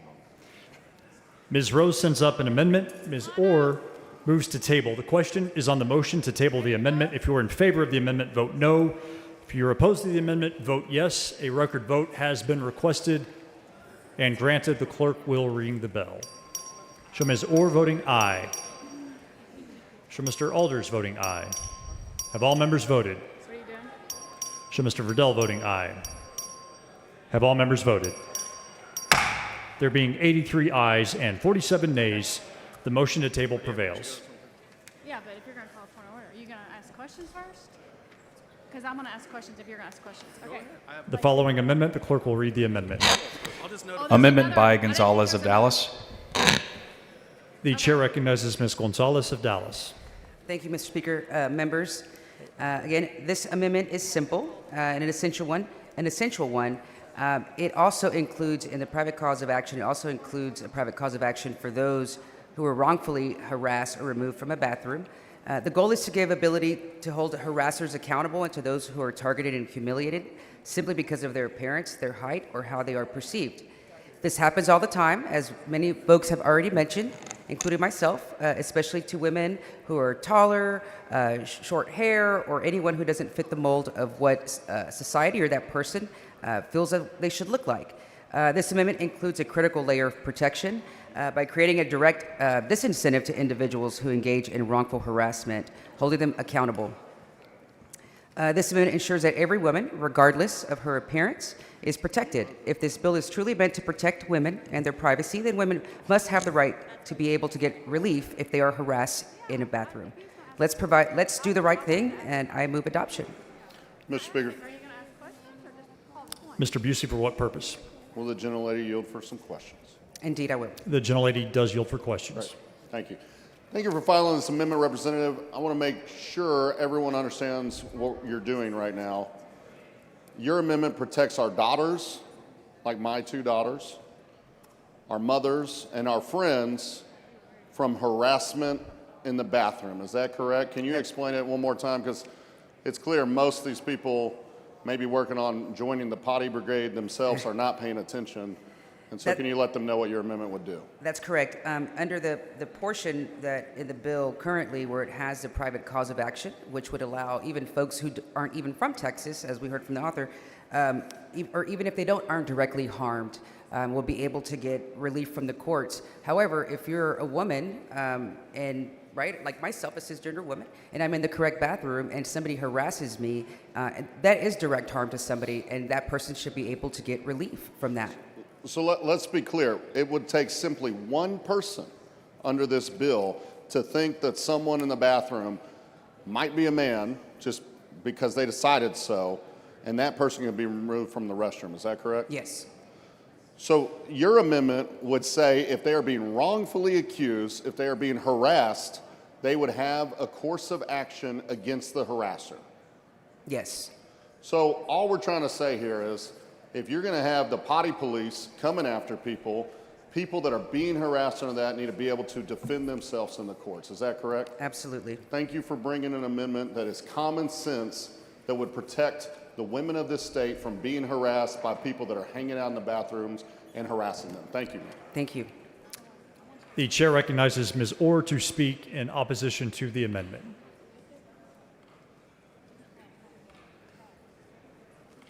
This amendment is unnecessary, and I move to table. The chair recognizes Ms. Gonzalez of Dallas to close on the amendment. Thank you, Mr. Speaker. Members, listen, if the title of this bill or how it's being presented is that it's meant to protect the privacy of women, and we've heard many times on this floor of bills that have come to this floor that are aimed at protecting women, and this does exactly the opposite. And so if that's what this body is always trying to do, then do the right thing and vote against this motion to table. But look, like I've said, I said it earlier, these, even though the author will not admit the fact that these things will happen, because they happen right now. They happen to me. It happens to be in this building. And look, I want to be able to when I'm driving from Dallas to Austin or from Austin back to Dallas, and if I need to stop at the truck stop, I want to be able to feel safe using this truck stop just like anyone else. And so when you open the door to people getting harassed, when sometimes I already am harassed just because of my short hair, wouldn't you agree that letting your colleague live with dignity and be safe, feel safe going to the restroom as well? And so, this not only hurts other people, it also hurts folks like me and you're potentially putting my physical safety in danger. And so you want to continue to be cruel like this body continues to, that's on your hands. And I encourage you to vote against motion to table. Thank you. Ms. Gonzalez of Dallas sends up an amendment. Ms. Orr moves to table the amendment. The question is on the motion to table. If you're in favor of the amendment, vote no. If you are opposed, vote yes. A record vote has been requested and granted. The clerk will ring the bell. Show Ms. Orr voting aye. Have all members voted? Have all members voted? Show Mr. Bryant voting nay. Have all members voted? There being 83 ayes and 44 nays, the motion to table prevails. Mr. Moody, for what purpose? Mr. Speaker, I raise a point of order against further consideration of Senate Bill 8 under Rule 8, Sections 1 and 3, and Article 3, Section 35 of the Texas Constitution, in that the bill contains more than one subject and the caption fails to give reasonable notice. Mr. Moody, please bring your point of order down front.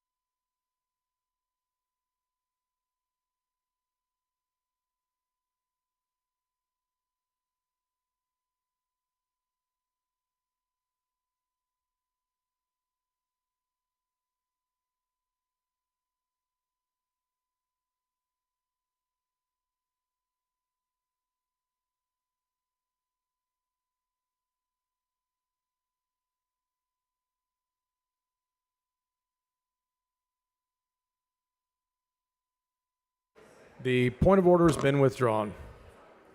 Mr. Speaker, Ms. Gonzalez, for what purpose? I raise a point of order against further consideration of Senate Bill 8 under Rule 8, Section 1A1, on the grounds that the caption of the bill is under-inclusive and fails to give reasonable notice of the subject. Bring your point of order down front.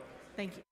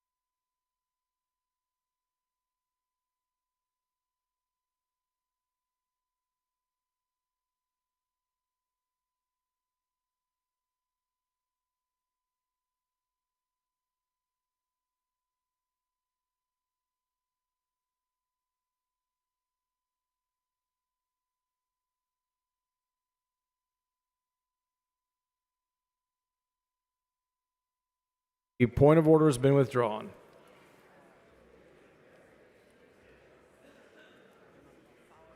The following amendment, the clerk will read the amendment.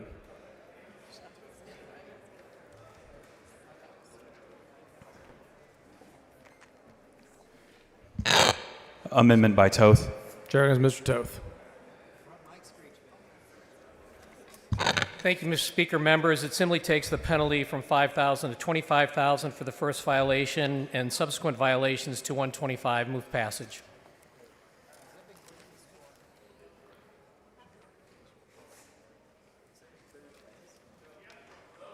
Is this?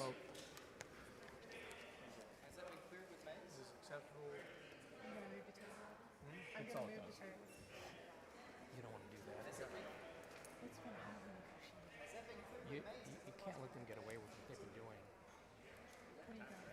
It just takes the penalty from 5 to 25. Strip it off. Just take it and then strip it off and count. Ms. Toth sends up an amendment. It's acceptable to the author. Is there objection? There is a record vote. Clerk, ring the bell.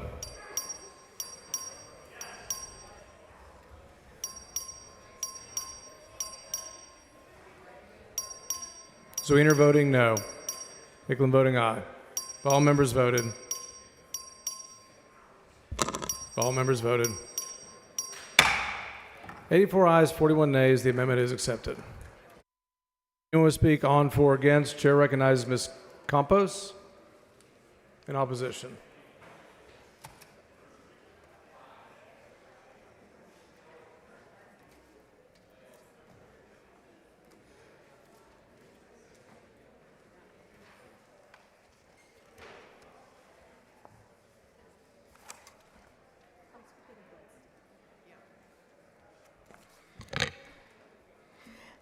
Members, let me say this as plainly as I can. All people are different, and that is not a flaw. It is humanity. Each of us carry battles and scars that others may never see. Some people are born transgender. Others have lived through trauma most of us couldn't imagine. Their journey is their own, and it deserves respect, not being condemned because of who they are. SB 8 doesn't respect people, it punishes them for existing. And to be clear, the body has no business policing identity, no right to decide who is worthy of dignity, and no authority to strip away the humanity of our fellow Texans. What this bill really says is that fear and cruelty have more value in this chamber than compassion and understanding. We are not elected to write laws that divide people, shame people, or erase people. We were elected to protect all Texans. And I'll say this: I hope my colleagues who believe in this bill never experience the trauma that so many in the LGBTQ community have endured, because I do not think that you would be able to handle it. That pain breaks people, that pain isolates people, and no one deserves to carry that weight simply for being who they are. So let history record this moment. Some choose judgment, I choose compassion. Some choose cruelty, I choose dignity. Some choose fear, I choose love. And I will continue to stand on the side of those who are told by bills like this that they do not belong, because they do belong. They always have, and no law you pass will ever change that truth. Thank you, members. The chair recognizes Ms. Bowers in opposition.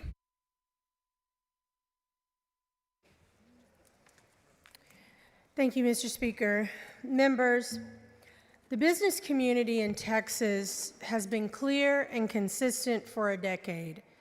They are opposed to this bill. They opposed the so-called bathroom bill in 2017. They oppose it now, and the reasons remain the same. Because it is bad for people, bad for business, and bad for Texas. Texas competes the largest business coalition in the country, supporting a welcoming Texas represents more than 1,500 employers, Fortune 500 companies, chambers of commerce, convention and visitors bureaus, and hundreds of small and medium-sized businesses. They have spoken with one voice. Discriminatory legislation like SB 8 puts people at risk, sends a message that Texas is not open to all, and undermines our ability to compete for jobs, talent, and investment. Business leaders have not just issued statements. They have shown up. They have sent executives to testify at this Capitol, to speak at press conferences, to sign open letters, to buy full-page ads and radio spots, all to say the same thing. This bill threatens our economy and our reputation. Let me remind you of the 2017 letter signed by 19 CEOs of Dallas's largest Fortune 500 companies. They warned Governor Abbott that the bathroom bill would seriously hurt the state's ability to attract new businesses, investment, and jobs. They wrote, "We strongly support diversity and inclusion. This legislation threatens our ability to attract and retain the best in Texas, and as well, the greatest sporting and cultural attractions in the world." Those warnings were true in 2017, and they are true today. Tourism, conventions, and major events that bring millions into our state are at risk. That means not just CEOs, but restaurant workers, hotel staff, drivers, bartenders, caterers, the everyday Texans whose livelihoods depend on a strong tourism industry are all put in harm's way because of this bill. The Corpus Christi Chamber of Commerce, representing hundreds of small businesses, put it plainly. Controversial social legislation creates instability. And instability hurts employers and the working families they support. Colleagues, discrimination has no place in our laws. Texans deserve to feel safe and welcome in their workplaces, in their schools, and in their communities. Bills like this divide us when we should be focused on uniting Texans around the real challenges before us, like flood relief, infrastructure, and public education. The risks are clear. The business community is united, and Texans want a state that is welcoming, vibrant, and growing, not one that singles out vulnerable communities for political gain. For these reasons, I urge you to vote hell no on SB 8. Thank you. Chair recognizes Mr. Turner.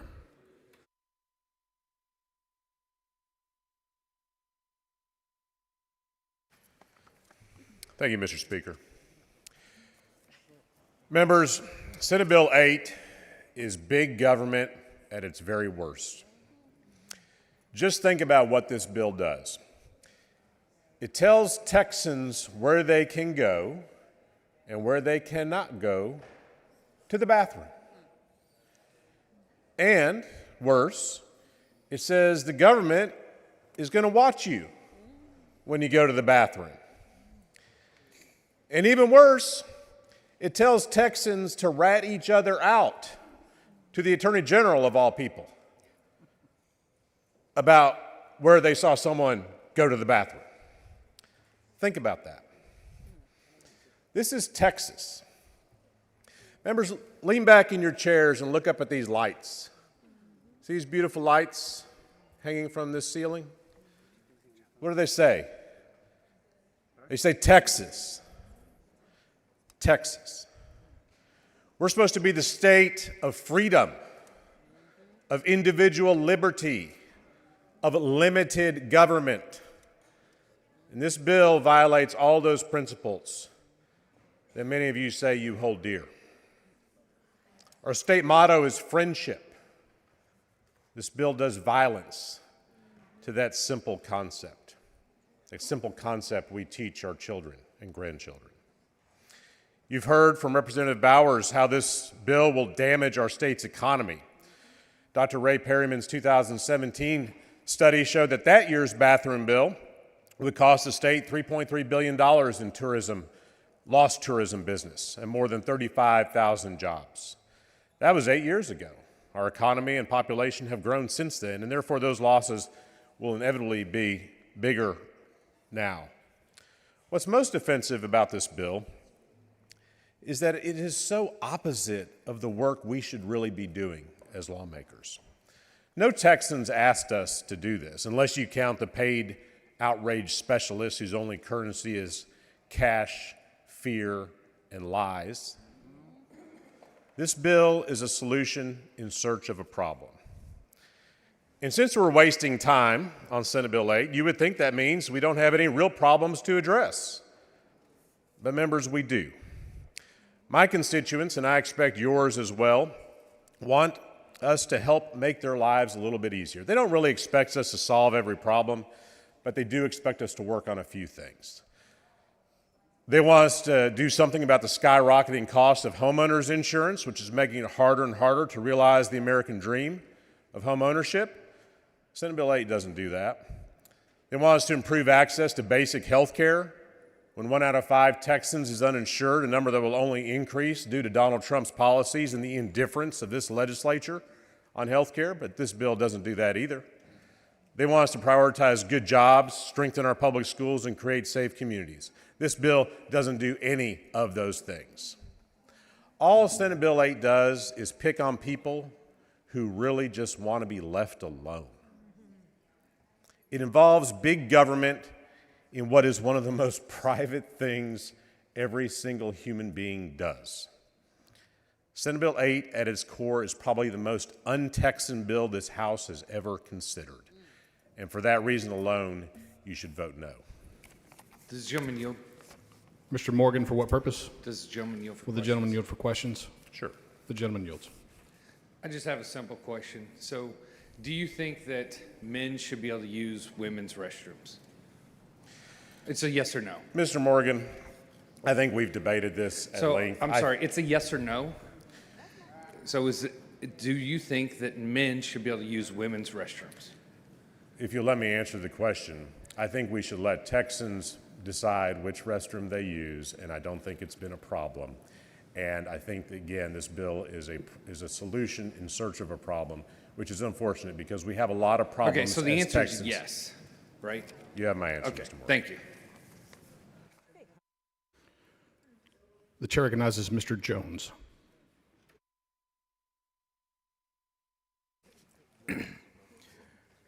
Thank you, Mr. Speaker. Members, today is another disappointment for the state because we are once again preparing to vote for a bill that Texans didn't ask for. Again, I will ask this body, is it worth it to continue to deny the will of this state for a scorecard vote? Currently, this legislation is forcing a bathroom bill despite clear and overwhelming statewide opposition. A ban that would turn every public restroom, courthouse, airport, and even domestic violence shelter into sites of government surveillance. Let me be clear, this bill does not protect anyone. It targets transgender individuals, erase intersex Texans, and gives strangers the license to question anyone who does not fit their ideal of male or female. That's not safety, that is state-sanctioned harassment. The only way to enforce SB 8 is through invasive gender checks that would humiliate children, parents, survivors of violence, and anyone who dares to look different.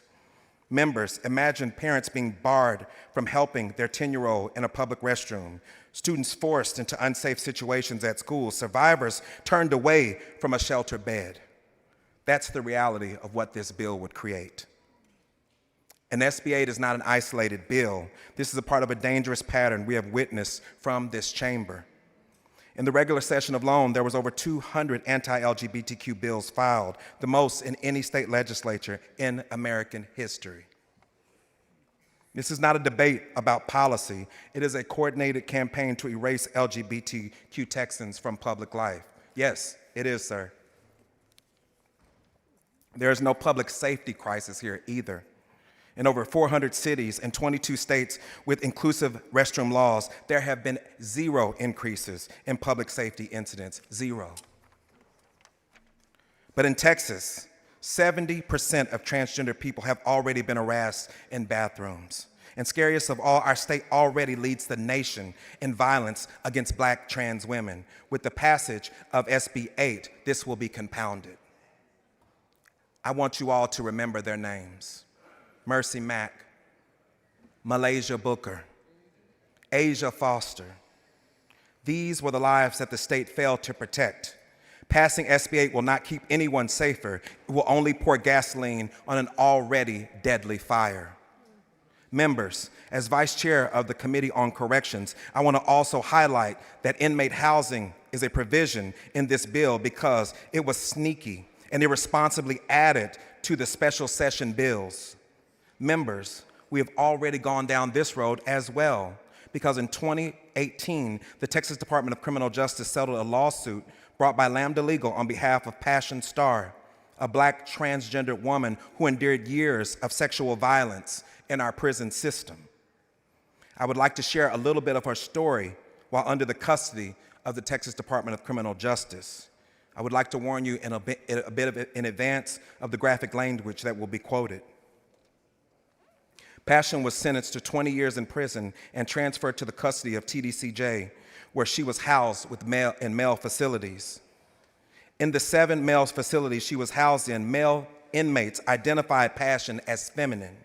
She was raped. She was forced to submit to undesired sexual acts to escape violence and threatened with sexual assault. She filed dozens of grievances, complaints, and requests to be placed in safekeeping, but instead of taking measures to protect her, TDCJ officers told her to suck dick, fight, or stop acting gay if she did not want to be assaulted. In multiple prisons, Passion was placed in the general population in close proximity to inmates who she identified as having threatened her, including one occasion in November 2013 where the identified inmate then attacked Passion, calling her a snitching faggot, slashing her face 8 times with a razor. And members laugh at this. And members laugh at this. Despite her repeated pleas for protection, TDCJ failed to act, leaving her beaten, raped, and threatened with death until a federal lawsuit forced the state to change its course. The settlement required TDCJ to provide safe housing, medical care, and protection in compliance with the Prison Rape Elimination Act. Senate Bill 8 would wipe away those hard-fought protections. It mandates that every person be housed strictly according to their sex assigned at birth, no matter the risk, no matter the evidence. That means transgender women like Passion Star would be once again placed and be locked with men until the state again would be locked in men's units where the state already knows they're facing staggering rates of assault. It strips TDCJ of the flexibility it needs to keep people safe and places Texans on a collision course with the Prison Rape Elimination Act, the Constitution, and basic human decency. Let's be clear, this bill isn't just misguided, it is dangerous. It will put lives at risk. invite more costly lawsuits, and send the message that Texans learn nothing from its failures that led to Passion Star's suffering. SB Bill 8 does not protect anyone. It guarantees more violence, more trauma, and more legal liabilities for this state. And also, let's be clear, this bill is not just cruel, it is unconstitutional. It violates equal protections under the U.S. and Texas constitutions, defies federal court rulings, and even tries to shield itself from judiciary review. And this should tell you everything. The author knows that this bill will not stand scrutiny. This bill is not just about issues. This bill is not about issues important to Texans right now. It's not about addressing record inflation. It's not about increasing access to health care. It's not about funding our public schools. This bill is not about Texas. It's about Republican members putting forth legislation for political points on the backs of the people. We took an oath to protect Texans, not police them. So I'm speaking now with the parents, kids, and communities who are tuning in and now unsure of what tomorrow brings. To every LGBTQ Texan, to every parent, to every student, to every worker, to every neighbor who just wants to live, who just want to live without fear, we see you, we got you, and we will continue to fight for you. When injustice tries to corner us, Texans do not stand still. We rise, we resist, and we fight back. So we are not going anywhere. We are not backing down. And to close, I will ask you this again, Mr. Speaker, members. Are you proud of the policies that you have put forth and how they serve Texans? Are you proud of your work? I strongly encourage you all to vote no on SB 8. Thank you. Mr. Speaker, Ms. Weiner, for what purpose? will the gentleman yield for a question? Will the gentleman yield for questions? Yes. The gentleman yields. Thank you so much for that moving speech, Representative Jones. There was some tittering back here with some of the language you used to describe what happened to Passion Star in TDCJ custody. If folks are that alarmed by just the language, do you think they need to reconsider the conditions that they are proposing to subject trans Texans to?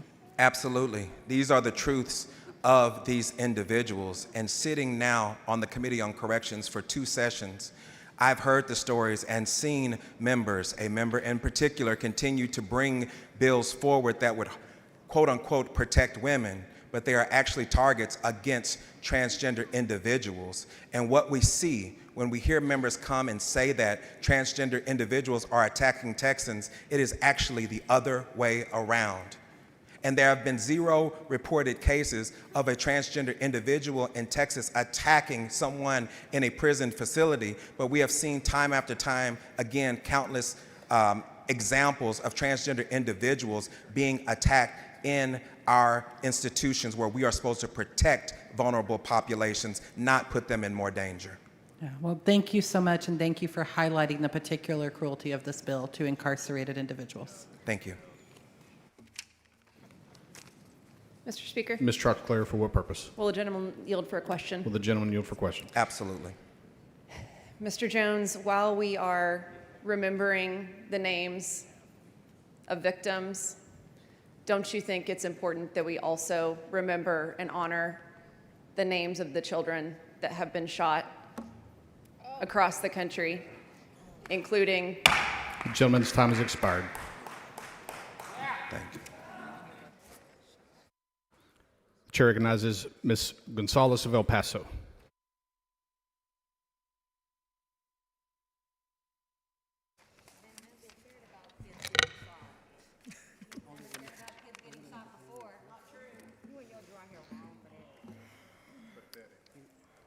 Thank you, Mr. Speaker. 400,000. 400,000. That's how many women experience sexual harassment or sexual assault crimes a year in Texas. Or what about the fact that 76% of women murdered by intimate partners were stalked first, while 85% of women who survived murder attempts were also stalked? Or what about the fact that 33% of sexual assaults are committed by current or former intimate partners?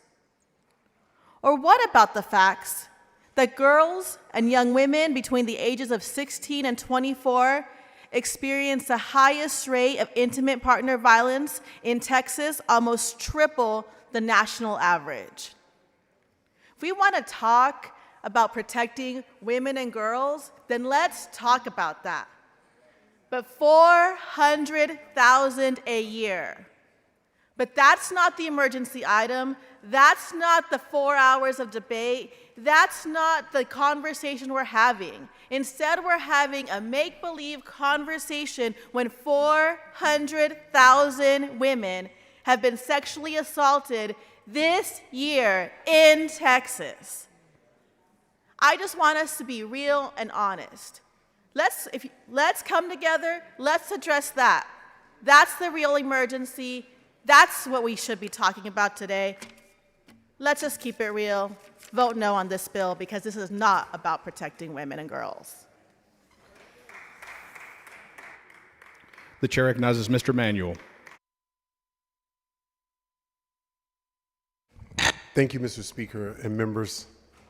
You know what's really funny is every one of you in here has a bathroom that you've let a woman use or let a man use in your house.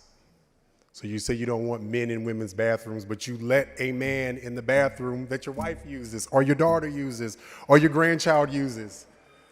And you can do the mumbly gumbly stuff, but this is the funny thing to me. You all love to talk about how pro-Christian you are and how much you hate Islam, but you act so much like an authoritarian Islamic country that separates men and women and punishes people who don't fit into your religious box. That is the absolutely wildest thing to me. And I know most of you don't read, and most of you don't know history. So I'm gonna give you one really quick one, and you can look it up because this actually happened. The funny thing is, you can hate a person so much that you can cause someone else's death. So most of you in here talk about, yes, we love Israel. Yasa Israel, we love Israel. We are here for this country. We're gonna stand for it. But your politics are a little 1927. Because back in 1927, ladies and gentlemen, we absolutely hated Chinese Americans. Even though we asked them to come here first and build a railroad.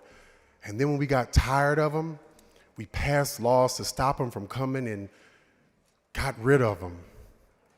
And then the Nazis kind of did this fun little thing.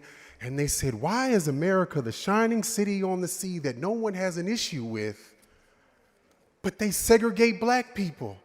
They kill Chinese people. They get rid of Mexicans. They do all of these things.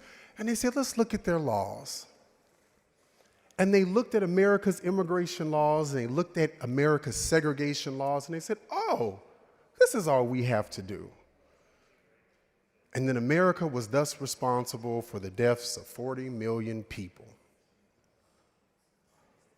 You're creating law that is going to separate you from other people. And for every one of you that went on that trip with me to Israel, we went to a museum, and the tour guide, who they told us they gave us the best tour guide, she was from the United States. She's Jewish. She's proud. She said to all of you here that went with me, oh, by the way, these laws that kind of made things happen, they did use the Jim Crow laws, which we all know happened after the Civil War. She told you, it's not just Christian telling you, she told you that you and our country are responsible for a massacre that people had to end up going to Israel, which is why we are in a situation we are today. And yet right now we are creating the same thing because we hate these doggone trans people. They are just making our lives so miserable because they want to use a public bathroom. But if they were in your home, you'd say, oh, I'm a Texan. It's all about home love. Come in, have some water. Use the bathroom, have some cornbread. But God, don't go to the Capitol and use their bathrooms because that's just doggone nasty. You are creating a law because you hate people. And for the people who want to be chicken butts out here and want to try to invoke a massacre that happened when we have been asking for laws that stop people from having certain firearms that they should not be using. Let's talk about the fact that in Kerr County, they had money that could have been given to them, but they chose not to take it because they hated Democrats so doggone much. And because of what they did, 5 of my young people are dead. So let's talk about that chicken butt stuff. Let's talk about the fact that 5 young promising people from my district are dead because somebody didn't care enough about just respecting government, about taking money that was going to save people. So now you're going to create a law because you hate trans people so much and you think nothing's going to come from it. You want to hate on people who are doing nothing but trying to just exist. And you know that this is not happening. But all of you know you're going to get a good scorecard bump. Your primaries are coming up. Oh, we got to be careful about that one. Somebody too far to the right might come. Somebody on this floor who really hates the moderate Republican is going to do everything to tear you down. So let's see who's the most hateful, who's the easiest people. Can't go against the blacks because we don't want to seem racist. Oh, trans people. Nobody cares about them. We do care about trans people. You should care about trans people because one day they're going to be knocking on your bedroom door because it's that grandchild that you love. It's going to be that son or that daughter that you love.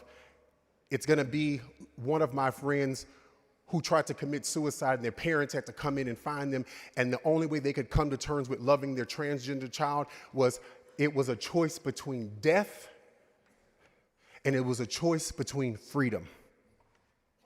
It was a choice between me having a child and not having my child. So for all of you who want to go in the bathrooms and get the trans kids because they're doing all kind of dirty, nasty things, which no one's doing except for sickos, and they're not trans, they're perverts. I hope you all realize something, that everything that you do today has ramifications, and all of you in here know that we all are accountable for what we do. And there is a difference between thinking something is right and a difference between knowing something is right. And all of you in here have zero proof of a transgender person causing any harm to anybody in the bathroom. But what you do have proof of is, by God, the Republican Party's gonna love you. But history will remember you when you created a discrimination law that got a bunch of people killed. And again, if you don't believe me, look it up. Ask your Jewish friends who live in Israel. 1927, laws that we pass in this country help create the Holocaust. So just remember, it's okay to hate people right now, but please in the next 20 to 30 years when we cause a massacre in another country and we stand for American values, don't pretend that your vote doesn't matter. Because there are authoritarians right now in Europe, in the Middle East, in Asia, that are looking at our good old US of A laws and they're gleeing because now they have a new way to massacre and kill a whole other set of people. And we will be to blame for this. And again, as my sister would say, Google it. 1927. Immigration laws and see what the consequences were. So all of you Israel-loving, Zionist, Jewish people, I really hope you don't vote against the people that you keep saying you're fighting for, because this was the start of what happened to them less than 20 years after we passed those stupid laws. Thank you. Chair recognizes Mr. Rosenthal. Thank you, Mr. Speaker. Members, colleagues, Texans, we're here today to talk about a bill that threatens the dignity privacy, and basic freedoms of our fellow Texans. This so-called bathroom bill. At first glance, some might think the bill is about privacy. But if you look just a little closer, you'll see what it really does. It creates suspicion, fear, and harassment. Literally codifies bullying. It deputizes strangers to police one another's bodies, and it harms not just transgender Texans, but anyone who doesn't fit the rigid, outdated, stereotypical image of what a man or a woman is supposed to look like. And let's talk about what that's going to mean in real life. How will this bill be enforced? It's not about protecting anyone's safety. There are no recorded incidents of transgender violence in public spaces in Texas. This is about empowering strangers, businesses, even law enforcement to stop and interrogate people based on their appearance. The question will become, who looks like a woman? Who looks like a man? And suddenly it won't just be transgender people who are targeted. It'll also be cisgender women who don't conform to society's narrow ideals. Picture this, a woman with short hair and jeans and a t-shirt, a lean athletic build, walks into a restroom. She doesn't look like someone else's version of feminine. Will she be stopped? Will she be forced to explain her body? Or worse, will she be humiliated, shouted at, photographed, or physically confronted? I don't have to imagine. I've seen it happen. We've all seen it happen. And I want you to picture my good friend, a Texas lawmaker, a Latina, a woman, the chair of the LGBTQ caucus in this state. She's strong, she's brilliant, she's a leader. But because she doesn't look like the cartoon version of womanhood that some people carry in their heads, she could be challenged under this bill in this building. Imagine an elected representative and a leader of Texas sent here by her community to serve, being stopped in the halls of this Capitol, harassed in a restroom, forced to prove her womanhood, not because of who she is, but because of how she looks. That's what this bill does. That is the breadth of the harm you all are about to inflict on your communities and your neighbors and your friends. And let's be clear, once you invite the government and strangers into people's private lives to police bathrooms, there is no end to it. Women athletes will be questioned. Women with short hair will be questioned. Women with broad shoulders, tall women, women with deep voices who dress outside the feminine, normal box, all of them will become targets. And it's not a theory. Across this country, where similar bills have been passed and introduced, there are already reports of cisgender women being harassed in bathrooms, airports, and restaurants. Mothers with their children, teenagers trying to wash their hands, they are all told they don't belong. And the cruel irony of this is that the bill claims to be about safety, but what it creates is danger. It makes more dangerous for women and girls to use public restrooms without fear of being confronted. You are literally inviting people into those spaces that should be private and safe. We should talk about what this bill says about Texas. It says that our legislature is more concerned with policing bathrooms than fixing our energy grid, funding our schools, or lowering property taxes. It says we are willing to humiliate and endanger our own people for the sake of political points.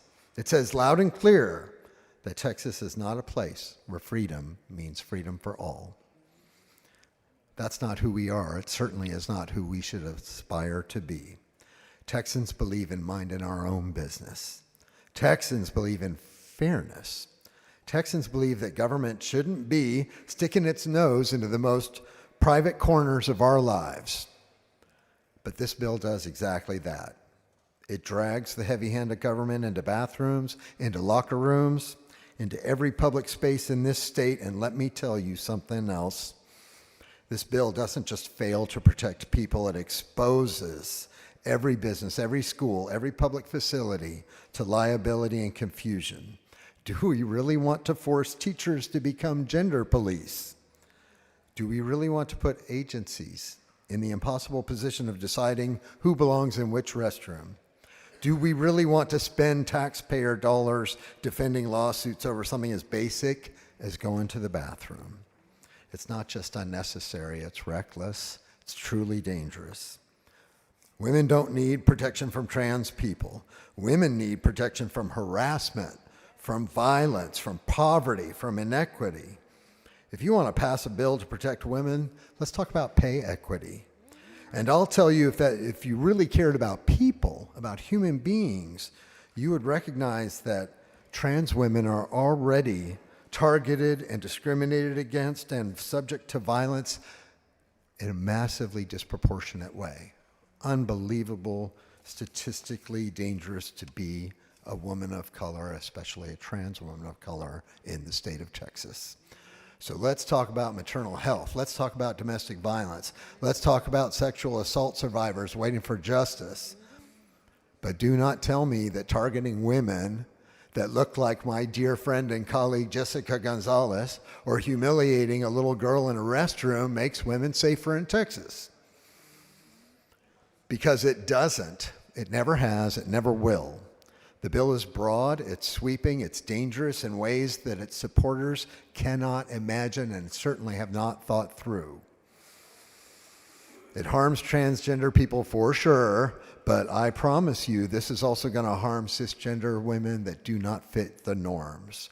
It's going to harm children, families, businesses, and schools, all of us. Texans deserve better. We deserve better. We deserve a Texas where people can live their lives without being harassed. We deserve a Texas where government doesn't waste time policing bathrooms, but instead solves the real problems our communities want us to come here and act on. We deserve a Texas where freedom truly means freedom for all. So I know what Texas can be. I know we're better than this. And I'm asking every single one of you to stand with me, stand with my dear friend, Jessica Gonzalez, stand with Texans whose dignity is on the line, and vote no on this bill. The chair recognizes Ms. Hickland to speak in favor of the bill.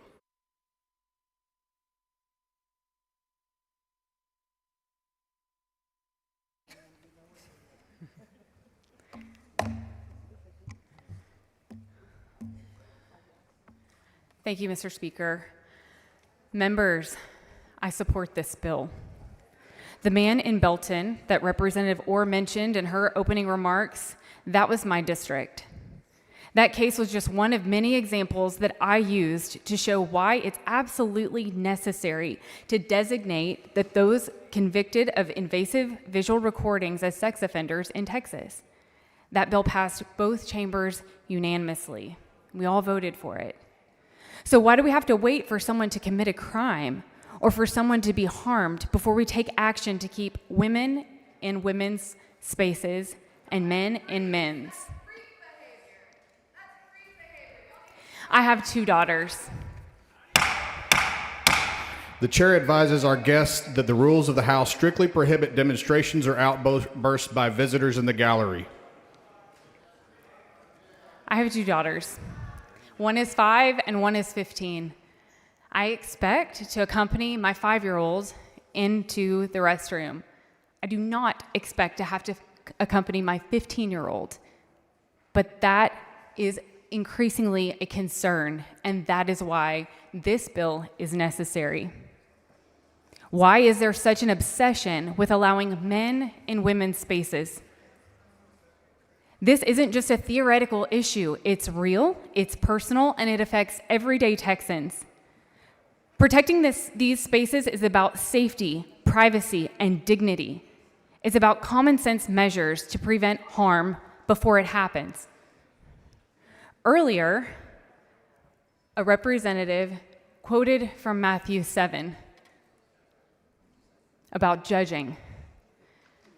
I would encourage that representative to keep reading, because only a few verses later is a warning of false prophets, wolves in sheep's clothing. There's a warning for anyone who proclaims to know Jesus might not be entered into the kingdom if he does not know them. And so I love to bring the example of Jesus here to this podium. He protected women. He elevated women. He honored women. And that's what this bill does. Ms. Weiner, for what purpose? Will the gentlelady yield for Will questions? the lady yield for questions? No, thank you. Not at this time. The chair recognizes Ms. Garcia of Dallas.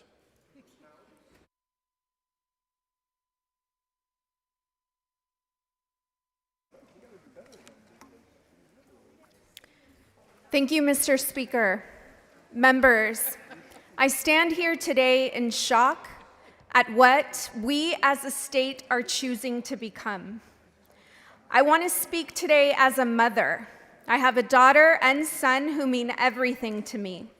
My son is a remarkable young man, quiet and a bit shy, yet deeply confident in who he is.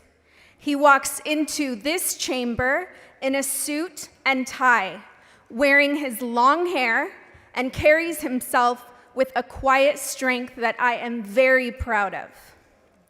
Yet even here, on this very floor, I have had to correct members who misgender him, not because his identity is in question, but because of assumptions about how he looks. He is in fact a boy who chooses to wear his hair long. That alone has led him to being mislabeled right here in this very chamber. These moments may seem small, but they are exactly the kinds of assumptions this bill will turn into law. What starts as a mislabel in conversation becomes, through SB 8, a state mandate with real and lasting consequences. Those small moments will now be enforced by government power, and they will cut deeply into the lives of children and families across Texas. This bill does not make Texas stronger, it makes Texas less compassionate. It tells kids and families that their existence, or even their appearance, is a problem to be fixed rather than a gift to be embraced. If this legislator truly cared about protecting little girls, we wouldn't be focused on enforcing these restrictive norms. We'd be focusing on fostering a state where every child is respected for who they are. Instead, we are spending valuable time legislating cruelty. Every child in Texas deserves better. They deserve leaders who model respect and compassion, not lawmakers who write discrimination into law. Since when has Texas become the place where government decides who you are allowed to be? Every time this chamber chooses to demean, exclude, or erase, we fail the very people who sent us here. Today, I stand against SB 8 for my son, for every Texan who has ever been told they don't belong, and for the future of the state that should lead with strength and compassion.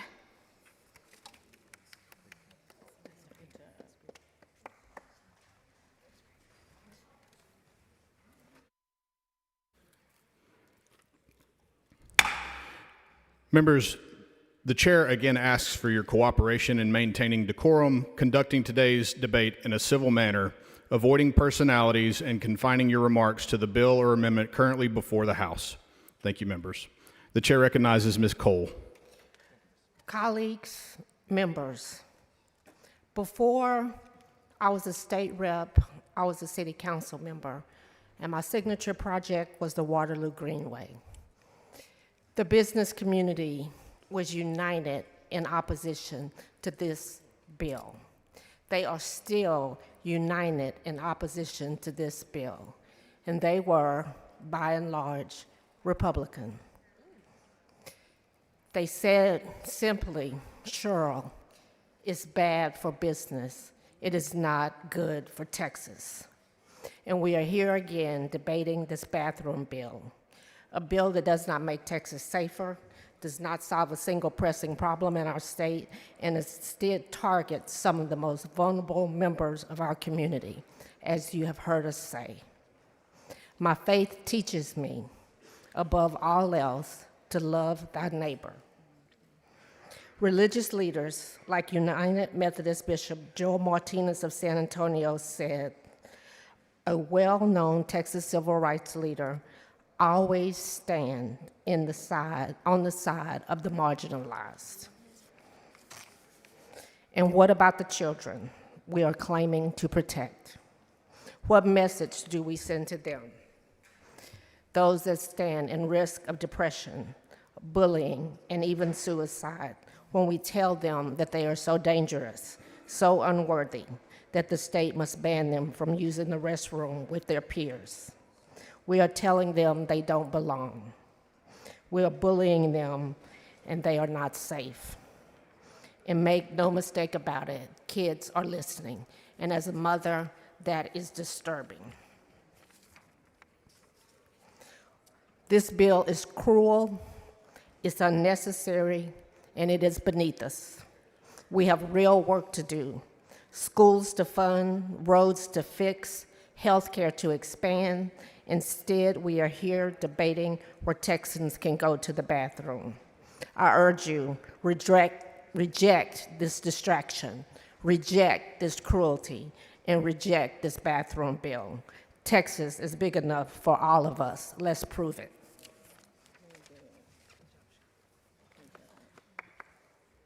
The following announcement, the clerk will read the announcement. The Committee on Elections will meet today at 7 p.m. in room 1W.14, Agricultural Museum, in a formal meeting to consider pending referred and committee business.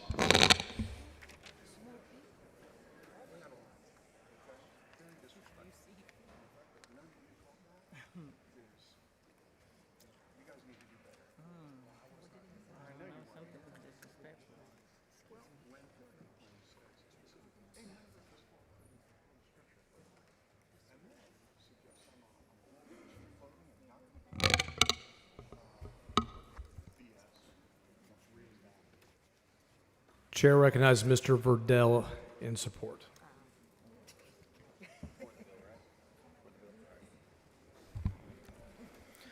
Thank you, Mr. Speaker and members. We have spent hours overcomplicating a very simple bill. It's not rocket science. You would never allow a grown adult male to go into a bathroom with your granddaughter. It's that simple. There's nothing complicated. Thank you.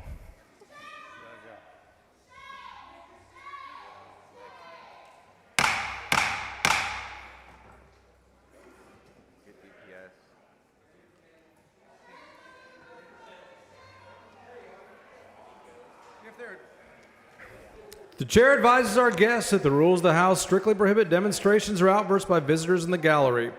If there are additional demonstrations or outbursts in the gallery, the chair will order the Sergeant at Arms to clear the gallery under the House's constitutional authority to prevent obstruction of its proceedings. Ms. Weiner, for what purpose? Will the gentleman yield for questions? He wandered away while you were dealing with the gallery, but... I think he has yielded the podium at this time. I was back here saying, Mr. Speaker. He yields for questions. Thank you so much, Representative Verdell, for your grace in choosing to take questions.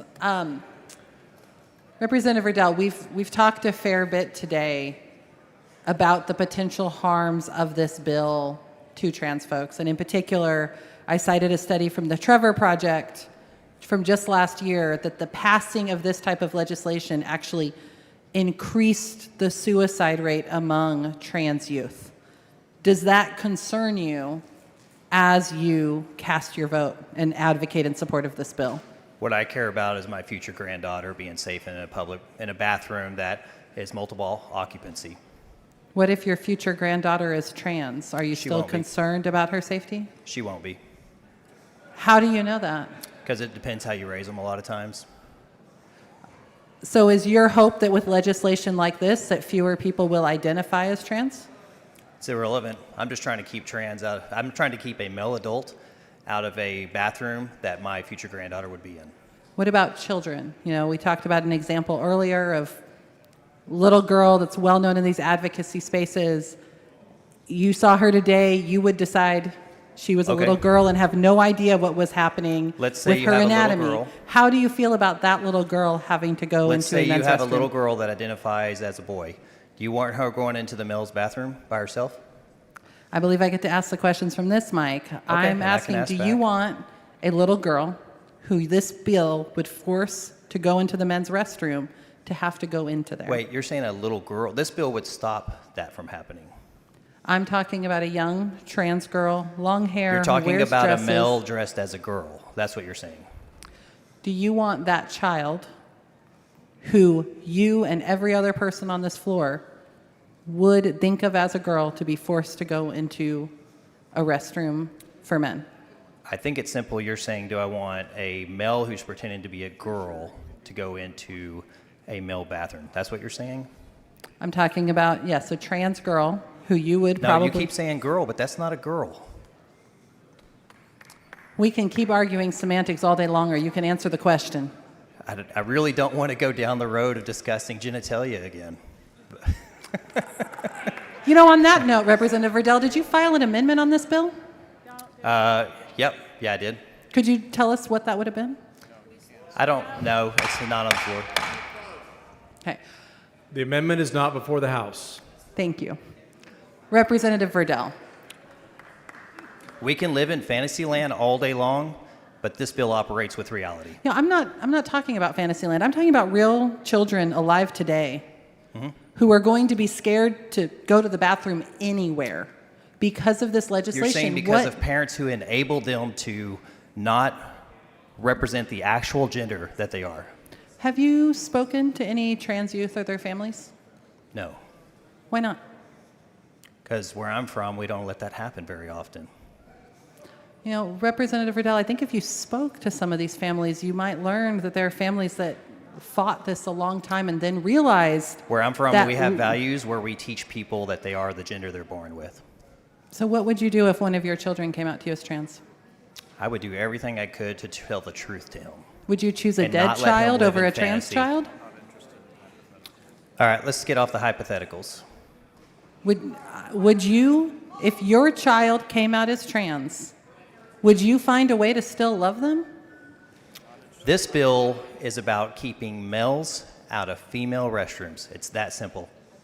So, Representative Riddell, this legislation, through scientific study, is likely to increase the Which suicide scientists? rate. The scientists that say you can be a female when you're born a male?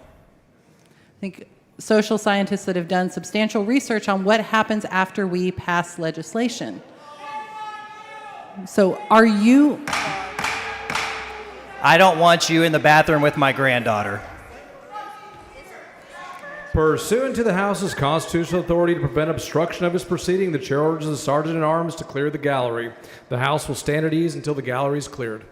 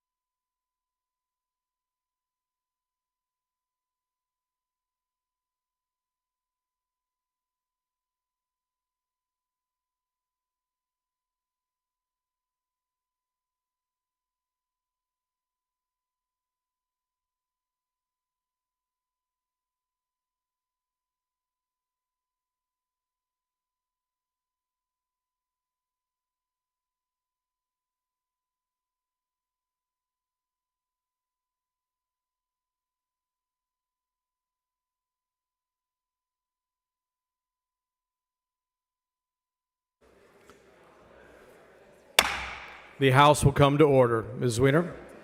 Mr. Speaker, Ms. Weiner, for what purpose? will the gentleman continue to yield for questions? Gentleman yield for questions? Yes, ma'am. He yields for questions. Thank you, Representative Riddell. Let me change the line of question a little bit. I apologize, y'all. I'm having a really hard time hearing. Members, please take your conversations outside the rails. I know, Representative Riddell, that you, perhaps more than any member on this floor, are concerned about government overreach. Is that correct? That is correct. That's why I support the bill, because it stays out of private. So this bill says that an agency or political subdivision must use every reasonable means to make sure that somebody of a different sex doesn't enter one of these private spaces, as the bill defines them. What do you think is included in every reasonable means? We could get down to speculation, but reasonable just means a reasonable attempt. Does that include confirming everybody's identity at the door? I think you'll have to ask the author that question. Well, Representative Riddell, quite frankly, as members, all of us are deciding what this means today when we cast this vote, and people are going to interpret our words as written. So what do you think every reasonable means, or every reasonable step means? Yeah, I think you'll have to ask the bill author on that one. So you're voting for this bill even though you are unsure if it's going to require identification at bathroom doors? Unsure if it might require physically examining somebody to confirm if they're in the right restroom? Do you really think that would happen? I'm actually quite concerned that some of I these don't things think might that'll happen in happen. some of our jurisdictions. I don't think that'll happen. So why not vote no on this bill and come back with language that's more protective of that protects against the government overreach I know you're so concerned about? I appreciate the compliment. I think it's unreasonable speculation to think that women would do that. Or not that women would do that, that security guards and anyone else would do that. So Is it because your dislike of trans people outweighs your belief in small government? I don't dislike trans people. You're making an assumption there. Well, how do you feel about trans people? I think that we're getting off the topic of the bill. So, I think this is very relevant to the bill. yep. So, Representative Riddell, Okay. why are you worried about trans people being around your family? It's not complicated. Like, this was supposed to be a simple speech to begin with, which had to do with I don't want males going to the bathrooms where my future granddaughter would be in. It's that simple. Representative Riddell, if you've read the language of the bill, you may have noticed it applies to a lot of other spaces, including, say, a shared dorm room. Are you worried about being able to, help your daughter move into a shared dorm room in the future because you're not allowed past the door? I would be very worried if I sent my granddaughter to college and she ends up in there with a male against her will. But here's a great thing. That wouldn't happen, so. I don't think that's answering my question at all, because the language of this bill is that somebody could never even go past the door. I think you're trying to kill time instead of No, getting I'm on not with the trying bill, to kill so. time. I'm trying to actually understand how you're looking at this bill. Yeah, very simple. And I've said it many times, and I'll repeat it as many times as it takes. It is not complicated. Keep men away from young females in bathrooms. All right, thank you. Perez, for what purpose? Does the gentleman yield for Gentleman questions? yield for questions? Absolutely. He yields for questions. Representative Riddell, are you aware that the enforcement mechanism used in this is a civil mechanism that allows anybody to sue in this circumstance to enforce the provisions of the law? I don't have the bill in front of me at the moment. Well, are you aware that what Texas is pioneering with this bill is also being used against gun owners in other states? I'd have to look that up. Do you think that more gun owners from this type of legislation is being impacted than trans people themselves?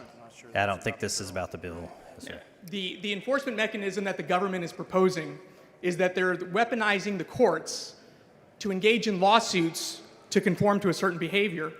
I don't know of an amendment in the Constitution to protect transgender people from going into a bathroom with a young girl in it, where I do Are know you that we aware have that the the state Second of Amendment. California used Texas's law to infringe the rights of gun owners in their state? I am aware that California has multiple times violated the Constitution of the United States. Are you aware that this law is going to result in more lawsuits against gun owners because the government is going to have more ability to sue gun owners in other states? I don't know why the guns would come into a lawsuit on this bill. So Because they're using the same methodology that they're using for this bill and the next bill that we're going to debate to engage in lawsuits of gun owners. Would you be okay with that? I think you're trying to take me down a rabbit hole right now. No, I'm just saying. so- Would you be okay with another government using the same mechanism against gun owners? Because Texas is the one that invented this system. Are you talking about violating the Second Amendment? I would not be okay Gentleman's with that, time so- has expired.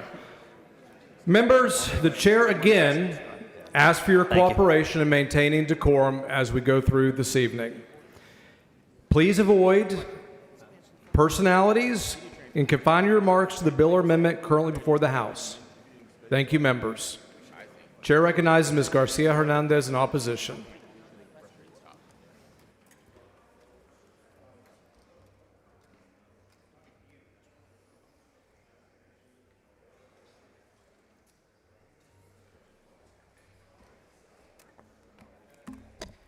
Mr. Speaker, members and fellow Texans, today I rise in strong opposition to Senate Bill 8, a bill that pretends to be about privacy and safety, but is in truth about fear, division, and distraction.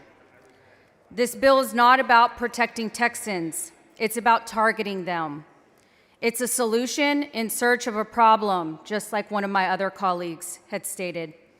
This bill proposes sweeping new rules about who can use which bathroom or facility based solely on biological sex. But it does so without evidence that current practices are causing harm. There is no crisis of safety in Texas restrooms.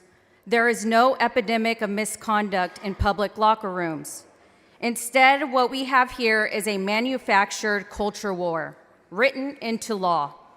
Meanwhile, Texans are facing issues like skyrocketing property taxes, insurance premiums, and utility costs, unaffordable housing, underfunded schools, overcrowded hospitals, and even within my district, grappling with a fentanyl crisis. Yet here we are, spending valuable time and taxpayer dollars debating who can use what restroom instead of how to make life better for all Texans. This is not about privacy, it's about punishment. This bill doesn't just regulate space, it regulates identity, it targets transgender Texans, people who live, work, and love in our communities, and tells them, you don't belong. It punishes political subdivisions, local governments, and schools with civil penalties, which was up to $25,000, but after the last amendment has been increased, if they accommodate people in ways the state doesn't approve of. And it invites everyday Texans to police one another's identities and bodies. That's not safety. That's state-sponsored harassment. SB 8 guts access to justice. The bill includes legal landmines designed to block Texans from challenging it in the courts. If you believe the law is unconstitutional, good luck. The bill says no court in Texas can even consider that argument. If you try to sue, you could be forced to pay the state's legal fees, even if your case is dismissed for technical reasons. That's not justice. This is not who we are as Texans, as leaders. This bill tells some of our most vulnerable neighbors, kids, trans adults, survivors of violence, that their dignity and identity are up for public debate. It tells educators and local leaders they can't be trusted to make decisions for their own communities. And it tells the courts, our last line of defense, that they are no longer allowed to defend anyone at all. These are issues we should be addressing instead. If this legislature is serious about protecting privacy, dignity, and the well-being of Texans, here's what we should be doing. Investing in healthcare, especially in rural areas that are about to lose hospitals, expanding mental health access, fixing our teacher shortage, strengthening the foster care system, really taking care of Texas children, and protecting the rights of all Texans, not just the ones who fit a narrow mold. Because those are the issues Texas families care about, not who's using what restroom in a public building. Let's choose unity, not division. This bill doesn't make us safer. It doesn't make us freer. It doesn't make Texas move forward. It makes the law a tool of exclusion and our courtrooms instruments of silence. We can do better. We must do better. Let us not be remembered as the legislature that spent its time punishing Texans for who they are. Let us be remembered as the body that rose to meet the real challenges facing our state, the kind of challenges that I ran for and got elected to take care of. To those being targeted in this bill, the many that were cleared from this gallery, I see you, I hear you, I stand with you, and will never stop fighting for you, along with my colleagues. I urge all of you to vote no on Senate Bill 8. Ms. Ward Johnson.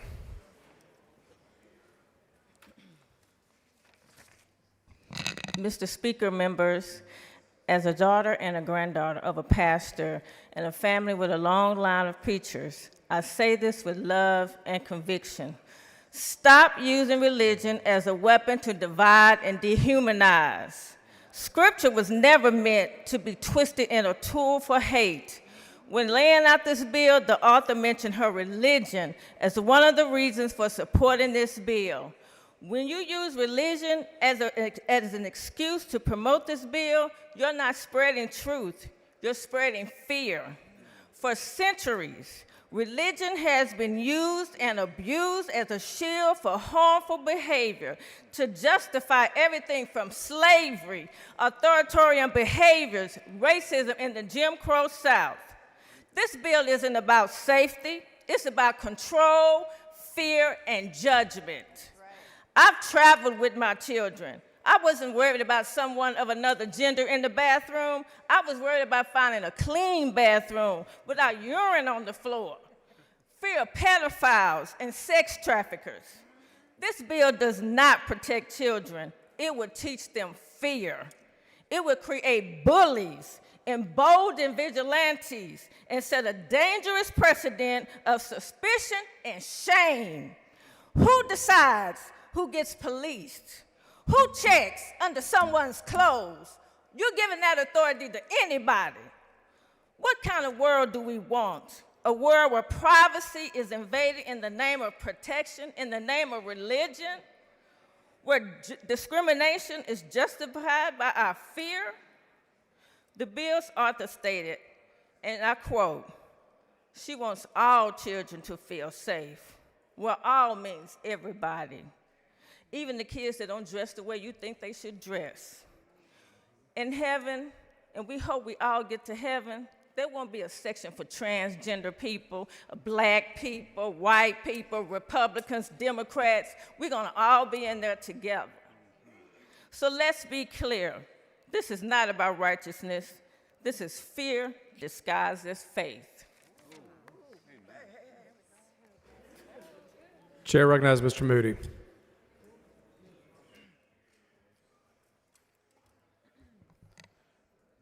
Thank you, Mr. Speaker. Members.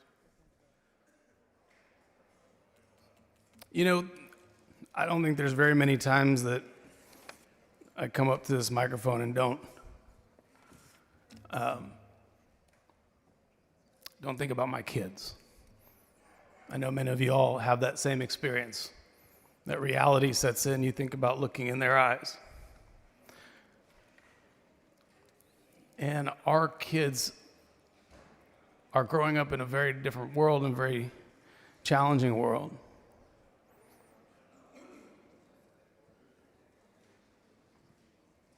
The unrelenting bullying, meanness, hatred, that happens on a good day. That happens on a good day. We are opening the door to a lot worse with this. And that's what I think about. That's what I think about. I think about also the parents of trans kids in Texas who I have taken the time to meet with, because I want to look into their eyes and understand the love that they have for their children and what they're trying to do for them. Some of them have left this state. You know, and I've heard a lot about safety and dignity in this conversation. But no law like this one has ever been about safety or dignity. This is about the exact opposite. It tells a vulnerable other that they're not safe, that their dignity will not be respected. It's personhood for some at the expense of others. You know that's a fact because we asked for examples of people harmed earlier today. And there was a single example of how an uncomfortable young girl went home to change and lost class time. Not one example of an assault or another crime. Our law enforcement leaders have told us over and over and over at hearings that this is not happening. Meanwhile, there were 918 anti-LGBTQ incidents nationwide last year, including 61 in Texas. There have been 148 murders of trans people since 2017. People weirdly obsessed with genitals have a false fear for their comfort, and those targeted by this bill have a real fear for their lives. And the way I see it, the calls coming from inside the House. We had a witness eagerly threaten violence against trans people here at one of the hearings on this bill. More than once, we had a clownish political grifter walking the halls of the Capitol this session like the potty police. You're telling me that a grown man standing outside a bathroom leering at people is the good guy? And that innocent people just trying to go pee in privacy are the bad guys? We are living in an upside-down world. People are scared, and it's not people who look like me or most of us. They're scared of what we are doing to them, and they should be. I'm simply ashamed of this bill, and all of us should be. Thank you. Ms. Jones.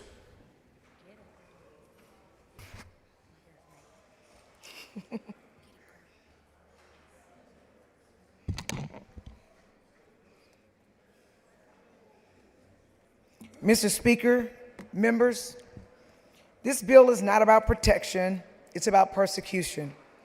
It's not about safety, it's about shame. It's not about fairness, it's about fear.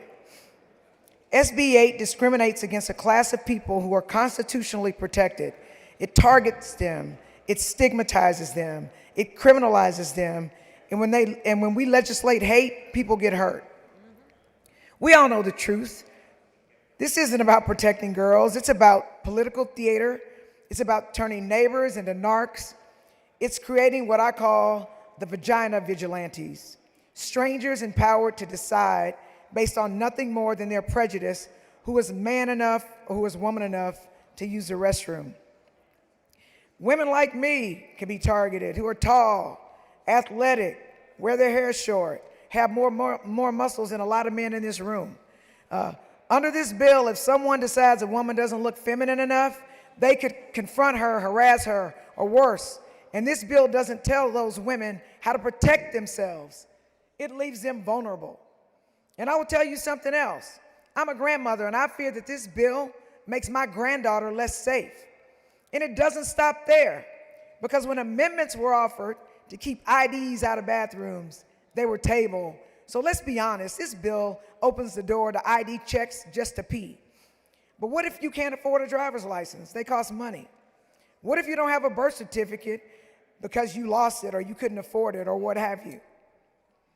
And are we really saying Texans can't use the bathroom unless they show their papers? That is bureaucratic brutality, constitutional chaos, and complete BS. Here's what the Constitution says. The Equal Protection Clause of the 14th Amendment to the United States Constitution prohibits states from denying any person the equal protection of the laws. The Due Process Clause of the 14th Amendment protects the fundamental rights of privacy and bodily autonomy. The Fourth Amendment to the United States Constitution protects against unreasonable searches and seizures, and this bill effectively authorizes strangers to police bodies and demand proof of sex with no probable cause and no legal process. And in Texas, Article 1, Section 3 guarantees equality under the law, while Article 1, Section 9 protects against unreasonable searches and seizures. And the state of Texas does not control the federal courts. If federal courts have a federal question, subject matter jurisdiction, and personal jurisdiction, Texas courts cannot stop Texans from suing over this unconstitutional law. Period, point blank, full stop. Somebody said this bill is about keeping males out of female bathrooms. Well, that's absolutely a violation of the Equal Protection Clause. This bill's author refused every amendment that would have clarified the rules of this ambiguous and unconstitutional bill. Instead, she accepted an amendment to increase penalties, but rejected amendments that would have given women who are forced by this bill to use certain restrooms the right to sue when they are profiled, harassed, or illegally prevented from entering. She gave them punishment, but denied them protection. And as some of my colleagues have brought up, Jesus and the Bible, let me remind you, while others judged Mary Magdalene, Jesus did not. He protected women. He honored women. He honored her. Yet this legislature, instead of protecting women, is passing laws that expose them to humiliation, harassment, and harm. This bill guarantees more violence, more trauma, and more legal liability for the state of Texas. And all the while, Texans are crying for real help. Relief from record inflation, access to affordable health care, solutions to the crisis we actually face. Instead, Republicans are wasting time pushing legislation that polices private parts.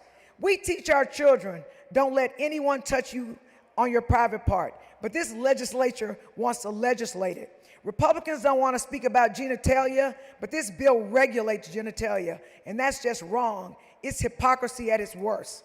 This bill weaponizes homophobia and transphobia. Some men and women are upset that some trans women are more beautiful than any woman they ever saw, and they're trying to hide their attraction. And it creates a special danger for black trans women who already face higher rates of harassment, violence, murder, and discrimination. Instead of protecting them, this bill paints bigger targets on their backs. And don't talk to me about protecting kids from mass shootings until you love kids more than you love guns. SB 8 doesn't protect anyone. It provokes fear, it punishes differences, it promotes hate, it sends a message that Texas has learned nothing from its failures. This bill is beneath the dignity of this chamber. What kind of state do we want to be? A state that empowers vagina vigilantes? A state that says, show me your papers before you pee? A state that turns fear into law? Or a state that honors freedom, protects privacy, and defends dignity? I stand against this bill. I stand against discrimination. I stand with the Constitution. And as a relatively new grandmother, I urge you to vote no on SB 8 to make sure that my granddaughter is safe from unlawful discrimination. Ms. Orr to close.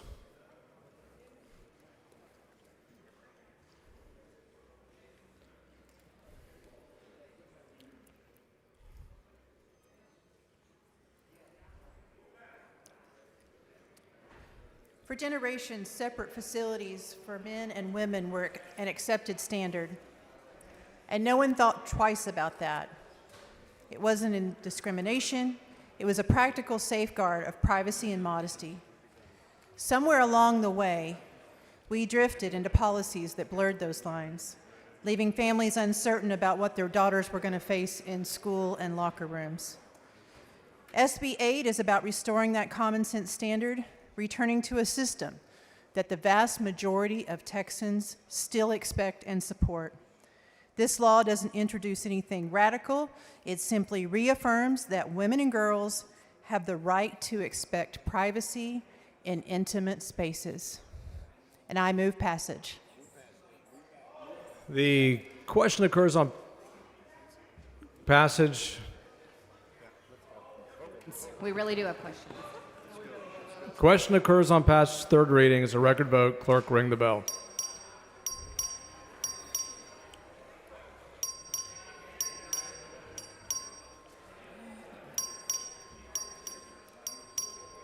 Have all members voted? Have all members voted? 86 ayes, 43 nays. Senate Bill 8 passes third reading. Members, the House is going to stand at ease for a quick dinner break until 7:25.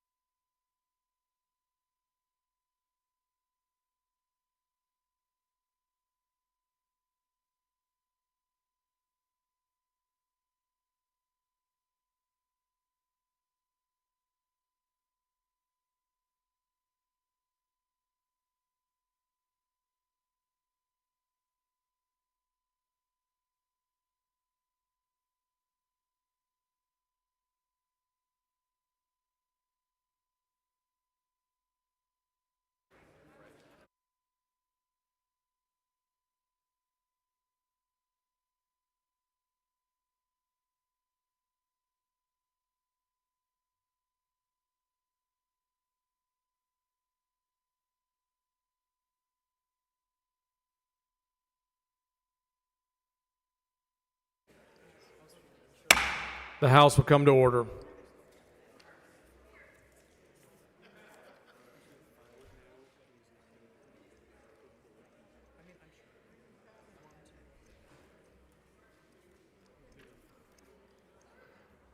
Please excuse Representative Guerin because of an illness. On motion of Representative Raymond, is there objection? Chair hears none, so ordered.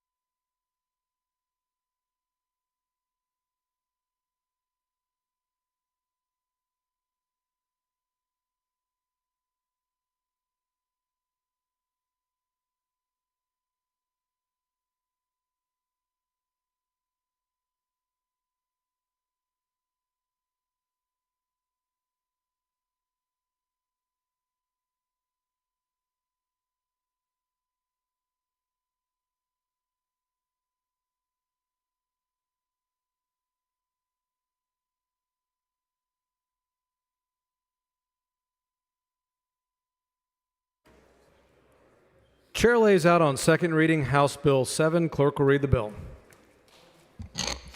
HB number 7 by Leach, relating to prohibitions on the manufacturing and provision of abortion-inducing drugs, including the jurisdiction of and the effect of certain judgments by certain courts within and outside the state with respect to the manufacturing provision of those drugs, and to protections from certain counter-actions under law other than the laws of the state authorizing QI-TAM actions. Mr. Leach. Thank you, Mr. Speaker. I do have a floor substitute that I'd like to offer at the outset. Following amendment, clerk will read the amendment. Amendment by Leach. Mr. Leach.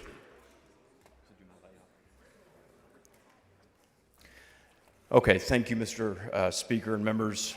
Good evening. It is my honor tonight to lay out House Bill 7, the Texas Woman and Child Protection Act. Members, this bill is about our fellow Texans. This bill is about our future fellow Texans specifically. They are unborn, but they are alive, and they are worthy of our focus and our work here tonight on this bill. Members, these fellow Texans have hands and feet. They have fingers and toes. They have eyes and eyelids and ears and noses. They have unique personalities. They have brainwaves. They have heartbeats, and they have rights. And this bill is about protecting the rights of those fellow Texans and protecting their moms as well. Members, the version of the bill in front of you tonight, House Bill 7, is the result of extensive work and collaboration between a multitude of individuals and stakeholders. To name just a few: Texas Right to Life, the Texas Conference of Catholic Bishops, Alliance Defending Freedom, Texas Alliance for Life, Texans for Life, the Texas Medical Association, and the Texas Hospital Association. This bill is carefully and meticulously crafted, and I believe this bill is compassionate to its core. Thanks to the Texas Heartbeat Act and the Texas Trigger Law, and thanks to a multitude of pro-life pieces of legislation that this legislature has passed in recent years, and thanks to the Supreme Court's decision in Dobbs to overturn Roe v. Wade, the legal operations of the abortion industry in Texas have all but been shut down. But the abortion industry in Texas has not gone away. It has shifted tactics strategically. It's moved from brick and mortar facilities to mailing abortion pills online. Our data shows that every year, anywhere from 20 to 30,000 abortion pills are mailed into the state of Texas every year. These pills not only terminate the life of the unborn child, they also wreak havoc on the woman's body. These pills are deadly, they are dangerous, and under current Texas law, these pills are illegal. House Bill 7 works to target this activity directly, to stop those who are selling, distributing, and aiding the trafficking of these illegal abortion pills in Texas. Members, let me briefly explain how the bill works. Subchapter A of the bill clarifies to whom the bill does and does not apply to. The bill provides an absolute shield to Texas licensed hospitals and Texas licensed physicians who remain in Texas, as well as anyone distributing, manufacturing, or providing these drugs in Texas for legitimate medical reasons. Subchapter B establishes a new prohibition on manufacturing, distributing, delivering, and providing abortion-inducing drugs in the state of Texas. And Subchapter C authorizes QI-TAM lawsuits brought by private citizens against those who violate the statute. Subchapter D protects those bringing lawsuits against abortion providers from legal retaliation under the laws of other states, known as clawback provisions. A few points that I want to focus on and clarify tonight, not only for you members, but for the people of Texas. This bill, importantly, ensures that women cannot be sued for receiving or obtaining abortion pills. We ensure at the same time that bad actors, such as those who have committed sexual assault, family violence, abortion coercion, or stalking, cannot bring these qui tam lawsuits. We are protecting the identities and the personal health information of women who sought or who have obtained abortions or who have sought or obtained abortion pills. And we have made sure that women who seek or obtain abortion or abortion pills cannot be subjected to Rule 202 discovery petitions unless the woman consents to it. Members, I know there are questions, and I want to leave time tonight in my opening for to address those concerns and to answer your questions. I've given you a high-level overview of the bill. I again want to thank so many of you who have collaborated and worked along with me on this bill. I want to thank our stakeholders who have rolled up their sleeves to craft, like I said, not only, I believe, an effective piece of legislation, but one that is compassionate to its core. While I know there is strong disagreement on this issue, and I understand that, you have my commitment during this debate tonight and until this bill passes and becomes law to treat this conversation with the care that it deserves. And I look forward to having a discussion with you, my fellow members, on this bill before we vote tonight. Mrs. Weiner, for what Mr. purpose? Will the gentleman yield for questions? Gentleman yield for questions? Yes. He yields for questions. Thank you so much, Representative Leach. So my understanding is this legislation is going to be enforced functionally by private suits brought ostensibly under qui tam. Is that correct? Correct. So I wanted to walk through a few scenarios. You know, my understanding is the action can be brought either against someone who violates the terms of the bill or someone who intends to violate the terms of the bill. Is that correct? Correct. So there doesn't have to be, an abortion does not have to occur for there to potentially be enforcement. Correct. So one of these scenarios I'd really like to walk through and see how this would play out. You know, let's say it's 15 years in the future, my daughter's in college, and she has a boyfriend. She becomes pregnant, and she is not ready to start a family before graduating from college and wants to travel to another state to terminate the pregnancy. However, her boyfriend is opposed to abortion, and despite having no job as a full-time student, refuses to accept her decision. As a parent, I call an abortion clinic in New Mexico with my daughter beside me and ask the clinic what options we have, including whether the clinic could just mail the medication. Could her boyfriend sue me because I had the intent to violate this section? You'll have to clarify for me, Representative Weiner, is it the woman who is calling, the pregnant woman who is calling, or is it you as her mother? The woman's parent making the call. The woman's, again, before I answer your hypothetical, which was very complicated and I tried to track with you, this bill, of course, the woman is protected. The mom is protected in any and all circumstances. Importantly as well, Representative Weiner, this bill has nothing to do with out-of-state travel. Earlier versions of the bill did include that. This version does not. If an individual on behalf of the woman is seeking to obtain illegal abortion pills in violation of current Texas law, then under that scenario, a qui tam lawsuit could be brought against that individual. So if somebody just asks the question with the intent to hopefully procure medication of a clinic, that person could potentially be liable under this type of lawsuit? Yes. And is it correct that not knowing that that violates Texas law and might subject them to such a lawsuit is not a defense under this bill, correct? Again, Representative Weiner, you're an attorney, and so you know that these hypotheticals, we have to be careful about hypotheticals. I'm happy to engage in this conversation, but so often these are highly factually sensitive and specific scenarios.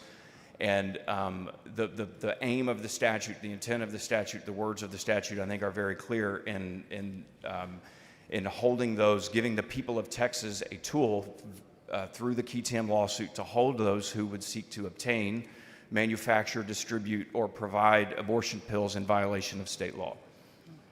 And I mean, I think these are hypotheticals that are situations Texans may find themselves in soon. Correct. So what I'm trying to get clarity on is a family member who tries to help somebody who's pregnant and wants to terminate the pregnancy and makes inquiries about abortion pills could potentially be held liable under this, correct? Potentially, yes.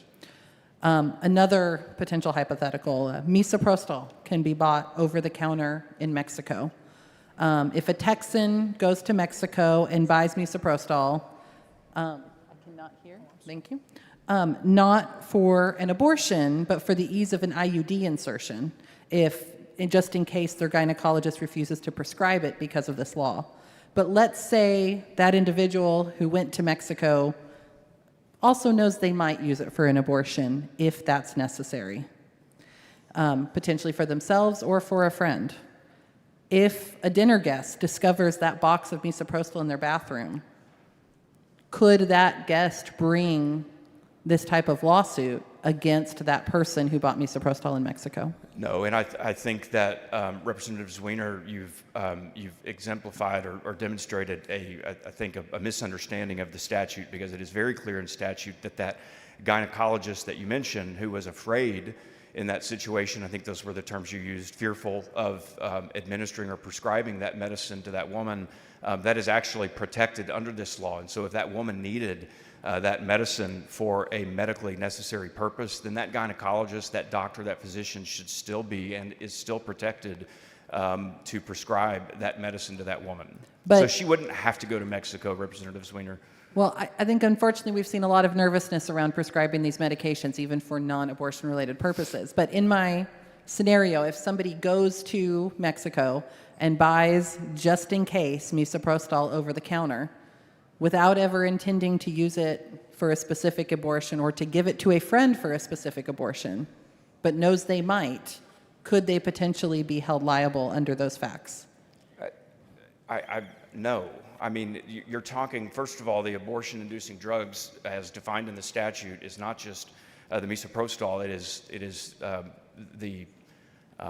you need the other drug to terminate the life of the baby. That drug you're talking about is used normally 24 to 48 hours after the other medication is used. It causes the uterus to contract and to expel the deceased baby. And so the gynecologist in that situation should still be able to prescribe that medicine to that woman. She does not need to go to Mexico, and this bill does not affect that in any form or fashion. Again, my question is the hypothetical of somebody going to Mexico, which people do, cross over to Mexico and buy prescription drugs. That medicine taken alone, you know the answer to this, Representative Zwiener, that medicine taken alone is not going to induce an abortion. I actually beg to differ on the facts of that, but I can't get the definition pulled up quickly enough. That's not me saying that. That's science and medicine that says that. I have met women who have traveled to Mexico and bought misoprostol to terminate pregnancies. That's happening today because of the laws we've already passed. But I'll move on. There's been some discussion about a new provision that was not in the filed version of the bill. Say it again. I'm sorry. Sorry, there's been some discussion about a new provision that was not in the filed version of the bill. If the claimant or relator, the person who brings the lawsuit, is not related to the person who sought or used the drugs, that person is entitled to 10% of a minimum of $100,000, correct? If they're the relator, yes. Are you concerned about that creating sting operations, people like creating scenarios just to try and pursue these dollars, even though no abortion is occurring? I do not share that concern. Let me put it this way. I am not concerned about that. It might happen, but it's not a concern of mine. So is that a goal of the bill? The goal of this bill is to induce compliance with Texas laws. Okay, but it's creating new Texas law as well to induce compliance. It actually is sure, we're creating new laws, a new law here. However, we're not changing fundamental abortion laws, Representative Zwiener. What this bill is about is giving us additional mechanisms to enforce existing abortion laws in the state of Texas. But to be clear, an abortion does not have to happen for somebody to have a claim under this bill, right? There just has to be Correct. some level of intent to move the medication into the state. That is very clear in the bill, Representative Zwiener. The mailing, the distribution, the manufacturing, the providing of these pills, Representative Zwiener, in violation of Texas law, that is the actionable claim here in the Key Tam lawsuit. Okay. And coming back to that claimant relator, they can designate a charitable organization to receive the rest of the penalty under this law, correct? They not only can, they have to. Okay. Could a lawyer who works pro bono for a charitable organization designate that charitable organization as the beneficiary of the money recovered from the lawsuit? If it's a 501c3, the bill is very clear that the relator cannot be cannot have an interest, a financial interest in the charity that's chosen, and so in that situation, no, that couldn't happen. What if a tax-exempt organization, let's just call it Sovereign Love Church, which is not required to disclose its donors under federal law, receives donations under what is called a donor-advised fund, where the relator puts the money or assets into the fund, takes a tax deduction, and then tells that fund where the donations go? You direct your money to go to Sovereign Love Church, except Sovereign Love Church is actually the one who has been paying for the lawyer who is the relator in a case. Because it is not required to disclose its donors, how will Texas taxpayers ever know if the relator designated in the first place? I don't even know what you just asked me. I'm sorry, I tried to follow you, but I was not able to do so. I think the concern is whether or not people can use some of these donor-advised funds in order to find ways to funnel money back to organizations that are employing them outside the provisions of your bill. No, you cannot, the provisions of the bill are clear, Representative Zwiener. The relator cannot have a financial interest in whatever entity it's going to. That's the purpose of the bill. How would that be enforced for a tax-exempt organization that is not required to disclose its donors? The court in that situation it's supposed to be held in trust, actually, for the bill calls for it to be held in trust for the benefit of the charity. And so, again, Representative Zwiener, those are so highly factually sensitive and specific that it is impossible here for us to determine how that law might be applied in that situation. Everybody is expected to comply with state and federal law, including all the relevant and applicable tax laws. Well, with due respect, I do think our job here is to think through all those factual scenarios and make sure we don't have unintended consequences. And in due respect, I believe that we've done that, which is why we've crafted the legislation the way it's crafted. I do have one last hypo, only one. Let's say the relator is employed by an anti-abortion charitable organization. Can the relator donate 90% of the money to a charitable organization that is not in privity with the relator directly, but does have a financial relationship with the relator's employer, anti-abortion charitable organization? Could they donate to a sister organization for their employer? Sure. So if you had, say, a C3 and an Action Fund that are sister organizations and the lawyer works for the Action Fund, they could donate that money to the C3 arm. We expect the law to be complied with, Representative Zwiener. The law is very clear when it comes to what charities can and cannot be chosen by the relator, and so we expect the bill to be followed. Okay, and to be clear, the bill as written would allow someone who works for an Action Fund, who is the relator, to then donate the money to the main organization. Representative Zwiener, again, with all due respect, without knowing exactly the legal relationship between the entities you're talking about, without seeing the documents, without knowing if it's a 501c3 or a 501c4, I don't. Well, 50C Action Funds are generally 501c4s. Okay. And then usually the sister organization C3 is a 501c3. So that's the hypo I'm talking. They usually have overlap in boards, but not always. Sure. And sometimes overlap in staff. And I'm talking about a situation where the attorney works only for the C4 organization. Could they then donate the money to the C3 organization that shares the same board and operating staff? Representative Zwiener, I believe so, yes. Okay. However, the bill is clear, and the court would be involved in that situation, and we would expect that state and federal law, including this bill, would be complied with by everybody involved. Thank you. Mr. Speaker, There's an envelope for what purpose? does the gentleman yield? Gentleman yield for questions? Yes, I would. Yields for questions. Would you agree with me that the purpose of this bill is to protect women, both born and unborn? Yes. Thank you. And would you explain a little bit about how this bill does that? Thank you, Representative.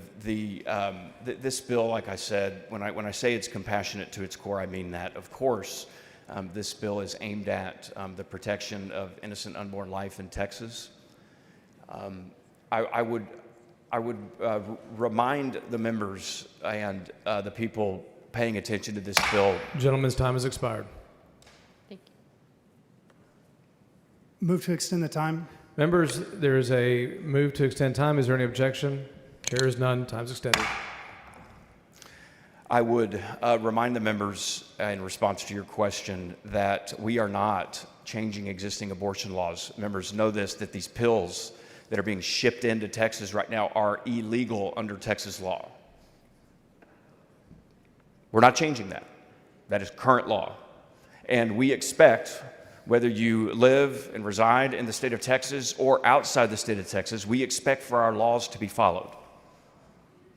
And that's what this bill is about. For those who are knowingly and intentionally breaking our laws, they should be held responsible. And so not only does it protect innocent unborn life, but it also protects the woman. We have story after story after story of women who have been severely impacted medically, emotionally, in every other way by the damage that these pills can and have done to their bodies. And so, yes, this bill is about protecting innocent unborn life, but it is also about protecting women. Mr. Speaker, For what purpose? will the gentleman yield for questions? Gentleman yield for questions. I will, Representative. Yields for questions. Mr. Leach, I want to thank you for the hard work you've done on this bill for, I think, months and especially the last few weeks.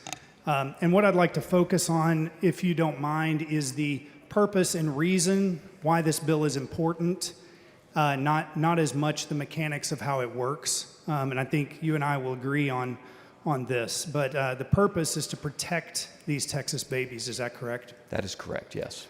And I think you believe, as I do, that every human being is created in the image of God. Is that correct? I do, yes. I think you believe, as I do, that life begins at conception. Is that right? I do believe that, yes. And you had a beautiful statement in your opening where you described that unborn child and their hands, their feet, their thoughts, their dreams, and even that they have rights. Is that correct? That is correct, yes. Since 2003, Texas has defined a person to mean, quote, a human being who is alive, including an unborn child, at every stage of gestation from fertilization until birth. Do you agree with that statutory definition? Yes. The purpose of your bill, I think, is to protect baby Texans from being murdered. And I want to thank you. Your post this morning says today feels like a great day to save some babies. And we got a perfect opportunity to do so. And so I want to support your goal of protecting these babies from being murdered. And I want to ask you, is there anyone that you believe should be able to legally murder a born or unborn Texan baby? Say the question again. Is there anyone that you believe should be able to legally murder a born or unborn Texas child? No. Thank you. Because those unborn Texans have rights just like the rest of us. Is that correct? At least the right to life. They do. And some of us have different rights, like the right to vote, the right to marry, the right to contract. But a 3-year-old child and a 3-week gestation child are both created in the image of God and entitled to equal protection of the laws under the state of Texas. Is that correct? Correct. All right. Thank you very much, Mr. Leach. I appreciate it. Thank you. Mr. Moody, for what purpose? Will the gentleman yield for some questions? Gentleman yield for questions? Yes. Yields for questions. Thank you, Mr. Leach. I just wanted to ask a few questions to straighten out some confusion that some folks had that occurred as the committee was closing on your bill last week. And so am I correct that House Bill 7 authorizes a private right of action against someone who violates the law regarding abortion pills being sent into the state? Yes. Well, Yes. yes, okay, thank you. And House Bill 7 prohibits the government from having anything to do with that lawsuit. Is that correct? Sure. I mean, yes, there can't be collaboration between the government and the qui tam relator. Those provisions are outlined very clearly in the bill. Thank you. I appreciate that. And isn't it true that Senate Bill 8, otherwise known as the Heartbeat Bill from 2021, also authorized a private right of action and prohibited any government involvement in those suits? I don't have Senate Bill 8 in front of me right now. Did it have a similar construct to the one that we've described? Yes. Okay. Yeah, and it's interesting you mentioned that, Representative Moody, because there's been some I think interesting concerns brought up about how many lawsuits have been filed under the Texas Heartbeat Act. And there have not been actually a lot of lawsuits brought, and the reason for that is because the Texas Heartbeat Act is working as intended. We passed that bill, and we used this the provisions there and the mechanisms therein to induce compliance with Texas laws, to encourage compliance, to force compliance, I should say, with Texas laws. And for the most part, it's being complied with. And my hope with this statute is much the same, is that when we pass it and the governor signs this into law, that individuals inside and outside the state of Texas will take note and will comply with the law. No, and I appreciate that, and I want to kind of focus on one case. And I assume you're aware that on December 9, 2021, in the Van Steen case, Judge David Peoples, a conservative Republican, declared the private right of action in Senate Bill 8 unconstitutional under the Texas Constitution. I don't have that holding in front of me, Representative Moody. Okay. As a matter of public record, you're not aware of the order declaring certain civil procedures unconstitutional and issuing declaratory judgment from Judge Peoples? I am aware of that. Yes, the Texas Heartbeat Act has been ruled constitutional, is currently in full force and effect in the state of Texas. Okay. So, well, then I want to go through that timeline with you. Are you aware that Judge Peoples' order stated that a plaintiff can only be given standing to sue if the plaintiff has been injured? I'm not advised. Do you have any reason not to believe I'm not advised. what I'm proposing here as part of the order? Are you aware that House Bill 7 allows a person to sue without being injured, your bill here today?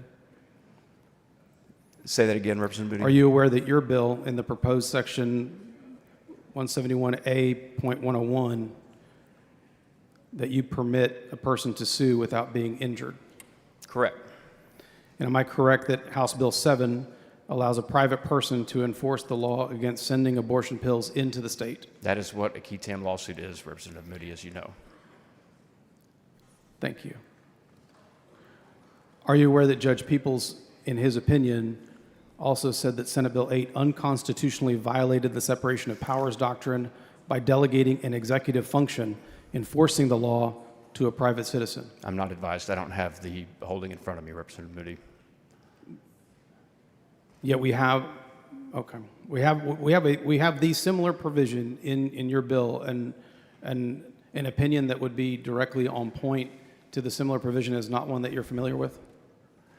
Representative Moody, this bill in front of us now stands alone on its own, and I believe that we have carefully crafted it and been painstaking in attention to detail to make sure that we're complying with the relevant laws, and I'm confident that should this bill make its way to the United States Supreme Court, that it will be ruled constitutional. We expect our laws to be complied with, Representative Moody. We're not changing the underlying abortion laws of this state. Well, I understand that.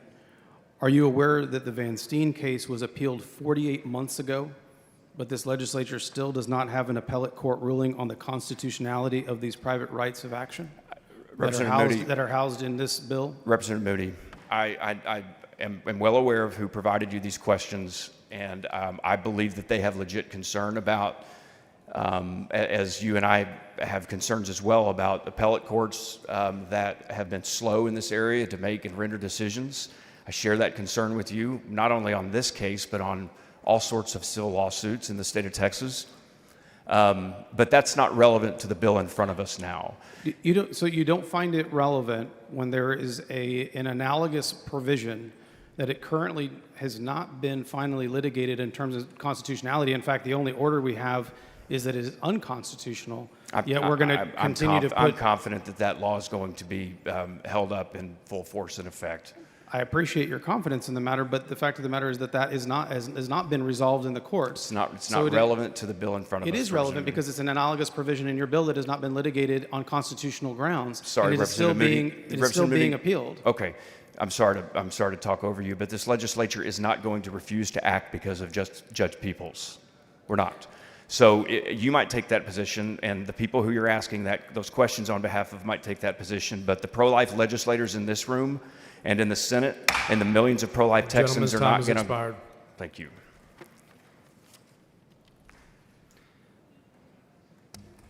Mr. Speaker, I move passage.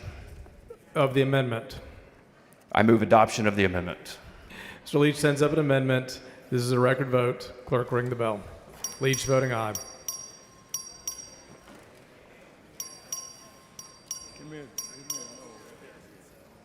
Have all members voted?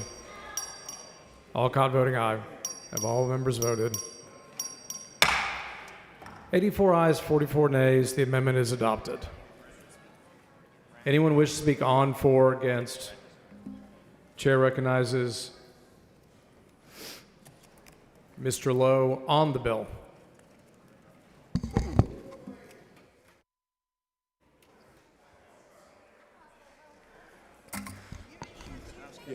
Mr. Speaker, members, I rise today neutral on House Bill 7. This bill, while well-intentioned, simply kicks the pro-life can down the road. Ask yourselves, what does it truly mean to be pro-life? To me, it means protecting all human life, including the preborn. While I believe this bill is well-intentioned, it does not actually abolish abortion. It creates another roadblock, another layer of regulation without providing ultimate accountability for the murder of preborn children. This House has passed monumental pro-life legislation over the years, yet abortions continue. The pro-choice industry finds ways to circumvent existing laws to profit from the killing of the preborn. I cannot support House Bill 7 as House Bill 2197, the bill that would completely abolish abortion and provide for the equal protection of the unborn, was killed in a committee during the regular session by many of the same pro-life groups and individuals that are now backing this bill. That tells you everything you need to know. They're not fighting for equal protection. They'd rather let children continue to die than be considered too extreme. Let me remind you of our own party. The Republican Party of Texas clearly stated, Plank 23, equal protection for the preborn. We urge lawmakers to enact legislation to abolish abortion immediately, securing the right to life and equal protection of the laws to all preborn children from the moment of fertilization, because abortion violates the United States Constitution by denying such persons the equal protection of the law. Also, Plank 195, abolish abortion. We urge the Texas legislature to enact legislation to abolish abortion by immediately securing the right to life and equal protection of the laws to all preborn children from the moment of fertilization, and to oppose legislation that discriminates against any preborn children and violates the United States Constitution by denying such persons equal protection of the laws, and to adopt effective tools to ensure the enforcement of our laws and to protect life when doctors and district attorneys fail to do so. House Bill 7 fails both these standards. It is not equal protection, and it is not abolition. Bills like this do everything but abolish abortion. They provide a way to say we're winning on the issue while preventing it from being solved. Entire organizations have been built and continue to thrive on regulating abortion, not ending it. Today, I am white-lighting this vote. I cannot in good conscience vote against this bill with those who support the murder of preborn children. But I also cannot vote with many of you, very well-intentioned and great conservative patriots who support the incremental approach to ending abortion. Republicans have held the majority in the House for over 20 years. If we truly wanted to abolish abortion, we could. This is a tough vote, and it may come with political consequences. But if there's even the slightest chance to stop incrementalism and finally abolish abortion, then I believe we should stand firm. After all, there is nothing more important than protecting the lives of children, both the born and the preborn. If we are not willing to risk everything to defend the defenseless, then what are we even doing here? Mr. Dutton, for what purpose? I was going to ask the gentleman a question, but I see. Gentleman yield for questions? He does not yield for questions. Ms. Howard in opposition.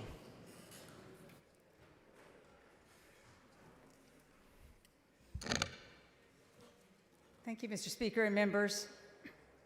This big brother, nanny state, wild, wild west piece of chicanery, thank you, conceived by Jonathan Mitchell, who also gave us Senate Bill 8 and the bounty hunter scheme, is once again using that same scheme in order to bypass the courts and impose his will on the rest of the country.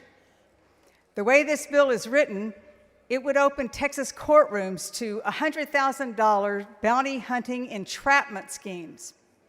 Jonathan Mitchell knows he can't get what he wants through the traditional court system, so he's changing the rules of the game by upending the civil court system to achieve his goal. He does this by allowing anyone, anywhere in the world, the standing to sue out-of-state manufacturers, distributors, and providers for ensuring Texans access to safe medications. I'm not a lawyer, but it doesn't take a lawyer to see when the Constitution is being put through a paper shredder. HB 7 abuses the civil court system to allow Jonathan Mitchell's vigilantes to use lawfare to intimidate Texans and out-of-state providers, manufacturers, and distributors. Despite the claim, the purpose of this bill is not to protect women. If it were, then there would be a minimum requirement that someone prove harm before being allowed to pursue a lawsuit. But this bill isn't about protecting women. This bill is about giving Jonathan Mitchell and his cronies a $100,000 slush fund to pay for their legal assault on our rights. During my first decade in this House, we took pride in the fact that as Washington, D.C. was becoming more divided and partisan, the Texas legislature continued to work on a bipartisan basis to solve the problems facing our state. We understood the value and importance of working together to achieve common goals. But over the last few sessions, there's been an increasing departure from this ideal. Instead of rejecting DC hyperpartisanship, some are now embracing it, no longer respecting the truth that we are all entitled to represent our districts, however conservative or liberal they may be. I sat through both committee hearings when this bill was heard because I wanted to hear from Texans who made the time to come to Austin and express their opinions, the majority of whom wholeheartedly rejected this bill and pleaded with us not to pass it. Every day, my inbox is flooded with emails from constituents both in my district and across the state asking us to oppose any form of House Bill 7. Texans know when they are being lied to, and they know this bill is a wolf in sheep's clothing. They know HB 7 will do nothing to protect women and are asking us to prioritize their safety over political gains. Because this bill, like all anti-abortion bills, will harm women and could even lead to more pregnant women dying because they couldn't access life-saving medications. That's what abortion bans do. They hurt women. I came of age before Roe v. Wade.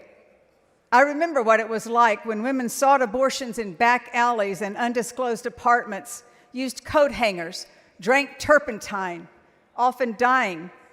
And Roe changed that.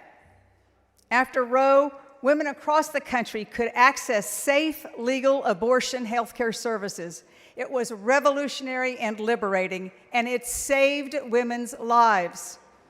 For many of us, we finally had agency to determine our own destinies, to pursue educational and employment opportunities, because we had the power to decide if and when we wanted to start a family. A choice, I will remind you, the other half of the population, the sperm donors, have always had and will continue to have. Abortion bans do more than just impact a person's opportunities. Abortion bans deny women the freedom to seek safe health care services and have the potential to force them into dangerous situations. Let me be clear. The only reason we have not seen a return to the days of coat hanger abortions is because of the medication abortion pill. These pills are proven to be safe and effective. Medication abortion pills are reported to safely terminate a pregnancy close to 99% of the time, with only a 0.4% rate of complications and a mortality rate of 0.00064%. And we're all painfully aware from our own Maternal Mortality and Morbidity Review Committee that deaths actually from pregnancy are significantly higher. According to the FDA, from 2000 to June 2022, there were only 28 deaths out of 5.6 million women who took mifepristone. Comparatively, the risk of death by penicillin is 4 times greater than it is for medication abortion. And the risk of death by Viagra is 10 times greater. Where's the Life of the Father Act to protect these men? We've spent the last decade chipping away at a woman's right to self-determination and autonomy. Session after session, this legislature has passed legislation to create obstacles to abortion health care services while decrying the rising maternal mortality rate. You chose to prioritize bans over access, and women have died as a result. So I ask, when will this be enough?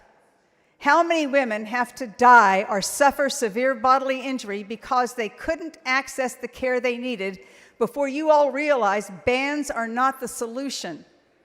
In the dissenting opinion to Dobbs, Justice Breyer, Sotomayor, and Kagan referenced the balance that the previous court struck in Roe and Casey. They spoke about how the previous court understood that Americans held profoundly different views when it came to abortion health care.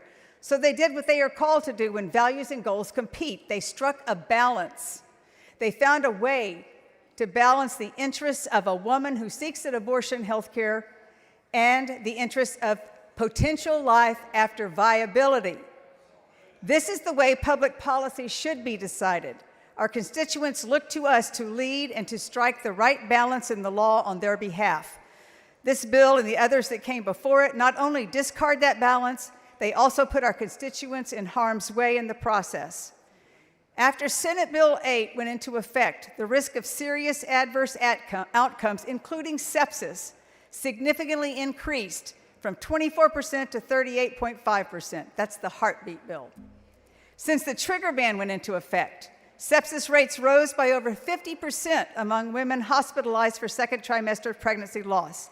The fact is that if you really want to protect women, then you will allow them the medical freedom to work with their doctors to decide the best path forward for themselves, including access to all forms of medical intervention and treatment necessary. You would not tie the hands of their physician, require them to travel long distances, or force them to carry a fetus to term that threatens their health and well-being. Let me be clear. I will always support policies that seek to improve and save the lives of Texas moms. I have championed legislation to address maternal health deserts, increase access to reproductive health care services, and decrease the state's maternal mortality and morbidity rate. I'm proud to have had the honor to work on Senate Bill 11, the Life of the Mother Act, with Representative Guerin and others, and will always do what I can to pass legislation that will ensure every Texan has access to the health care services that they need to thrive. Because I am pro-life, and so many of my colleagues who oppose this bill are also pro-life. We consistently support legislation that actually seeks to improve the lives of Texans. We support measures to increase funding for education, expand Medicaid so more Texans can access affordable health care services, and so much more. In fact, it is because I am pro-life that I cannot fathom supporting this bill. I cannot support a bill that could create a situation where more pregnant Texans will die because they couldn't access the life-saving care that they need. We don't have to pass this bill. We can focus on legislation that provides Texans access to the preventive health care services they need so they are healthy when they choose to become pregnant. This bill is not pro-life. It is not about protecting women and children. HB 7 is about control. It's about checking boxes on scorecards. And just as SB 8 proved to be deadly for Texas women, as we were warned, The lady's time has expired. I'm warning you now, HB 7 will also be deadly for Texas women. Mr. Speaker, Mr. Dutton, for what purpose? I move to extend the time. Members, have you heard the motion? Is there objections to the adoption of the motion? Chair is none. The motion is adopted. Mr. Speaker, Mr. Dutton, for what purpose? may I ask the author some questions? Will the lady yield? Lady yield for questions? Yes. Lady yields. Thank you for yielding. I've been struggling with this whole notion that, like most of the people supporting this bill, they are pro-life. But I'm questioning whether or not that's really what they are, or whether or not they just happen to be pro-birth. And I wonder if, like me, you understand that just having a child and making sure a child is born, our obligation doesn't stop there. I agree. And so if it stops there, you're just pro-birth. You're not pro-life. Pro-life would suggest that you ought to do everything you can to make that child's life worth living. Agreed.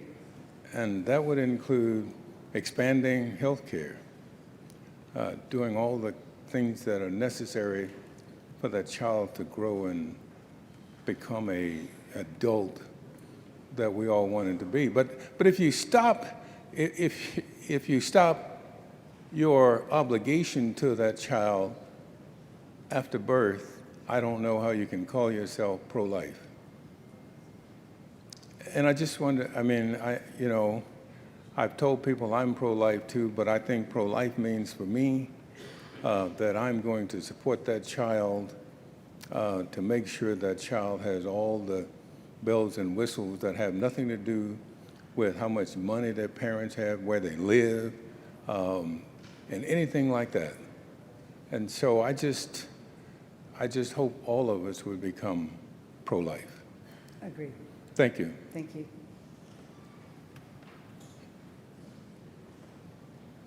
The chair recognizes Mr. Perez to speak against the bill. Thank you, Mr. Speaker. Today's debates at their core are not about abortion pills or gender assignment policies, though many Texans will certainly feel the painful consequences of these laws. They are about an emerging form of governance that Republicans in this state are unleashing to regulate people's behavior. They are about the decision to outsource enforcement, to deputize citizens into a surveillance economy, and to turn courts into instruments of social control. They are about building a private bounty system that pits people against each other. They're about teaching Texans to watch each other, report each other, and profit from each other's pain. My colleagues who are advancing this bill want you to believe it's about protecting women and protecting children, because they can't sell what it actually does. It's a form of government-sanctioned surveillance of people's behavior. State power without fingerprints. Government policy carried out by the hands of ordinary people pointed at other ordinary people for cash rewards. This is what unchecked power looks like, with government expanding into the most private corners of life, using citizens as tools of enforcement, and weaponizing courts to police personal decisions and conduct. This bill is another blueprint. It bans conduct not through normal process of state enforcement, but by deputizing private citizens to sue. It sets penalties so severe that the threat of financial ruin alone will silence opposition. Let's speak plainly about the cruelty this bill unleashes. Consider a case of rape. Republicans will tell you that under this bill, a woman herself cannot be sued for receiving an abortion pill. But here's the ugliness. In cases of rape, her perpetrator's family can profit from that crime and from her trauma. His father, his siblings, his grandparents. As if the woman who was violated has no standing in her own life, but the rapist's relatives can walk into a courtroom and collect a check for $100,000. In addition, this bill gives those family members 6 years to do it. 6 years to drag her doctor, her counselor, or her friend into court. But under current Texas law, if a woman is raped, she only has 5 years to sue her attacker. Think about that. This bill gives more time to enforce control over her body than she has to hold her rapist accountable. That is the cruelty and insanity of republicanism in 2025. And it doesn't stop there. Male abusers, so long as they don't have a formal conviction on their record, will also be allowed to profit off their partner's pain and trauma if she receives an abortion pill. Most abuse is never reported, never charged, and never adjudicated. Those men are not barred and can also collect a check up to $100,000. Those men, those abusers, would still have the power to weaponize this law against their victims' doctors, their victims' friends. Republicans are preparing to hand abusive partners a new legal weapon to use against the women in Texas. This bill is sick and twisted. If you continue to normalize this form of governance, it will not stop here. By weaponizing governmental institutions in Texas, you are writing the big government playbook that will be used against people's rights and freedoms in other states. Because of what Republicans have pioneered here, California has already borrowed your model to target gun owners. Ask yourself this: if you wouldn't trust Democrats to wield this power to police people's conduct, then why would you hand that power to government at all? Everyone in Texas ought to speak with one voice about this. Every industry that depends on predictable rules and interstate commerce, every house of worship that believes in conscience, every citizen who understands that once this tool exists, no value you hold dear will be safe from it. Because this mechanism is portable. Today it's used against a practice you oppose.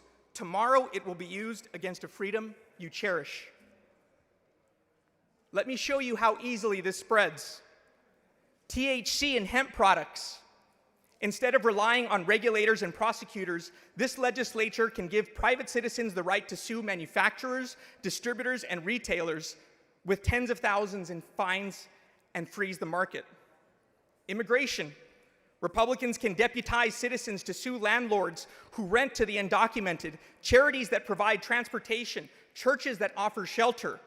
It will be a police state on steroids. Guns.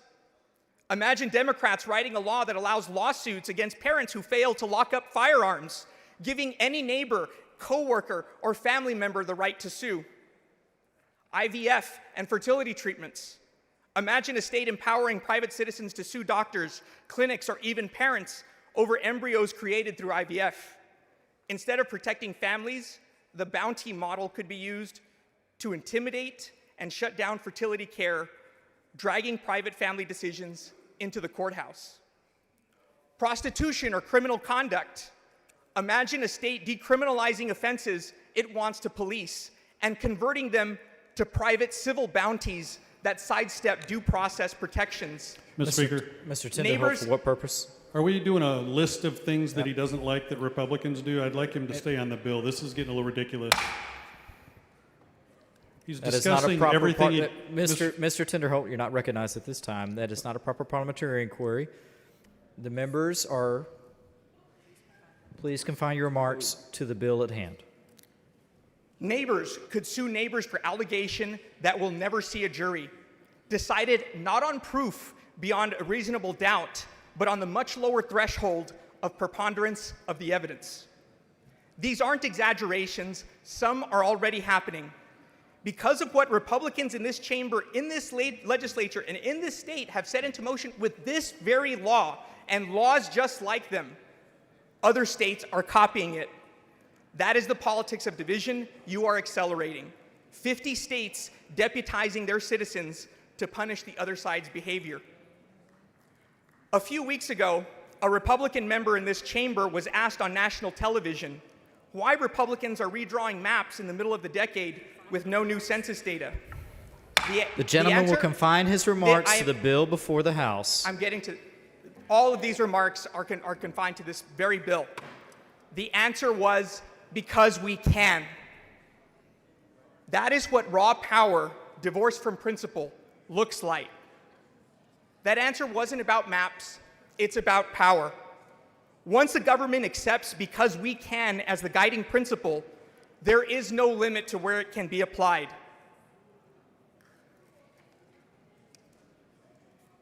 Members, this is what happens after 30 years of one-party rule. Checks and balances disappear. The answer, because we can, starts to feel normal, even righteous. This is exactly what Thomas Jefferson meant when he said that the natural progress of things is for liberty to yield and government to gain ground. Republicans in this state and across this nation need to wake up to what is happening here, precisely with this law. This bill isn't protecting anyone. It's hurting all of us. And the people pushing it must also be held accountable. And that accountability starts at the ballot box. Vote no against this insane bill. The chair recognizes Ms. Bowers to speak against the bill. Thank you, Mr. Speaker. Members, what we are doing here today is not theoretical. It is real, it is cruel, and it is dangerous. Our state's abortion ban does not allow exceptions for rape or incest. That means children who cannot legally consent, children who have been violated by family members or strangers, are forced to carry pregnancies to term. Think about what that means. A 10-year-old in the Midwest already endured this horror. In Texas, it could just as easily be a child here, even your child. Under our own laws, a child under 14 cannot consent, and yet our abortion ban tells that same child, you must now become a mother. That is state-sanctioned cruelty. Some will call this pro-life, But let's be honest. There is nothing pro-life about forcing a 14-year-old to bear the child of her rapist or her father. That is not life-affirming. It is trauma-affirming. It is government-mandated suffering. And Texans know this is wrong. 83% of Texans support exceptions for rape and incest. 83%. This legislature is once again ignoring the will of the people while turning its back on the most vulnerable among us. Members, this amendment was an opportunity to insert compassion into our laws. By rejecting it, this body is choosing cruelty instead. So today, I urge you to stand on the side of compassion, of common sense, and of Texans themselves. Vote no on this bill and do not force children to become mothers. Do not deny survivors their chance at dignity and choice. Thank you. Chair recognizes Ms. Plesa to speak against the bill. Thank you, Mr. Speaker. Members, House Bill 7 is not about protecting women. It's about controlling them. This bill strips away access to safe, proven, FDA-approved medication that replaces medical judgment with political judgment. Let's be clear. The consequences are not abstract. They are real. They are deadly, and we have seen them. Every month, thousands of Texas women quietly and safely use medications to manage their health and manage their pregnancies. This bill would force them into fear, into secrecy, into dangerous situations. By cutting off access to medication, House Bill 7 risks women's lives. It risks leaving ectopic pregnancies undiagnosed. It risks managing hemorrhaging. It risks infection. And yes, it risks death. We have already seen what happens in our state when we pass these kinds of laws. When doctors are forced to second-guess life-saving care out of fear of persecution. Women are left waiting until they're on the brink of organ failure. We have all heard these stories. We have all read these headlines. And now, House Bill 7, we go further. This bill empowers vigilantes to harass women, doctors, and even delivery drivers. It invites lawsuits against anyone connected to care, no matter how far outside of Texas they may be. Think about that. Think about that for a second, members. Instead of compassion, we're exporting cruelty. Instead of protecting freedom, we are building a legal net to trap women wherever they go. Members, I ask you, what kind of state do we want Texas to be? One where government dictates the most personal, painful, and private decisions a woman can face? One that trusts women, trusts families, and trusts our doctors to make decisions? I stand here heartbroken because I know the vote count. Y'all aren't even listening. Y'all literally do not care. I know this bill will pass. But guess what? Tonight, I'm not speaking to y'all. I'm speaking to the Texans watching. I'm speaking to the grandmother, my constituent, who called my office earlier in tears because she's concerned about her pregnant daughter and her life. That's who I'm speaking to. And I'm saying to them, you are not alone. There are still members on this floor that value your life over their Republican scorecards. Moreover, there are still members on this floor, like me, who value your life over politics. We should all be here because we care more about protecting Texans than protecting our political futures. Sadly, too often, it feels like the priority of this chamber is winning the next election instead of protecting the next generation. So to them, I say, this fight is bigger than this bill. This fight is about the freedom to make decisions about our own bodies, about the freedom to travel. It's about the freedom to live without fear of being sued for exercising your constitutional rights. And that freedom, members, as hard as you try, that freedom will not die tonight. No matter how many bad votes y'all take. I urge you, members, dig deep. Let's not let House Bill 7 become law. Do not let Texas women be collateral damage in a political war. Let's kill House Bill 7 tonight and not more Texas women tomorrow. Vote no. Chair recognizes Ms. Goodwin against the bill. Mr. Speaker, members, at my age, this bill is unlikely to affect me directly. So I'm thinking about my kids. My son, who is a physician, who is going to have his first child this spring, believes women, in consultation with their doctors, should be able to make their own personal, private healthcare decisions. He understands that there are circumstances in which a woman who is pregnant may have valid reasons for needing to terminate a pregnancy. It should not be determined by legislators what options a woman has when planning her family. Whether it is cancer, diabetes, mental illness, drug or alcohol addiction, or a whole host of other reasons, women should have dominion over their bodies. These secondary issues can have detrimental impact on a pregnancy, and he understands that. This son is living in another state and doesn't have to worry about Texas law impacting his wife's pregnancy. My other son is an engineer in the Army.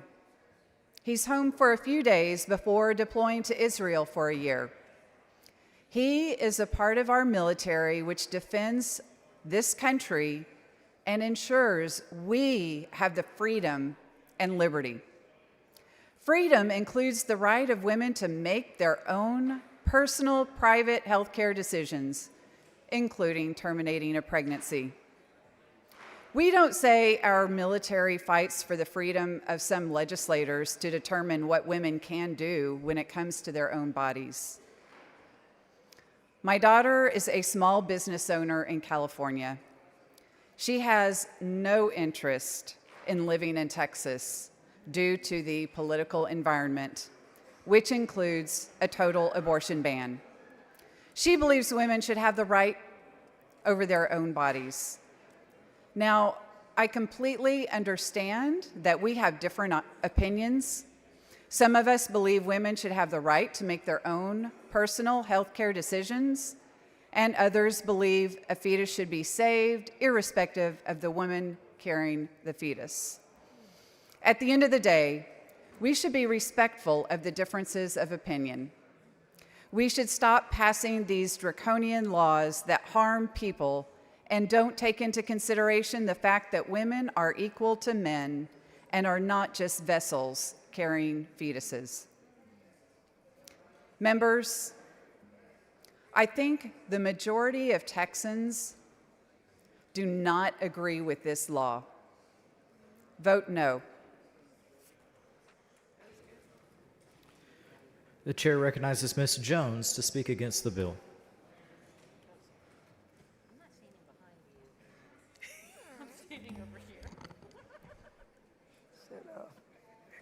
Mr. Speaker, members, and Texans, I stand in strong opposition to yet another War on Woman bill, HB 7. I pray for Texans who are about to feel the brunt of the brutality of this law. HB 7 turns women and those who love and support them into targets. It deputizes private citizens to act as bounty hunters and warmongers against women with a $100,000 reward that encourages vexatious lawsuits that can be filed even when no abortion ever happens. That's not protection, that's persecution. And let me remind this House, just yesterday, this chamber voted for a so-called medical freedom for a person of any age to buy a horse dewormer, ivermectin, not approved by the FDA for human use. Yet today, these same members deny women access to mifepristone, a pill that is FDA approved for humans, proven safe and effective.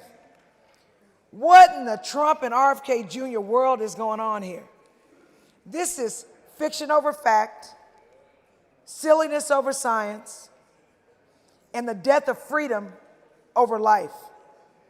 Republicans will claim this bill protects doctors and hospitals. That's a lie of limitation. Doctors are only safe if they stay inside the narrow box Republicans built. Emergencies, ectopic pregnancies, miscarriages. Outside of that box, they are shackled. That is not protection. That is political policing of medicine. And let's talk about business. In Texas, we say we support business, yet this bill targets businesses, pharmacies, healthcare providers, even delivery companies and drivers that are providing women safe, affordable, FDA, I'm gonna say that one more again, FDA-approved healthcare. You can sue Amazon, FedEx, or mail-order pharmacies for doing their job. That isn't supporting business, that's strangling it. This isn't just bad law. This is Big Brother meets The Handmaid's Tale, where women lose control of their own bodies and family planning is stripped from their hands. And like Minority Report, it punishes people before anything ever happens. This is offensive, it's sexist, this is surveillance over science, shackles on doctors, and shame on women. Access to affordable, safe, effective health care saves lives. HB 7 does not. Colleagues, this bill does not defend life. It destroys freedom. It does not protect families. It punishes them. It does not respect women. It reduces them. For the sake of women, for the sake of families, for the sake of freedom, I respectfully urge you to vote no on HB 7. The chair recognizes Mr. Verdell to speak in favor of the bill.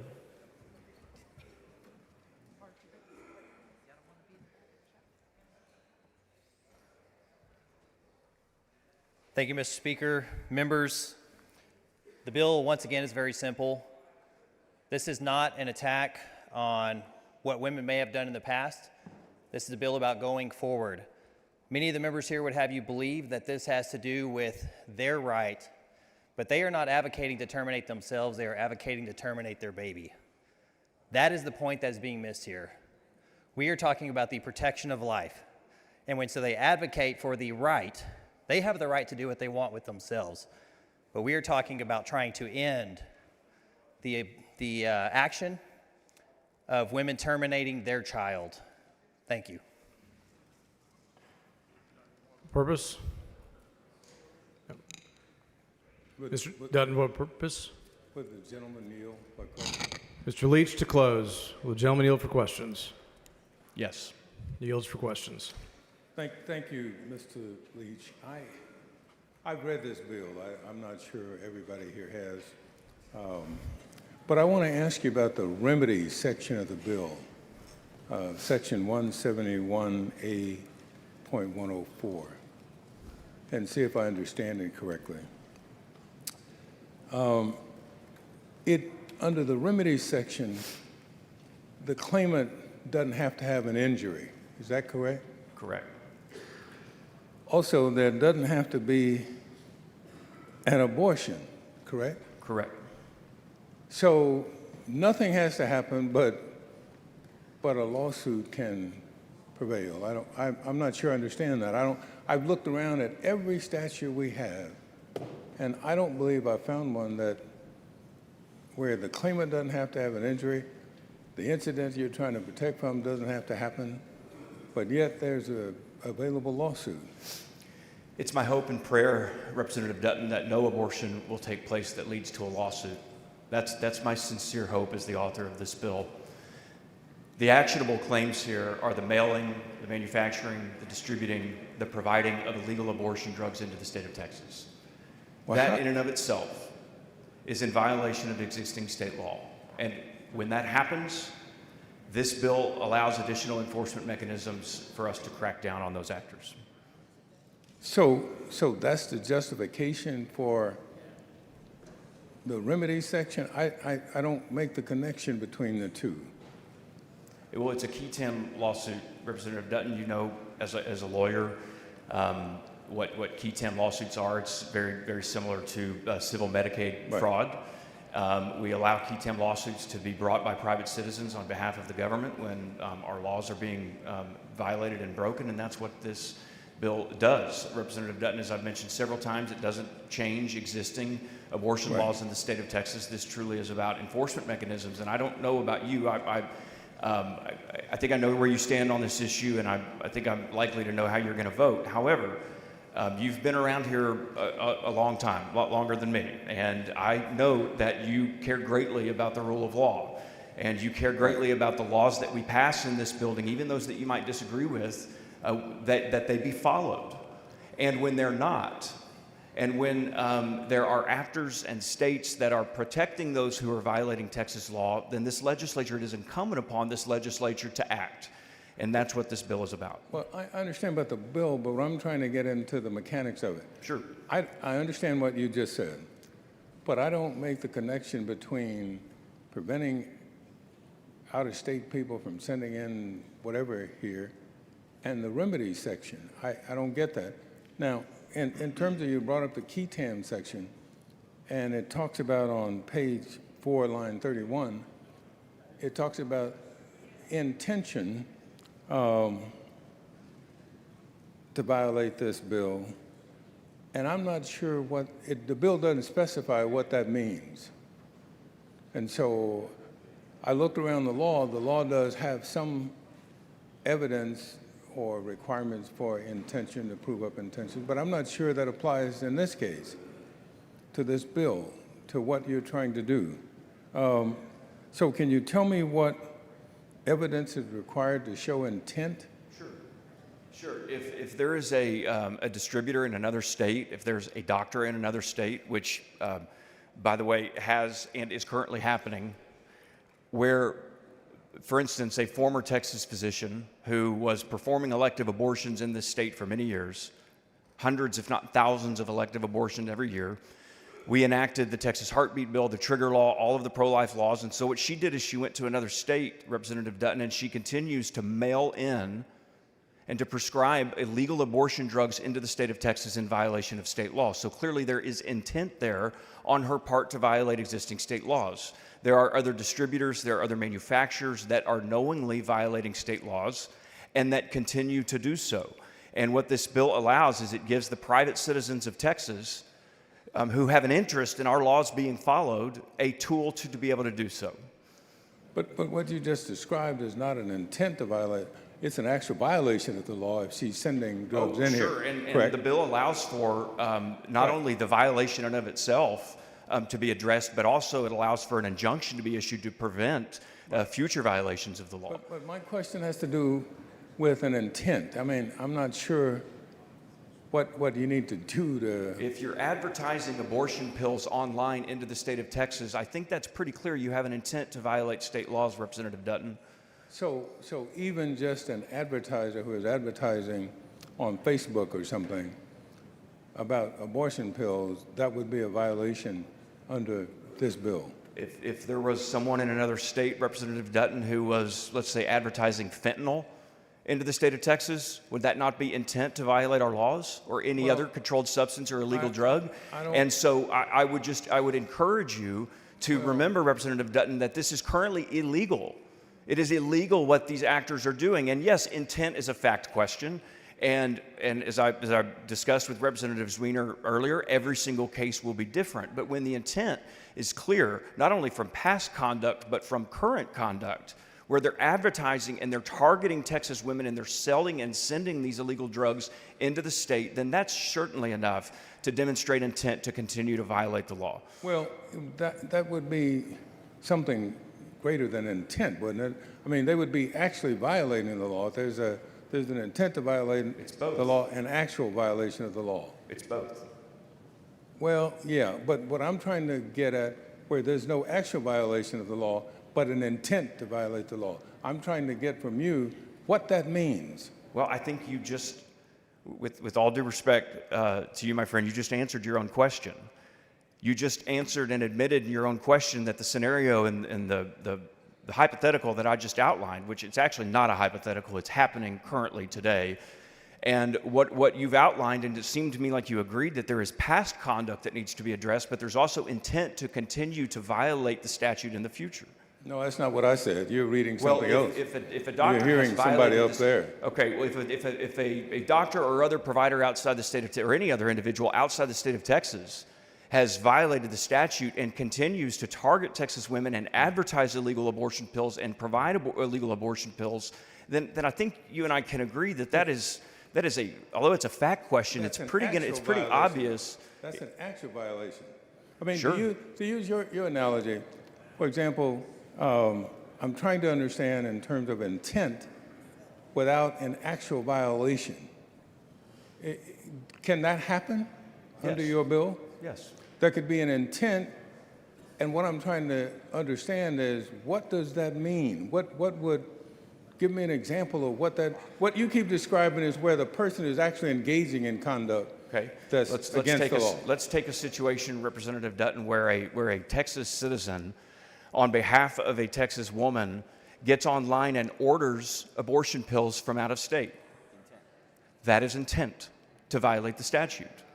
Those facts will come into evidence, and if the realtor proves by a preponderance of the evidence that there is intent to violate the statute, which in that case, Representative Dutton, there clearly would be intent. That the woman who requested it would be engaging in intent, correct? Or the man or any individual in the state, in or out of the state of Texas, who has signaled an intent to violate the statute.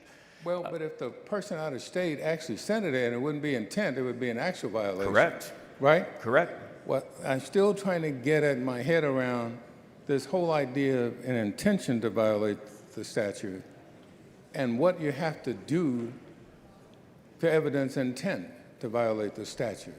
I mean, can you wake up one morning and just somebody overheard you say, look, I'm going to send these into Texas? Would that be intent if they don't do it? Representative Dutton, I think I've answered your question. I'm happy to walk through hypotheticals if you want. Well, but you can keep saying that, but I don't think you answered my question. My question has to do with intent. I've told you, I don't know how many times now, what I consider to be intent. I think what you keep describing some actual violation. I'm asking you about a violation that is expressed only in the intent to violate it, not an actual violation. Representative Dutton, let me be as clear as I possibly can. Sure. If there is an individual, let's say a doctor out of state, which I just mentioned, which has sent thousands of abortion pills into the state of Texas and continues to do so, and has signaled that she will continue to do so, that clearly is intent. The fact finder is going to find intent in that situation, and an injunction would hopefully be issued by the court. Chairman Leach, that would be an actual violation, wouldn't it? It would be both. Okay, let's assume you understand intention and actual. But describe for me a situation where there's no actual violation, but an intent to violation. I just described one to you. No, you didn't. You described an actual violation. Representative Dutton, let's go back to the situation, the hypothetical with the man in Texas, who on behalf of a woman says to her that I'm thinking about going out and ordering you abortion pills. I don't want you to have that baby. And and he says to her, I think I'm going to go order you abortion pills online. Here's this website. Well, him just doing that probably is not actionable under the statute, but if he gets online and orders those drugs under the statute, and if the distributor from out of state sends them into Texas, then that would be intent to violate the statute. Again, Representative Dutton, you are an attorney. We pass laws here that are meant to be enforced by the courts. Every single fact situation, single scenario is highly specific, is very different. The details are different, and I trust our courts to figure out and to ascertain and determine when there is intent and when there is not intent. Well, I think for us, as you well know as a lawyer too, one of the best things for courts is for us to be as descriptive as we can about what we allege to be violations of the law so that they don't have to go through any other machinations trying to figure out what we intended. But let me go on. If an advertiser advertised on the website that they provided abortion-inducing drugs to all 50 states, would that be intent? No, not in and of it. No, not in and of itself. There would need to be, again, Representative Dutton, there's got to be, I'm trying my best to be as clear as possible in response to your answers. I'm not avoiding your question. I'm trying to address it head on. Well, I understand. In that situation, the court would need to determine whether there was an actual violation of the statute. The statute's very clear with respect to manufacturing, distributing, prescribing, providing. So saying something on a website may in and of itself may not be actionable under the statute, but if they fulfill an order and mail it into Texas, then clearly that's intent to violate the statute. So that would be intent. You wouldn't have to do something. Representative Dutton, I'm sorry, asked and answered. Well, Mr. Chairman Leach, I think you're answering your own question, but not mine.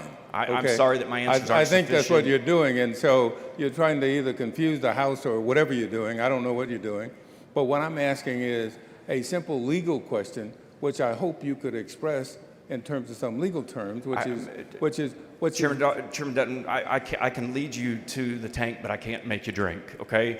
I feel like I've done my best. I'm not trying to mislead the body. No, Representative Dutton, let me answer. That's kind of stupid, too, what you just said. Representative Dutton, let me answer your question. But no, you're not answering my question. You're avoiding my question. I'm not. I've answered your question. No, you haven't. You haven't answered it one time. Members, please refrain from talking over each other so everyone can hear your debate. All I'm asking is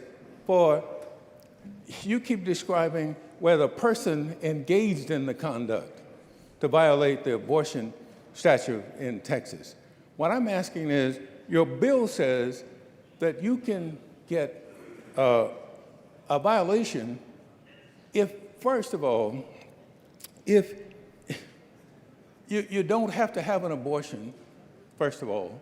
I hope there's not an abortion. You don't have to have an injury, secondly of all, but you can get sued. It's an injury to our state, Representative Dutton, when our laws aren't followed. But that's what a Ketam lawsuit is all about. I understand that, but I'm trying to figure out how is it a violation of the law if you say that, well, I intended to do something, but they didn't do it? Would that be a violation under your bill? Very likely, yes. Again, Representative Dutton, it is highly fact specific. I trust our courts to determine when there has been a violation and when there is intent to continue to violate. And if there is intent, in the case of Maggie Carpenter, for instance, who continues to send thousands of abortion pills into the state of Texas, she has signaled an intent to violate our laws based on her past conduct and her current conduct. So my hope would be, and she's not the only one, there are others, my hope would be that a court would look at that and say, hold on, there are past violations that are actionable, but there's also future violations of Texas law, and therefore there would be an injunction issued by the court. I don't know how much more clear I can be to you that I trust the courts. Just write me off as stupid. But let me ask you this, and based on what you just said. I didn't say that word. You did. Let me ask what you just said. Suppose that same person decides that, yeah, I've sent abortion-inducing drugs to Texas before, but I'm not going to do that again. What would she be guilty of under your bill? If she's violated Texas law, If she she's- said, I'm not going to do it anymore, but I have done it in the past. there's going to be there's clearly conduct that is actionable under Texas law. When we passed this bill, remember, Chairman Dutton, this is currently illegal in the state of Texas. Right, I understand that. I understand Okay, that. so if someone violates a law, there's going to be penalties for violating our law. So in my case, in the example I just gave, the fact that she had done it in the past but declined to do it in the future, she would still be charged with a violation. She could be the subject of a Keatam lawsuit. Absolutely, I hope she is. For actually having done it, correct? Correct, Representative. And not Dutton. having an intention to do it.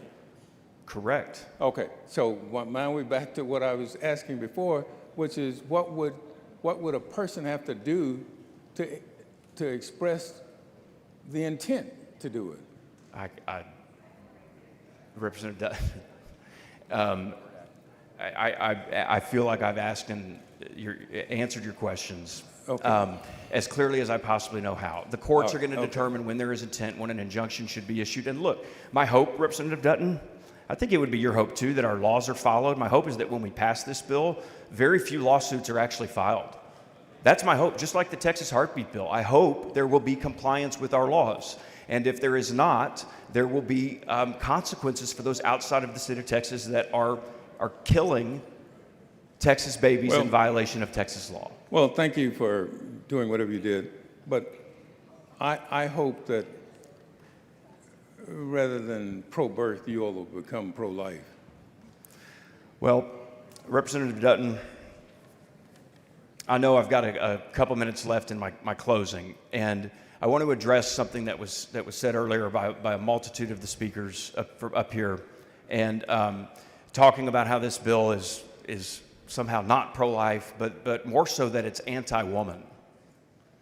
And I want to address that head on because I categorically reject and repudiate that argument. There are thousands, millions of Texas girls who are counting on us to pass this bill and to fight for their right to life.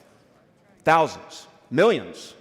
And further, to those representatives who think this is anti-woman, I would ask for you to take note of the following. Representative Button, Fairley, Harris Davila, Hickland, Holt, Hull, Isaac, Kerwin, Leo Wilson, Lopez, Luther, Noble, Orr, Pearson, Richardson, Schaffner, Slauson, Swanson, Troxclair, and Villalobos. Strong, smart, caring, compassionate Texas women who are going to vote yes for this bill. And so I categorically reject that. And I am proud of this compassionate piece of legislation in front of you. This is going to save lives of baby boys and baby girls. And I would not just encourage you to vote for it and ask for you to vote for it. I hope you feel compelled on their behalf to vote for this bill tonight.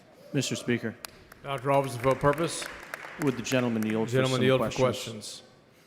Yes. Thank you, Chairman Leach. This bill is intended to stop the illegal flow of abortion drugs into the state. It is not intended to interfere with lawful maternal or other lawful medical care. And as such, the prohibitions relating to the abortion-inducing drugs do not apply to medical emergencies, the treatment of ectopic pregnancies and miscarriages, or other lawful medical purposes unrelated to illegal abortion, correct? Correct. As Texas abortion laws already provide for severe civil and criminal penalties for elective abortions performed in this state, a Keatam cannot be brought under HB 7 against a Texas licensed physician for care provided while the Texas licensed physician is located in this state, correct? Correct. The gentleman's time has expired. Mr. Speaker. So for what purpose? I'd like to request an extension, please. Members, you've heard the motion. Is there objection? There is objection. This will require a record vote. Clerk, ring the bell. We need to vote for this.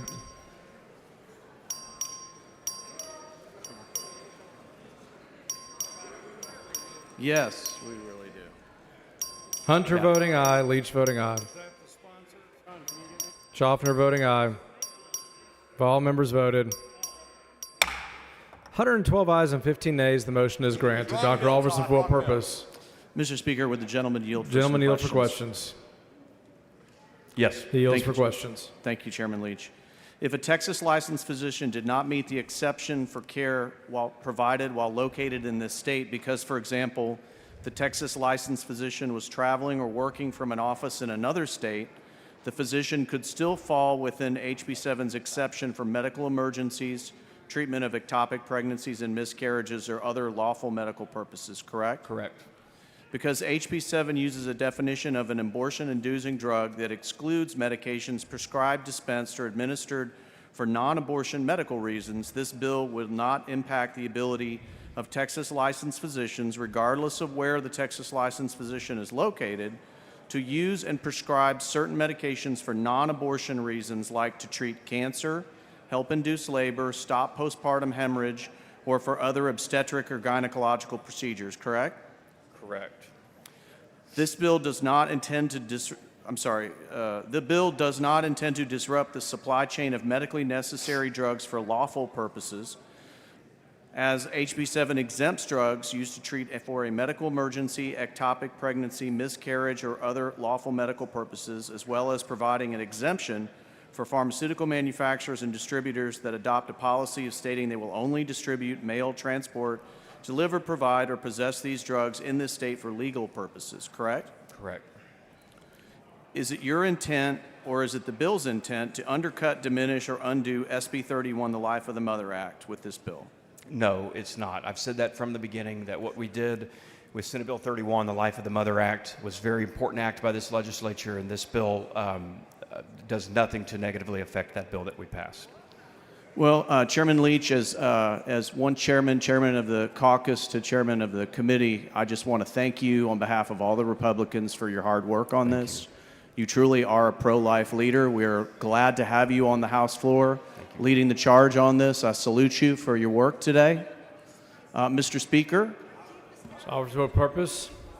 I would move that the exchange between me and Chairman Leach be reduced to writing and placed in the journal. Members, you heard the motion. Is there objection? Chair is none, so ordered. Thank you, Chairman. Thank you. Mr. Turner, for what purpose? Mr. Speaker, with the gentleman yield for questions. Gentleman yield for questions? Yes. He yields for questions. Thank you, Representative Leach. Representative Leach, did you happen to read the long, investigative, in-depth piece the Dallas Morning News published earlier this month with respect to Texas abortion laws? No. You did not read it? No, I had some other stuff to do. Okay. Well, I would recommend that you do read it. I'd recommend that every member read it. I won't go through the whole thing because it's quite long. We don't have time. Let me just characterize it by the headline. Read Standard of Fear, quote, I don't want to be pregnant in Texas, unquote. Under abortion ban, women fear for their lives.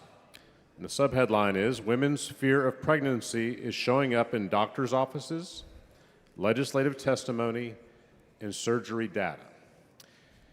And so my question, Mr. Leach, is your bill, House Bill 7, likely to increase or decrease women's fear of pregnancy in the state of Texas?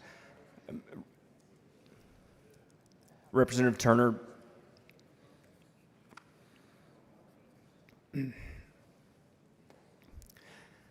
it greatly disturbs me and breaks my heart that anyone would be fearful of pregnancy. I agree. And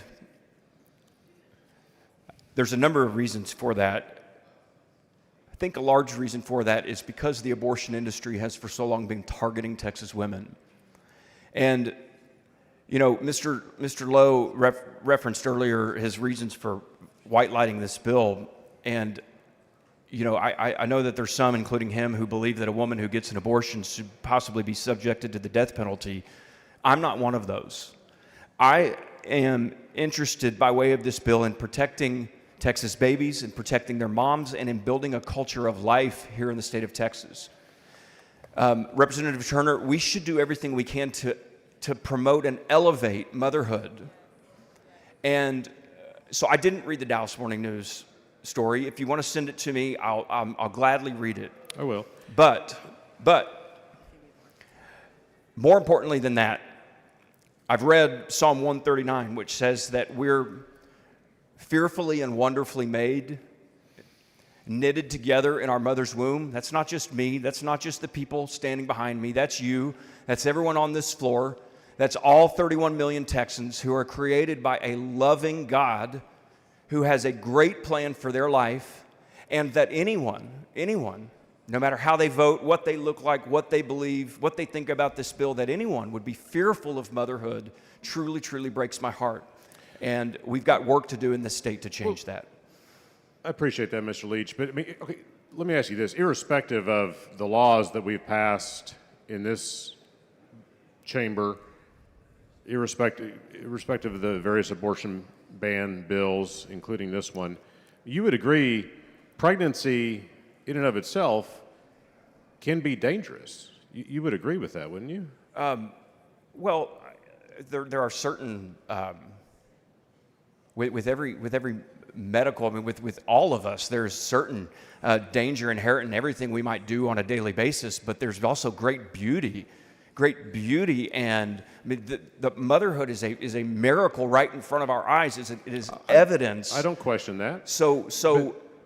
But just as a Representative Turner, it's as a going to be human dangerous condition, when I walk down pregnancy- the stairs tonight. There's sure it's Members, dangerous. please do not talk over each other so we all hear your debate. But life is sacred. Life is sacred. Every single life is sacred and worthy of protection. I think the medical data on walking downstairs versus being pregnant, I think would show slightly Representative different Turner, results. But let me ask you this. Hold on, if I could just address that. What I think all of us realize, if it hasn't dawned on you, it certainly dawned on me, that 100% of people who oppose abortion are born. 100% of them are born. And so the unborn Texans, future unborn Texans, are expecting us, not just those of us in this room, but all Texans, to fight for their right to life. And that's not dangerous to me. Okay. So I'd like to ask you some more questions about this topic, though, Sure. If I may. So in this article, it talks about doctors reporting an uptick I'll quote, this is an OBGYN in Dallas. She's noticed an uptick in patients seeking long-term birth control in the form of IUDs and arm implants. Quote, there are a lot more women who are realizing they have limited options within the state of Texas and therefore are more vigilant about preventing pregnancy. And this is a Houston physician, recalled a couple that began IVF and they decided not to get pregnant at all. It was too risky. They decided in a strict abortion ban state. So, and the article goes on to make the point that the data and anecdotes show that the abortion bills, the abortion bans that have passed, that House Bill 7 doubles down on, are actually having the opposite effect, and it's deterring some families from getting pregnant in the first place because people are afraid they cannot get the care they need in the state of Texas, and they may die as a result, and it's not worth the risk. So my question is, why are we doubling down on these failed policies that are endangering women in Texas with another bill that is, in my opinion, is going to create more fear, goes back to my original question. Do you think this bill is going to create more fear or less fear for women who are afraid to get pregnant in the state of Texas? I think this bill is going to save thousands and thousands, untold thousands of babies. And I think the data shows that if we pass this bill and the governor signs it into law based on our current data, every 15 seconds, a new baby will be saved as a result of this law. And her mom will be protected against drugs that are very harmful. I could read you, I've got a multitude of anecdotes here, Representative Turner, which I won't get into because I want to allow you time to ask your questions. But these drugs talk about dangerous. These drugs are dangerous, Representative Turner. Motherhood, sure, if you want to call it dangerous, fine. I wouldn't categorize it that way. But these drugs, these are dangerous. Well, I think Representative Howard already debunked that in her speech opposing your bill and pointed to several other drugs that statistics show are more dangerous, such as penicillin and Viagra. and other medications. But you know, I don't have any further questions, Mr. Leach. I just wanted to understand if you think this bill would make it more fearful or less fearful for some women Gentleman's to be time has pregnant in expired. Texas, and thank you for Thank you. discussing it with me. Thank you. Mr. Speaker, I proudly move passage of House Bill 7, the Texas Woman and Child Protection Act. The question occurs on passage and engrossment of HB 7. It's a record vote. Clerk, ring the bell. Mr. Kane voting aye. Mr. Leach voting aye. Plessa voting no. Have all members voted? 84 ayes, 46 nays. House Bill 7 passes to engrossment.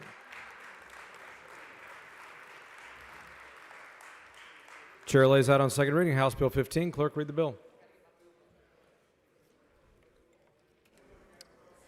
HB number 15 by Hefner, relating to certain files maintained by a law enforcement agency regarding certain employees of the agency.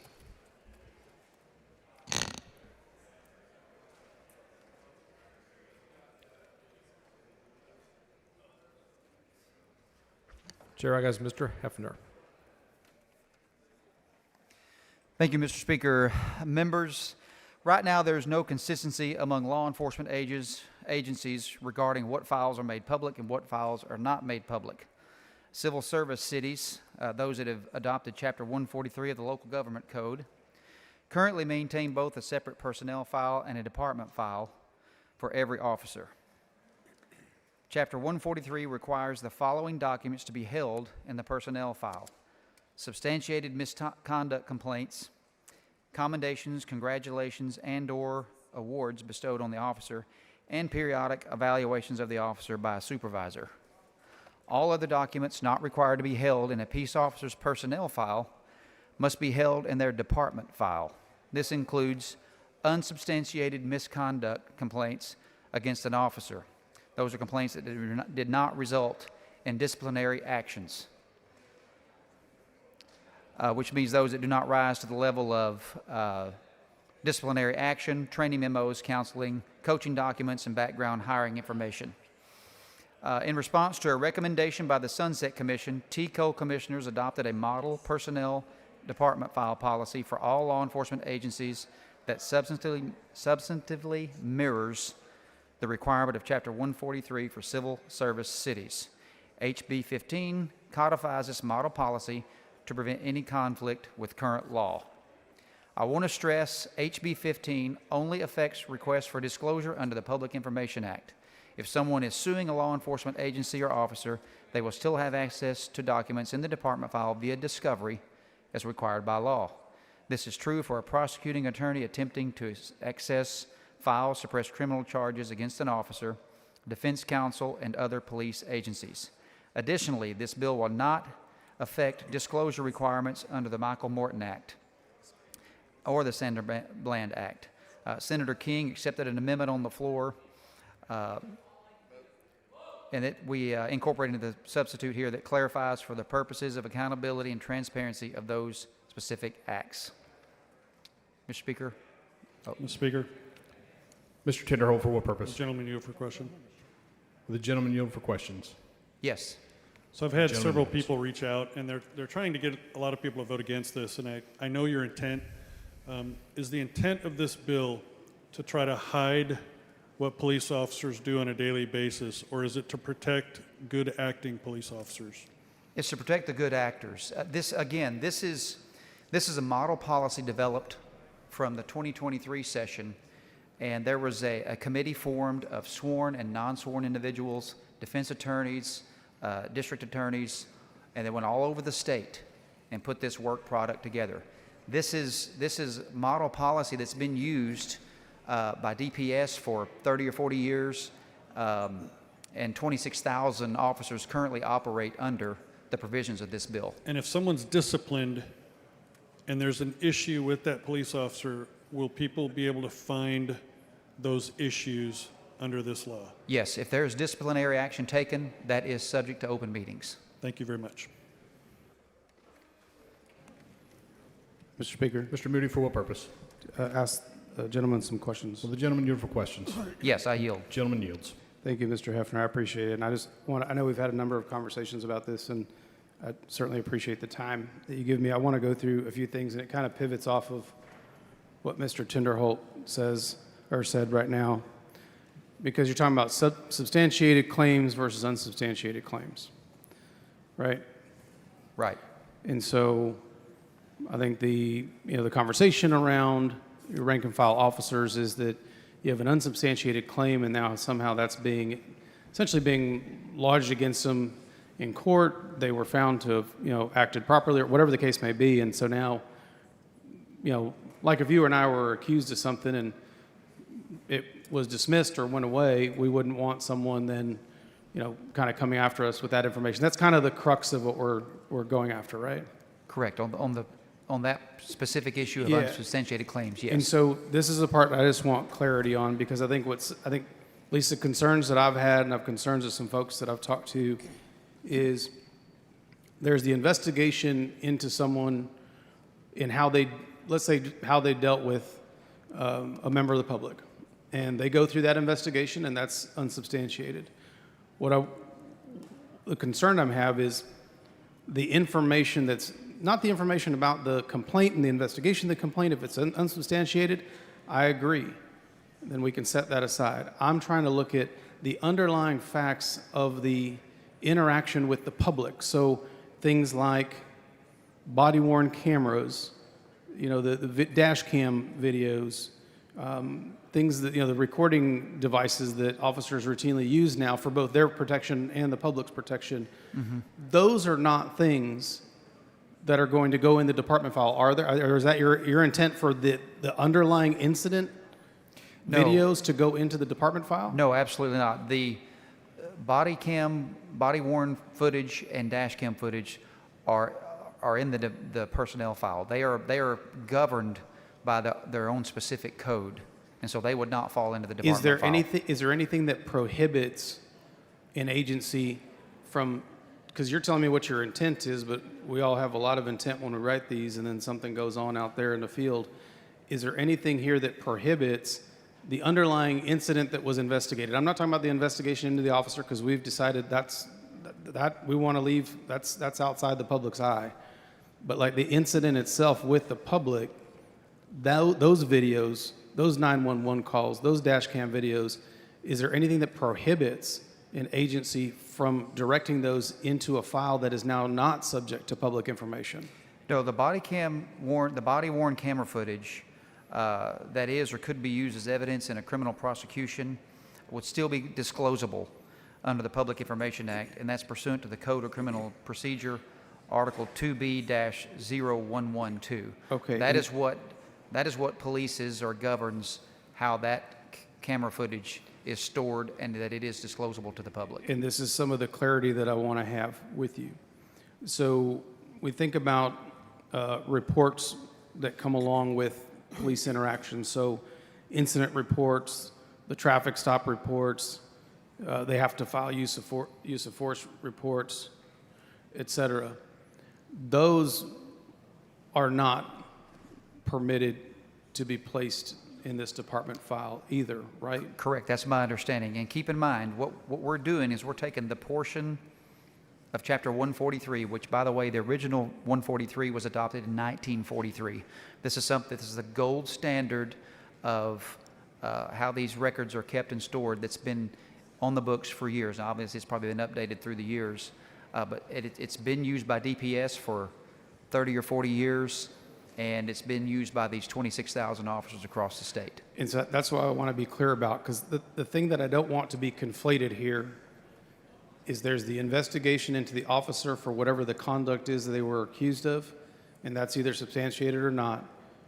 What I don't want to lose when something's unsubstantiated are the core records, the incident report, the traffic report, use of force report, the 911, the body cam video, the dash cam video, the recording on the lapel pit, all that stuff. All that stuff is still public record, and you're not permitted, like this bill does not permit these things to be placed in the department file, which has a bar on public information. No, you're correct.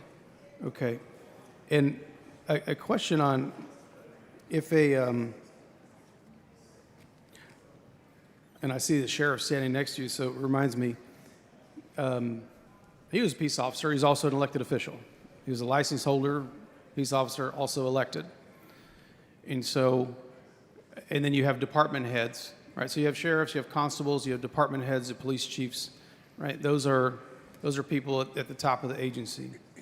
I know that, do you think we should have a different standard here for elected officials or department heads versus our rank and file officers? I personally do not. I think when they take their oath of office, their oath to protect and serve, that the same rules should apply to them. What if someone is they're a license holder under the statute and they hold elected office otherwise? So county commissioner, city council, whatever the case may be, are they going to be able to avail themselves of these protections? If they're acting in the duties, I'm being told a commissioner, like a county commissioner, would not, but an acting sworn officer would be under these protections. But they can keep their license, right? Even if they're elected. Yeah, I know some one of people these that other have kept their positions? license, but I don't know that they're a practicing officer, like they're not active. Do you think there's a difference in the level of public scrutiny that we should have over someone who is an elected official license holder but is not in the law enforcement business anymore? I think if they were, when acting in the duty of a peace officer, they should be held to the same standard. I don't really understand the benefit of just putting an elected title beside their name would put them in a different box. I don't know how that would be applied. So the same standard would apply to all peace officers. Whether they hold another office of public trust or not. That's correct. Okay, and you think that's I think the level of scrutiny and the level of oversight and reporting and training and the things that we put on our officers all the time is adequate to hold them accountable. No, and I know. I don't know that increasing the requirements or the just because they're elected, even though they may not be active, I don't really understand the purpose that would serve. But this bill would not do that. It would still offer them those same protections.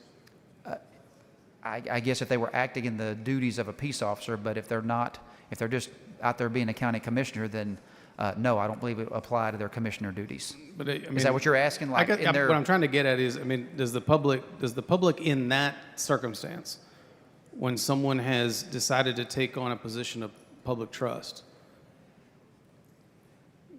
should they not have a higher bar of scrutiny? Because I think what you're doing here is you're looking at your rank and file officers that, and I'll just accept what you're saying, and I as a prosecutor, I dealt with these when you had officers that had issues and the defense attorneys would go after them on the stand based on whatever we had to disclose. And so I get the concern, but when someone steps into or attempts to step into a position of public trust, I would think that the scrutiny level will be higher, but I don't think there's nothing in here that would lift the veil for someone who's now stepping into a different position of public trust. Well, when you talk about a position of public trust, to me, that the position of public trust and the burden that's put on a law enforcement officer in many ways is higher than elected official, because they're out there enforcing the laws, sometimes by force if somebody doesn't comply. And so I think we're getting this kind of backwards here. We already have such a high bar on our peace officers. I don't know how we would make sense of an even higher bar because they're elected, because they've already got a higher bar than electeds already.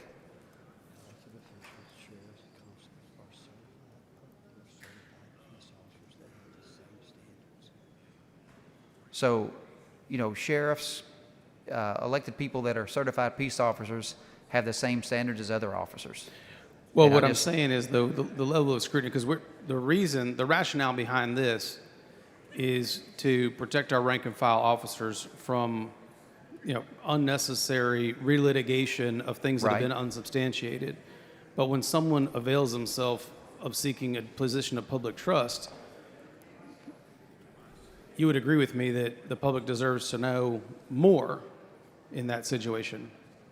More of what? Well, more information. I mean, they're seeking now they get to be provided with these levels of secrecy on these types of claims that are unsubstantiated, and there's no later change in that. I think if they if you- seek another position of public trust and they're still a license holder. I or were a license holder when I believe this- the same standards should apply.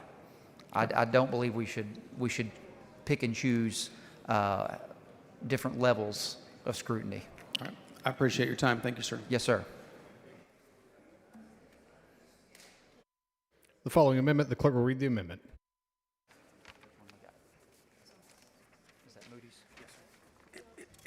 Amendment by Moody.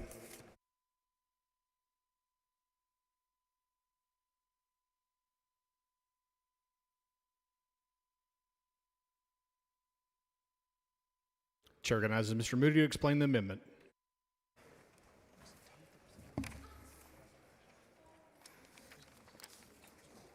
Thank you.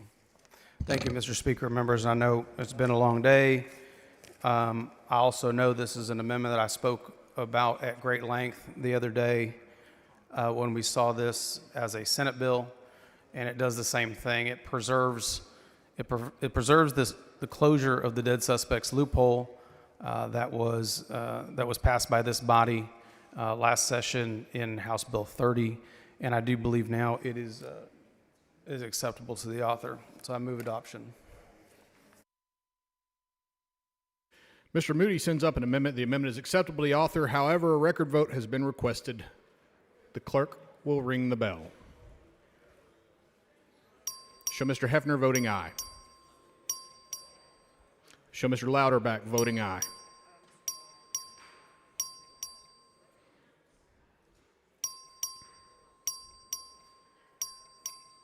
Have all voted? There being 125 ayes, 0 nays, the amendment is adopted. The following amendment, the clerk will read the amendment. Amendment by McLaughlin. Chair recognizes Mr. McLaughlin to explain the amendment.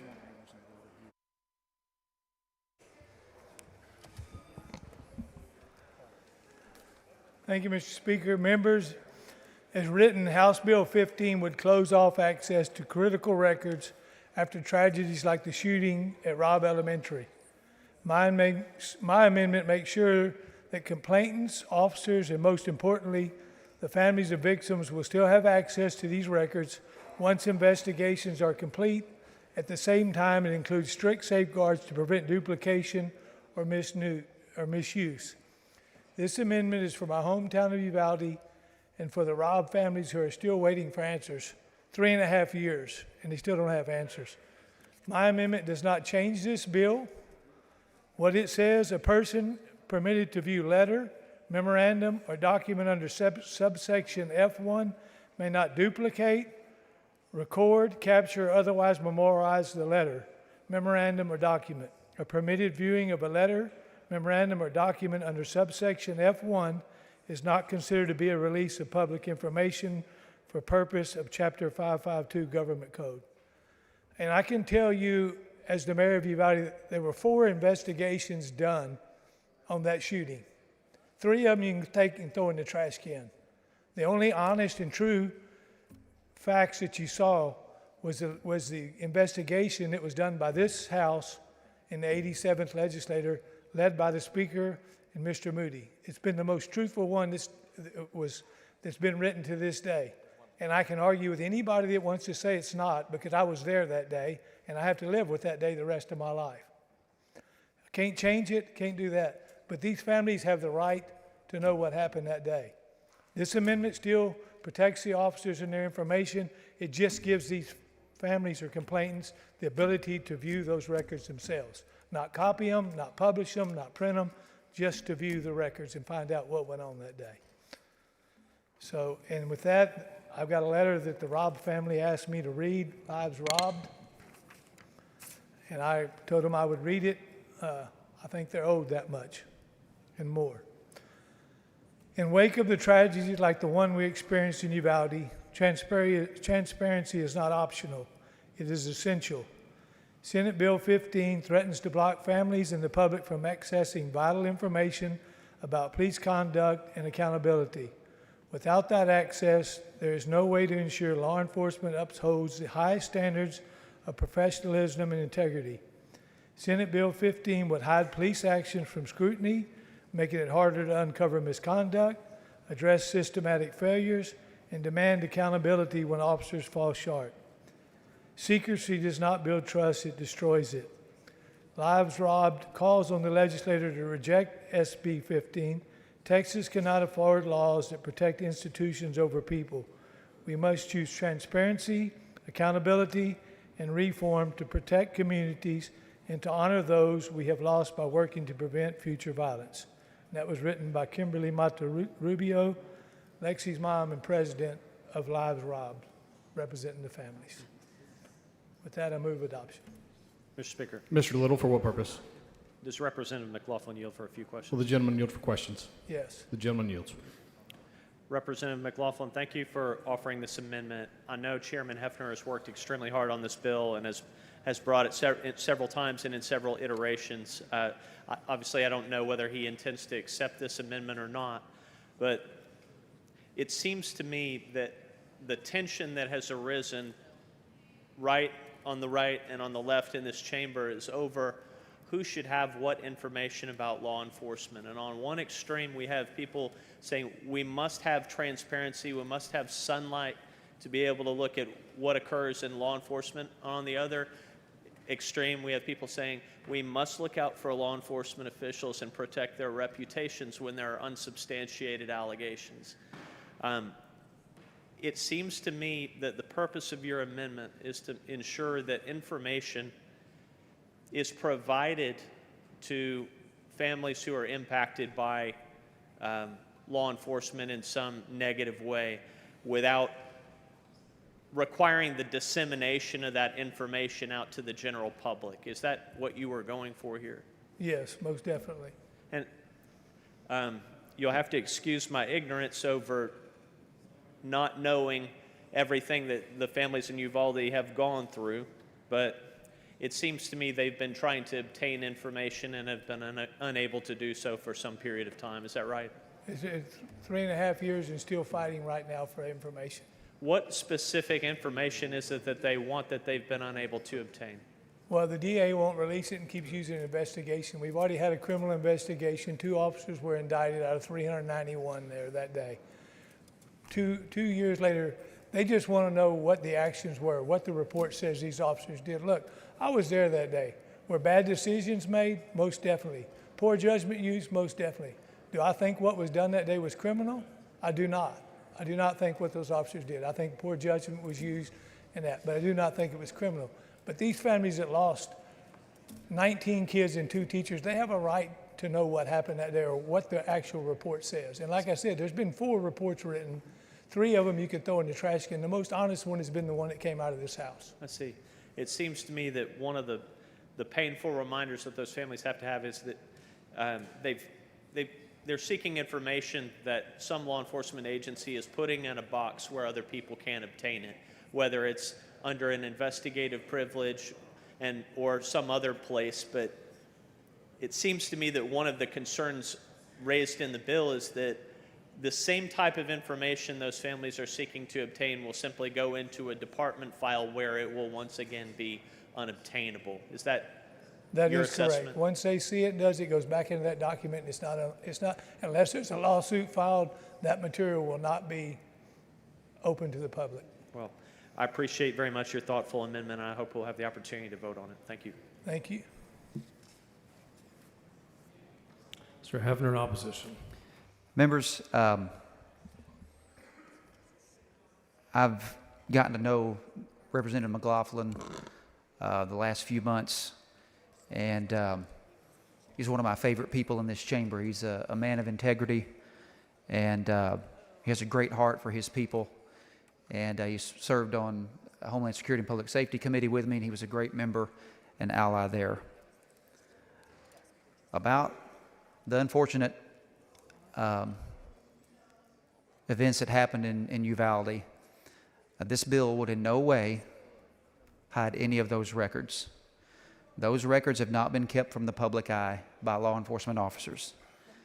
They have been sealed or withheld by the district attorney in Uvalde. This bill seeks to apply statewide model policy that already applies to 28,000 police officers across this state. This is policy that we directed TCOLE to develop, and they spent 2 years developing a statewide model policy so that we have uniformity and consistency across the state. So those events at Uvalde and other shooting incidents are not going to be withheld under provisions of this bill. Again, those are not being held by the law enforcement agencies.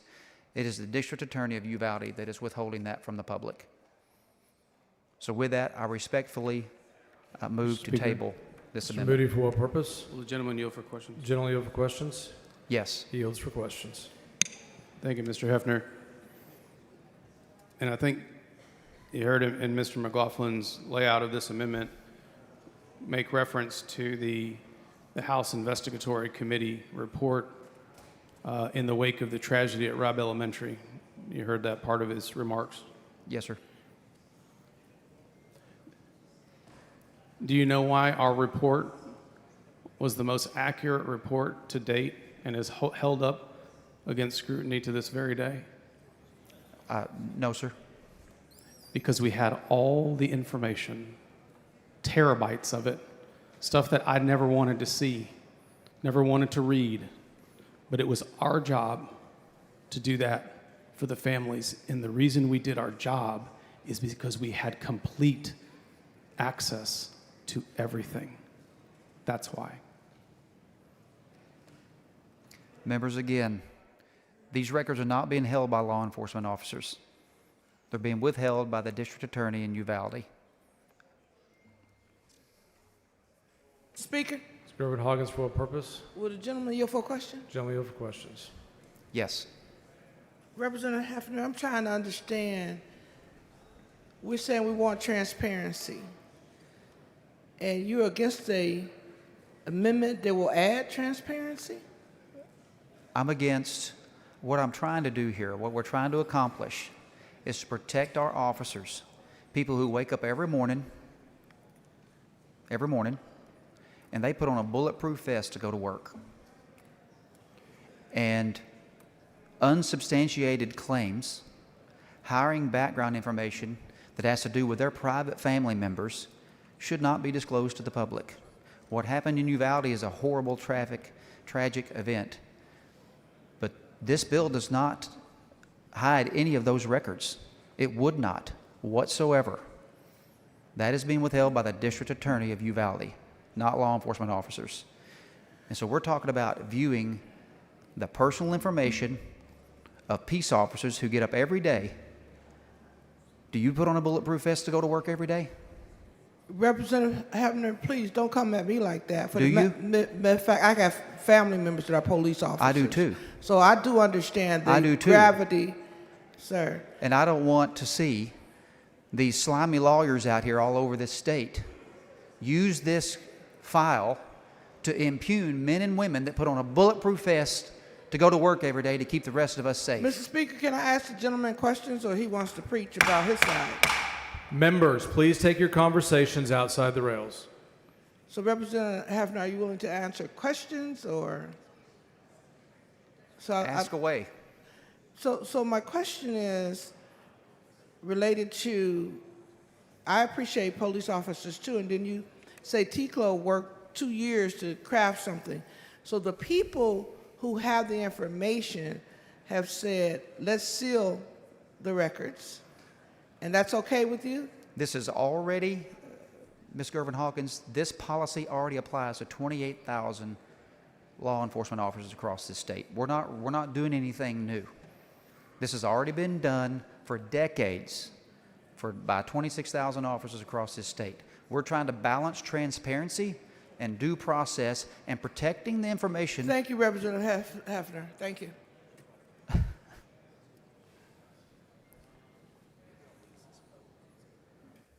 So be it. No, I'm not.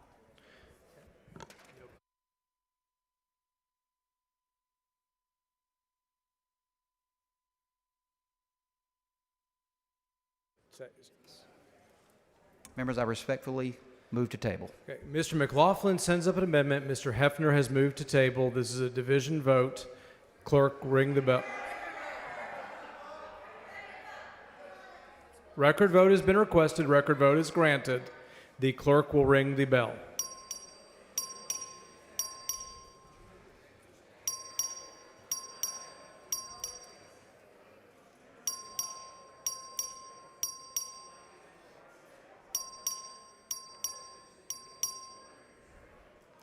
Have all members voted? Have all members voted? 19 ayes and 107 nays. The motion to table fails. The amendment is acceptable to the author. Is there objection? Chair hears none. The amendment is adopted.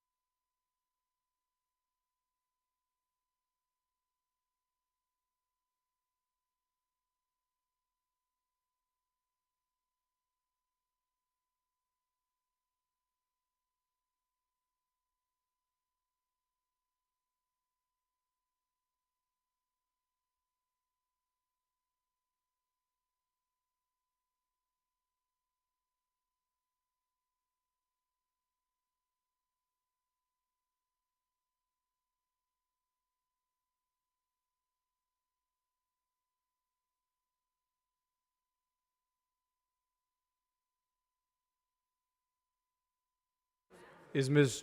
Jones of Harris on the floor of the House?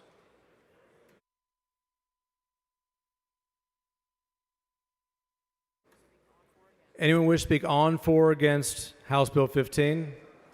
Mr. Hefner to close. Move passage. Question occurs on passage of House Bill 15 engrossment. Record vote. Clerk, ring the bell.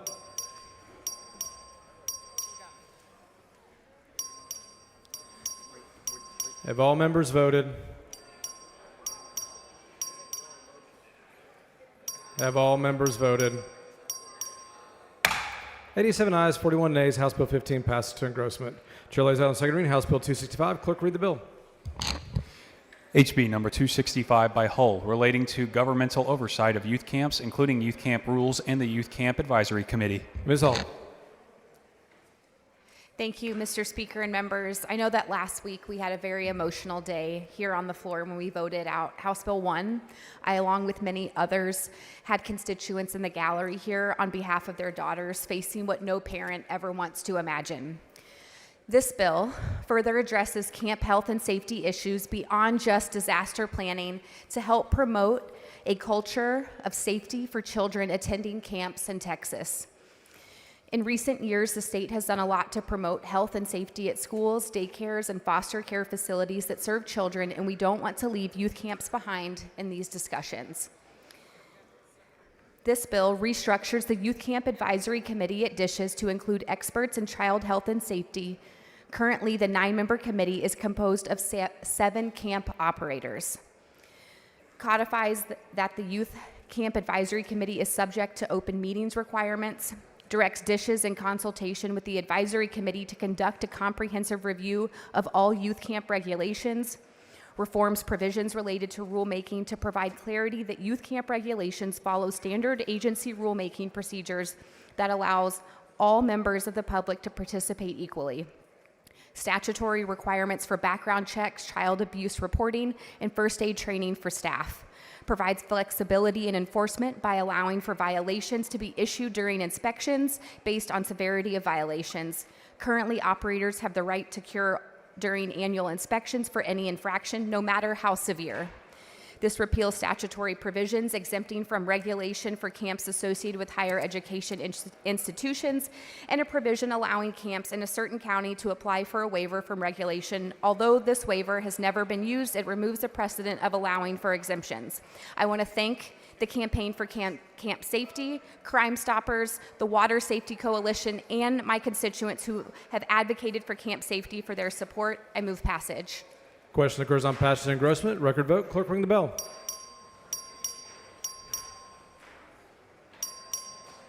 Have all members voted?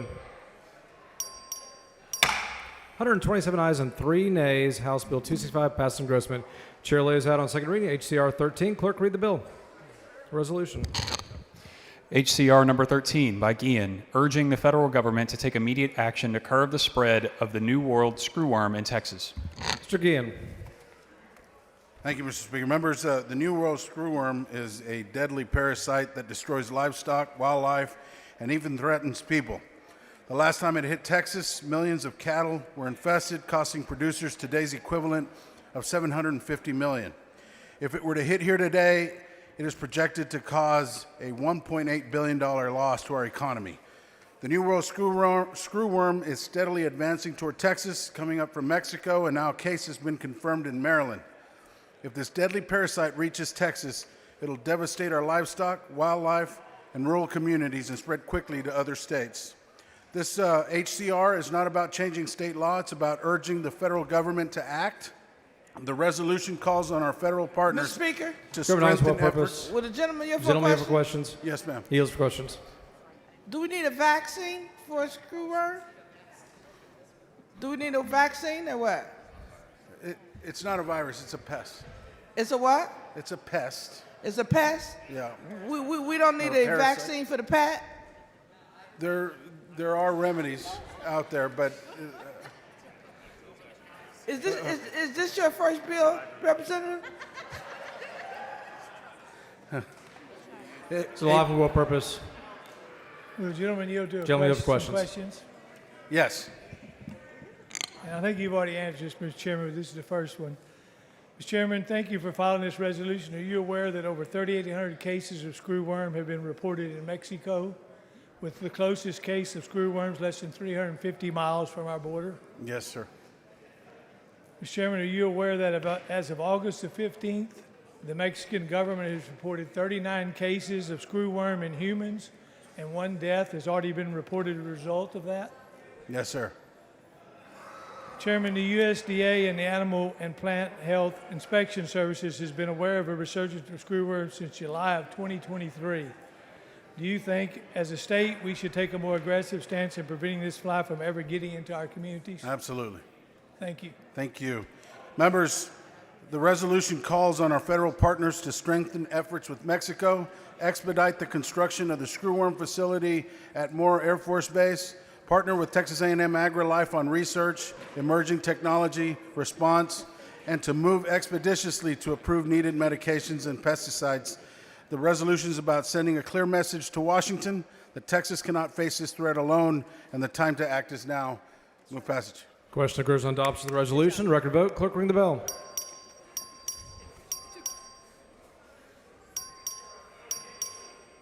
Have all members voted? Bryant voting aye. Have all members voted? 131 ayes and 0 nays. The resolution is adopted. Members, it is the intent of the chair to adjourn briefly to begin a new legislative day. Ms. Orr moves the House stand adjourned till 9:57.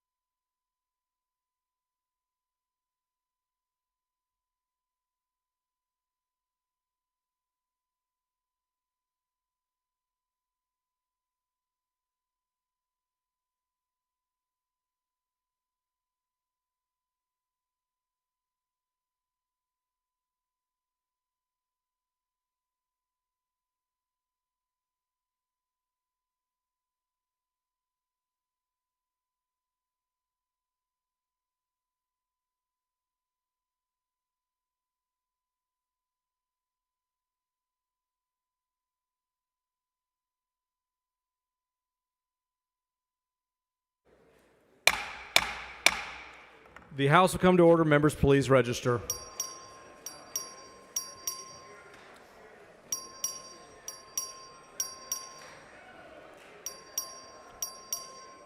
Have all members registered?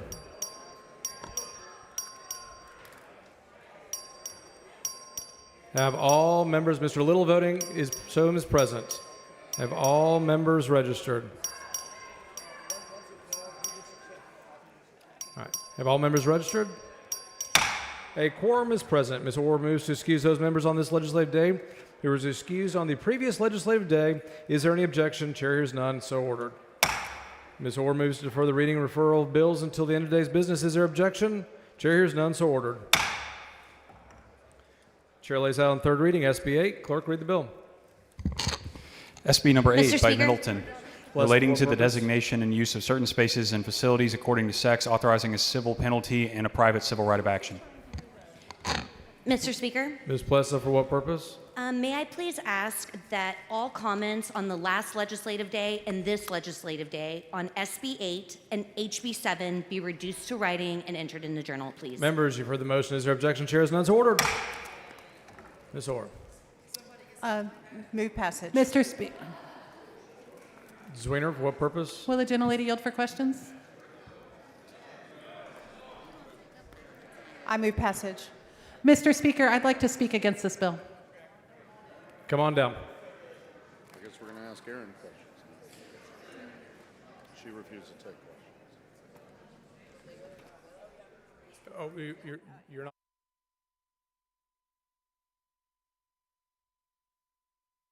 Mr. Bryant in opposition.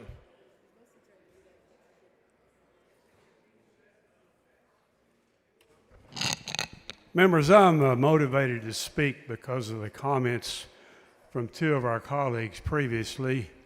First, my Democratic colleague, Ms. Gonzalez, and second, my Republican colleague, Mr. Verdell, that caused me to want to come up here and make a comment on this bill before we deal with it on final passage.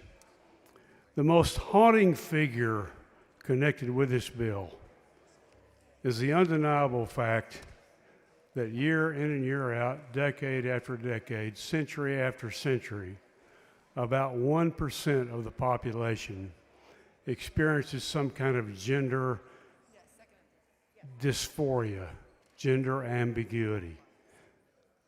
They're there always. They have always been there. They always will be there. That is the nature of humankind.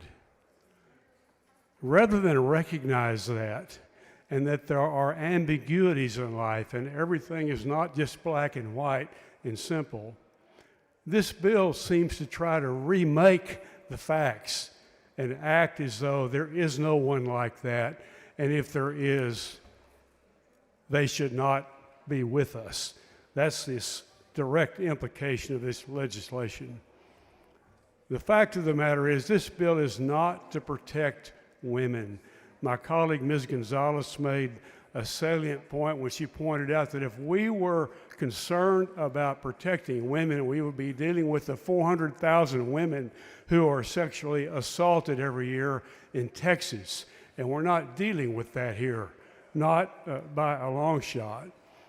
My colleague, Mr. Verdell, in speaking earlier, exhibited a very typical kind of black and white analysis when asked, what would you do, Mr. Verdell, if your child turned out to be a transgender child? And his response was, that would never happen because in my household, or I think in my town, we would teach them otherwise. I believe that's what he said. And I'm certainly let him phrase it his own way. I had the opportunity several years ago to meet for the first time a family with a transgender child and talk at length with a father who did not know what to do because he wanted to raise his son as a son, but his son was from the earliest moments of of that boy's childhood behaving like a girl. And there was no changing that. And it continued. And they did not know what to do, and they were desperate. And I told this story, and I can mention this family because they came to the Capitol and testified. I told this story when we took up the transgender legislation 2 years ago. And you took away their right to continue to get the kind of psychological and medical help that child needed. That was taken away. I do not know what they're doing now. But the anxiety and the torture suffered by that man and his wife trying to figure out what to do with this situation would bring anyone to tears. Colleagues, this is in the nature of human life, and trying to deny it and trying to legislate away from it and act like it doesn't exist is a sin. Now, we heard a lot of religious talk up here from a lot of folks who do a lot of religious talking in debate. But I just want to tell you something. Everyone born is a child of God, and everyone who is born into this life deserves to be treated that way. That is what the Bible says. That's what our hearts tell us. And the only time we act differently is when we get into politics, and we have a lot of misinformed people after us wanting us to act as though that is not true. And that is what's motivating this bill. Not protection of women, not some kind of a need that's realistic to try to determine the way our society goes forward, but simply fear of politics based upon ignorance. Let me point something out to you about this bill. It prohibits people who are defined in this bill as female, whether it requires to enter a woman's restroom that a person have been born a female and have the reproductive capacity of a female at birth. What are you going to do about the people that have already transitioned into maleness, look like a big old man, and have a big old beard? The law says they have to go into a women's restroom. That's how ridiculous this bill is. It's upside down. It's misconceived. It's going to do a lot of damage to a lot of people, cause a lot of confusion, and every time it happens, it's going to cost one of our agencies $25,000, and the second time, $125,000. This is a bad bill. It's a cruel bill. It goes against what all of our mainstream churches have said. I could read them off, but it's late and I won't do it. But you name the denomination, and I can quote to you what they have said about this bill. It's a bad bill. It's wrong. It separates us from other human beings, and it separates us from the will of God. I hope you will vote no. Thank you. Mr. Speaker. Turner, for what purpose? Parliamentary inquiry. State your inquiry. Mr. Speaker, when the chair recognizes a member to lay out a bill, what is the proper procedure for that member to lay out the bill before the body? It is up to the member. Mr. Speaker, parliamentary inquiry. State your inquiry. Is it not the custom of the House, if not in the rules, but the custom that the member explain the bill prior to moving passage on the bill?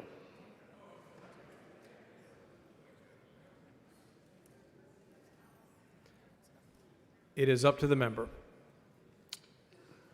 Mr. Speaker, parliamentary inquiry. State your inquiry. Is it not the custom of the House that members explain their bills before they move passage? It's up to the member, but typically. Up to the member, but it is typically explained? I didn't quite understand, Mr. Speaker. It is up to the member, but typically. But typical. All right, so it is parliamentary inquiry. State your inquiry. So it would be atypical for a member to be recognized to lay out a bill and simply say move passage without explaining to the members what the bill does. That is atypical.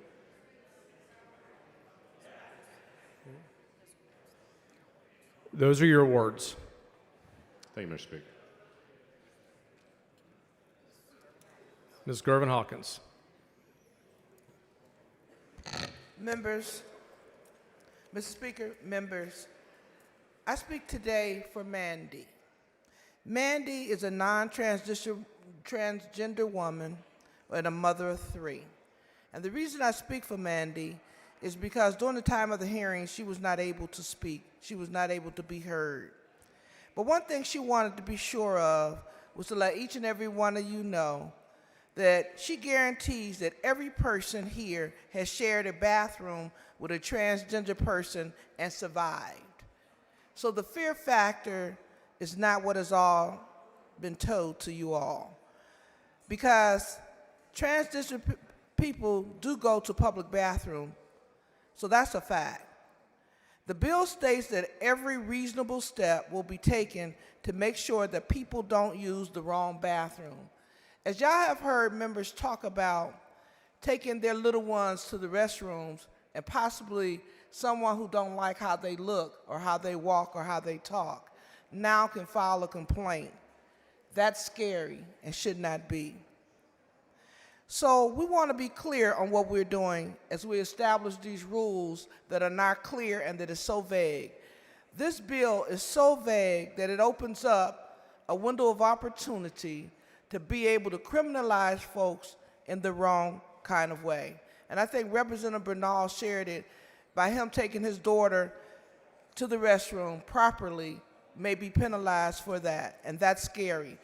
That's why we need to take time to really look at this bill and make sure that we're not criminalizing people or we have unintentional consequences. But Mandy was wanting to be clear because she doesn't look like a textbook woman, too tall, hair too short, maybe too muscular, breasts too small, shoe size too big. She may be identified as someone that she's not. And so is it that she needs to carry a note from a doctor because she's had a hysterectomy?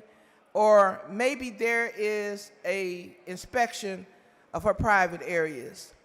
So we're talking about this thing that's really ridiculous because the bill is ridiculous in terms of what it's attempting to do. And it has nothing to do with protecting women and children and everything to do with targeting transgender children and adults, making them unsafe, humiliating them, and restricting their movements and existence in public. It's gross and shameful, and we need to vote no on this bill. I also want to talk for Julia, was another woman who's a cancer survivor, non-transgender. My name is Julia, and I'm a cisgender woman and a cancer survivor. I'm here to urge you to oppose Senate Bill 8, the so-called bathroom bill, because it puts women like me and countless others at risk. Even though you may not understand the idea of transgender or people that are different, I think as we invoke the Lord all the time, and we're supposed to take care of people, that indeed we should think about that, how we take care of those that are different than us. Julia says, during my cancer treatment, I lost almost all my hair. Even now, after months of recovery, my hair is thin and patchy. During treatment, I was confronted while trying to use the woman's restroom at my local library. So can you imagine a woman who has just been dealing with cancer is confronted because she doesn't have any hair? A stranger questioned whether she belonged there or not, simply because her appearance didn't fit the expectations of what a woman should look like. That moment was so humiliating and frightening. It made me feel like less of myself in public. And this is what some of our folks are suffering from. Bills like Senate Bill 8 are not really about safety, they're about appearance. They send the message that how someone looks is more important than who they are. This law will embolden people to police one another based on stereotypes and personal prejudice, turning every public restroom, I want to repeat that, turning every public restroom into a potential scene of confrontation, not just for transgender or non-binary Texans, but for any woman who doesn't fit the norm. Julia says, I survived cancer, but now I worry about being publicly shamed, harassed, or even denied access to necessary facilities because of my haircut and my body. We should trust people for who they are, not subject them to scrutiny over how they look. Julia says, Senate Bill 8, please oppose it. It's not right. Texans deserve better than laws that encourage suspicion, exclusion, and harm, all in the name of police and gender. Reject fear and stand up for dignity, privacy, and respect for all. Members, I asked again, like I asked a week ago, we need some brave Texans. We need some brave Texans, Republican Texans, who's willing to step away from the playbook and do what's right for people. So Julia and Mandy says, vote no on Senate Bill 8 and protect people who are different. Thank you. Ms. Jones. Mr. Speaker, members, I'm respectfully asking that you vote against this bill. As I read the bill, it made me think of two people. The first person I want to talk about is a woman named Nikki Araguz. Nikki was born intersex, and interestingly, so was her grandmother. And I didn't really understand about intersex until Nikki sat me down and shared with me how her parents' decision, because the doctors forced her parents to pick who she was because they thought she had both sexes, they decided that Nikki was a boy. And Nikki's parents raised Nikki as a boy, but Nikki was never a boy. And her life was literally destroyed because she was misidentified at birth, not by parents who hated her. Her parents loved her, but they thought that she was a boy. And Nikki is a person, ultimately, that went all the way up to the Supreme Court. She lived her best life that she could with the discrimination that happened to her because of a decision her parents made, and took it up to the Supreme Court, where she was allowed to be married to her husband, notwithstanding that her parents picked the wrong sex. She would be negatively affected by this bill, all because of her parents, nothing to do with her. The next person I think about is a client I had years ago who was trans. He was mistreated in the jail, or I should say she was mistreated in the jail, and the jail tried to force her and tried to make me refer to her as a name that she was born with, which I refused to do. But when I was trying to figure out mitigation evidence for my client, I called her mom, because the courts didn't understand who she was. When I called her mom said when she was in preschool, when the teachers line up the kids at the restroom, and they put the boys in one line, and they put the girls in another line, that her daughter would always go to the girl line, even though her daughter was born in a male's body. Her daughter wasn't molested. Her daughter didn't have anybody around her telling her or trying to change her mind. That's just who she was. Since before she ever got to school, her daughter always played with dolls. And so to say that just because you're born into a body does not mean that that is who you are. And I worry about her under this bill.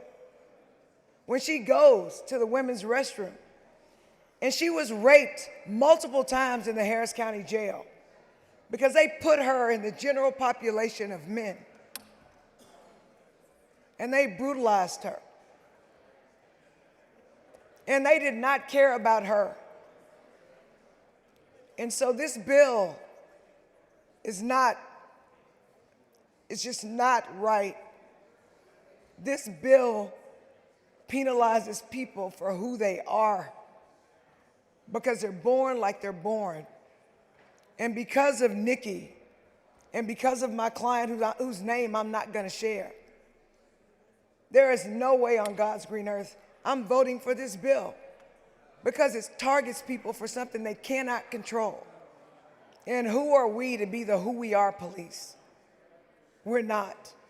Just like you're different in your own way and that's just who you are, I respect that. And I just wish that the state of Texas would respect other people like we respect you.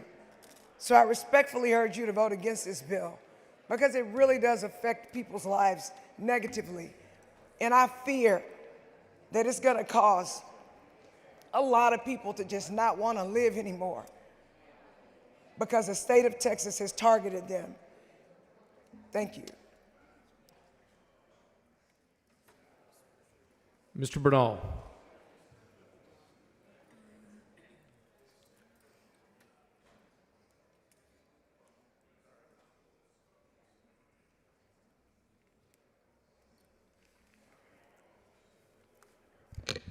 Thank you, Mr. Speaker.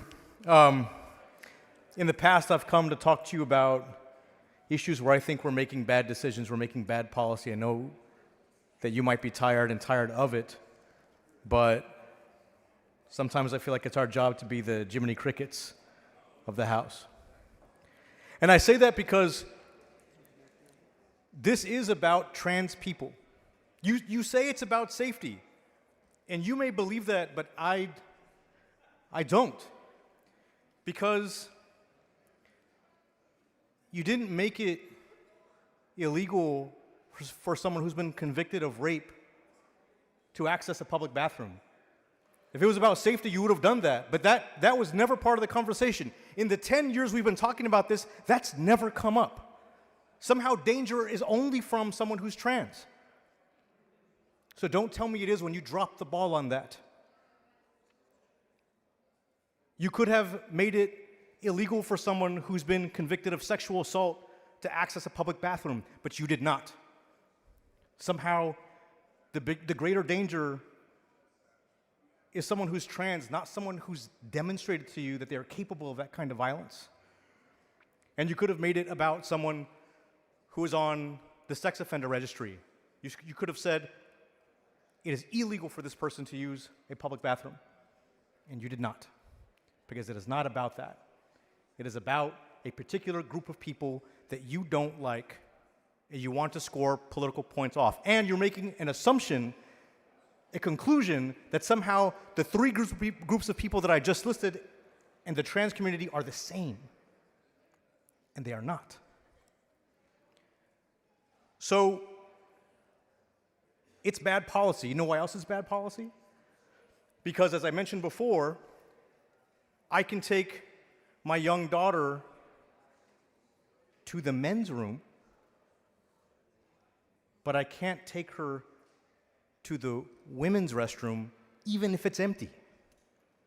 That is bad policy.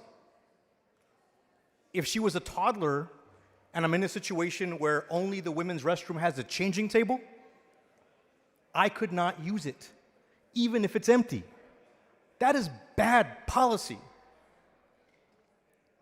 And you're doing it, like you said, because you can, but that doesn't make it okay. If anyone's seen Jurassic Park, you spent so much time thinking about whether or not you could, you didn't think about whether or not you should.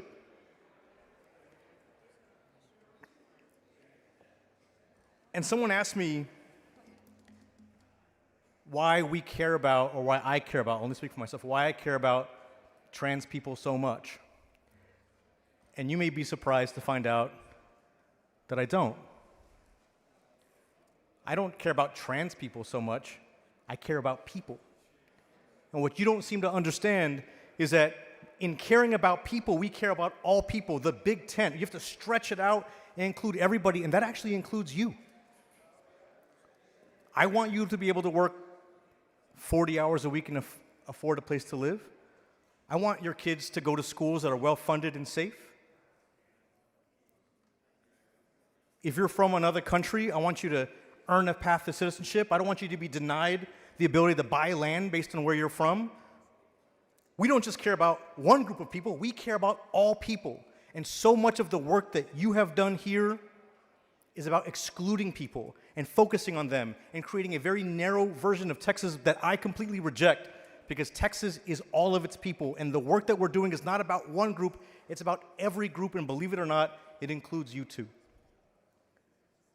It includes you, it includes the people you care about, and it includes the people that you don't care about.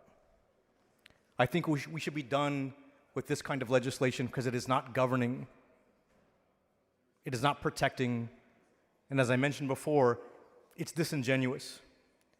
So let's get on to bigger and better things and work on behalf of all Texans as opposed to pointing them out and cleaving them out, because that's not Texas for all, that's just a Texas for some, and we should reject that. Thank you. Chair recognizes Ms. Weiner. Thank you, Mr. Speaker and members. I stand up here furious. I'm furious because I stood up here in May and told you about a friend of mine, Van, who was fleeing the state because of our policies, and I'm furious because now my friend Jessica is fleeing the state because of these policies. And a lot of us have talked about the impact on trans people, but y'all don't seem to hear it. These folks are afraid they are going to be killed because of the climate you are helping build in the state of Texas, because of the hate that is being stoked every single day. And y'all, I'm gonna tell you what the trans agenda is. It's real simple. They just want y'all to leave them the hell alone. They want to be able to live their lives, raise their families, work their jobs, enjoy this great state we call home. And y'all just are so obsessed with them, you can't leave them alone. It's cruel and it's unfair. I'm also furious because in this body's hunger to do something to own the libs, own the trans people, this bill is also doing violence to the rule of law. And every single attorney in this room who has picked up this bill and actually read it knows that. On page 11 of this bill, page 10 of this bill lays out that a Texas court cannot hear challenges to the constitutionality of this bill. We do not believe our elected judges here in the state of Texas should be able to hear challenges to this bill. Y'all, judicial review is a foundational part of American and Texan government since 1804. We decided as a country that the legislature alone should not get to determine the constitutionality and get to interpret the law. We committed that to the judicial branch, and Texas followed in that tradition. Open courts are a foundation of how our nation works, and this bill is trying to erase that core principle. And here's what's wild. I think if that was the only provision up before this body, it wouldn't have reached the floor, because y'all know it's wrong. But there is not the political courage in this room to stand up for the rule of law if you might have to also not be as mean as possible to trans people at the same time.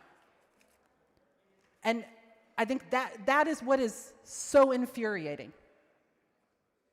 People in this room know we are doing harm, both to trans people and to the foundation for how our government works.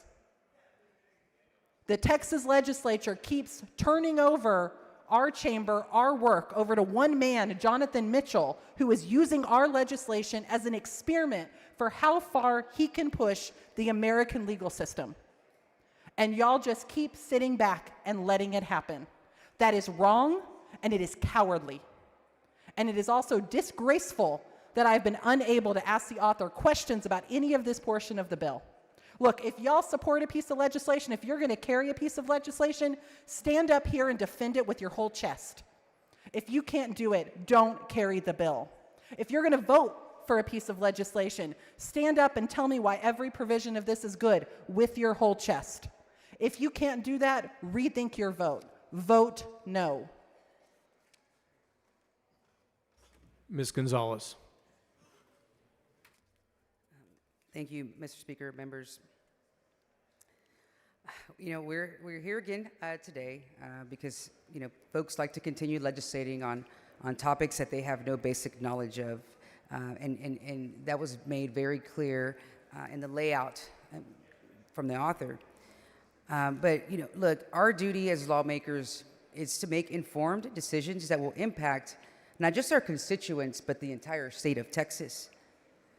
And so with that in mind, I can't allow the excuse of ignorance to undermine if my neighbors, my friends, my nieces, my nephews, their children, and my colleagues' children, how they will be treated with dignity under the law. So let me be clear. Look, transgender people exist. It's not just a theory. They are not a debate topic, as a lot of folks in this room like to make them. They're human beings, just like each of us in this room. They are Texans, our constituents, our neighbors, our students, even whether you admit that or not, whether you admit that you have trans people in your districts or not. But they're people just like us. Every major medical association in this country recognizes that transgender people deserve the same respect and rights as anyone else. But that's not my opinion, that's a fact. But facts don't seem to matter to the majority of this body, I've come to learn in my last 4 sessions that I've served. But let me also be clear about what SB 8 does. It does not make anyone safer. What it does is give a license to harassment. It encourages strangers to play a gender police in schools, airports, stadiums, hospitals, courthouses, and even domestic violence shelters. Folks who are just trying to seek a place to feel safe. It invites people to confront shame and exclude anyone who doesn't fit their personal stereotype of what a man or a woman should look like. And that is not public safety. That is legalized bullying. And members, you should know better than that. If this body truly wants to understand, here is a much needed Trans 101. We all have a deep, innate, and inherent understanding of who we are as individuals. That is no different for a trans person. When talking to trans people, or anyone for that matter, it should be common courtesy for us to be respectful of someone's whole and full identity and understand where education ends and privacy begins. Everyone's medical information is personal and private, excuse me, and I would never think to ask any of you or yours to disclose their private medical history. Members, I know many trans people in this state and across America that I've had the pleasure to get to know especially in my service here in the Texas House, and they are just loving, welcoming, warm people and perfectly encapsulate the spirit of what it means to be a Texan. Many are better Texans than myself, I think, and certainly better than many of the folks that are supporting this bill. And I'm proud to know them, and I'm proud to fight for them every day, even though this is really exhausting. The community is just, I don't know how much more bullying this body wants to make them go through, but look, and if they were here as members of this body, I believe that they would come to this front mic and proudly, loudly share that there's no big secret. There's no conspiracy that they're working to enact. There's not an ideology that they're working to spread across the state or the country. They would stand here and look you in the eye and ask you to leave them alone and just let them live their lives the way that they know that is best for them. Just like many of you have taken for granted every single day, and in fact wouldn't survive even 5 minutes in their shoes. So just let them live, let them be. That's all that they want, and that's all that they've ever expected from this body. But for the better part of the decade, they've been disappointed by the government that is supposed to represent their interests, advocate their rights and liberties. I can tell you that they would much rather spend their waking moments worrying about the same problems that each and every one of us worry about. Should this bill become law, An entire subsection of the Texas population will have a target on their back, with many people who are not trans being thrown in the crossfire. I have witnessed an unprecedented amount of targeted hate against my fellow trans Texans. These people are part of my community, and I will not let you attack their dignity and human rights because of your own discomfort or because you want to gain political points. This legislature has spent the entirety of 2025 disrespecting and humanizing trans and gender expansive Texans. There has been an ever-growing presence of bigotry and transphobia in this very building. This bill isn't rooted in justice, law, or humanity. This is pure politics. Shame on the author for bringing this before the body and for the pain that it will cause, that will be caused by passing this bill. And look, and I want to share, a couple situations that have happened here in this very capital. And some of the folks we need to be worried about regulating some of these folks these men from this body that do actually go into the women's restroom. In fact, one member from this body, just this last regular session when I was walking in the women's restroom, was in the women's restroom because it was closer to his office. Another member, who was not a member when this happened, when it was here advocating for some anti-trans policy, I can't even remember anymore which one it was, went and grabbed a little girl out of the women's restroom because he thought she was trans. And she was, in fact, she was not. And her dad, you can imagine what her dad wanted to do to this gentleman. I certainly would have handled it a little bit. I don't know how I would have handled it. But that last example, this is exactly what this bill is going to do. People are going to play the potty police. People are going to think that they know that this person is a man or a woman, and you are going to have creepy men going into the women's restroom and trying to pull a child out. And if that's what you want, hey, that's what you're going to get with this bill right here. So members, vote against SB 8. Let's put this fight aside and get to work. I mean, for the good of the people, because we're tired. They're tired. They just want to be left alone and just live their lives. And this creepy obsession, I think you guys really need to be thinking about that. Mr. Speaker. Mr. Busey, for what purpose? Will the gentlelady yield for some questions? Gentlelady for questions? I will. She yields for questions. Representative, I wanted to ask the bill author, but she has decided not to take questions, and I want to set a record straight. In the layout of second reading, about 1:45 today, it was stated in a question of the bill author, can you point to Texas examples of where this has happened? And one of the only two examples given mentioned Round Rock ISD. As a representative that represents Round Rock ISD, to hear this was surprising. So I had my staff immediately go do research and figure out where this accusation could be coming from. So we searched all the credible news sources we could find. No reference to this accusation made in the layout in the second reading. So then they dug deeper, and they found from a advocacy group, a rogue rag group called Texas Values, they found an article. I'm familiar. From 2021 accusing a boy of being in a female locker room, this band student that was referenced. The reason given when you asked for why this bill was needed, this was one of the two examples given. Well, I just want to be clear, and I can't ask the bill author because she's not taking questions, if she reached out to Round Rock ISD for their side of the story. Well, I did. And speaking with Round Rock ISD, it may surprise you to know that they wanted to clarify that that article was an inaccurate report, that when they came to testify based on that article, it was inaccurate testimony, and it's an incredible misrepresentation of the truth.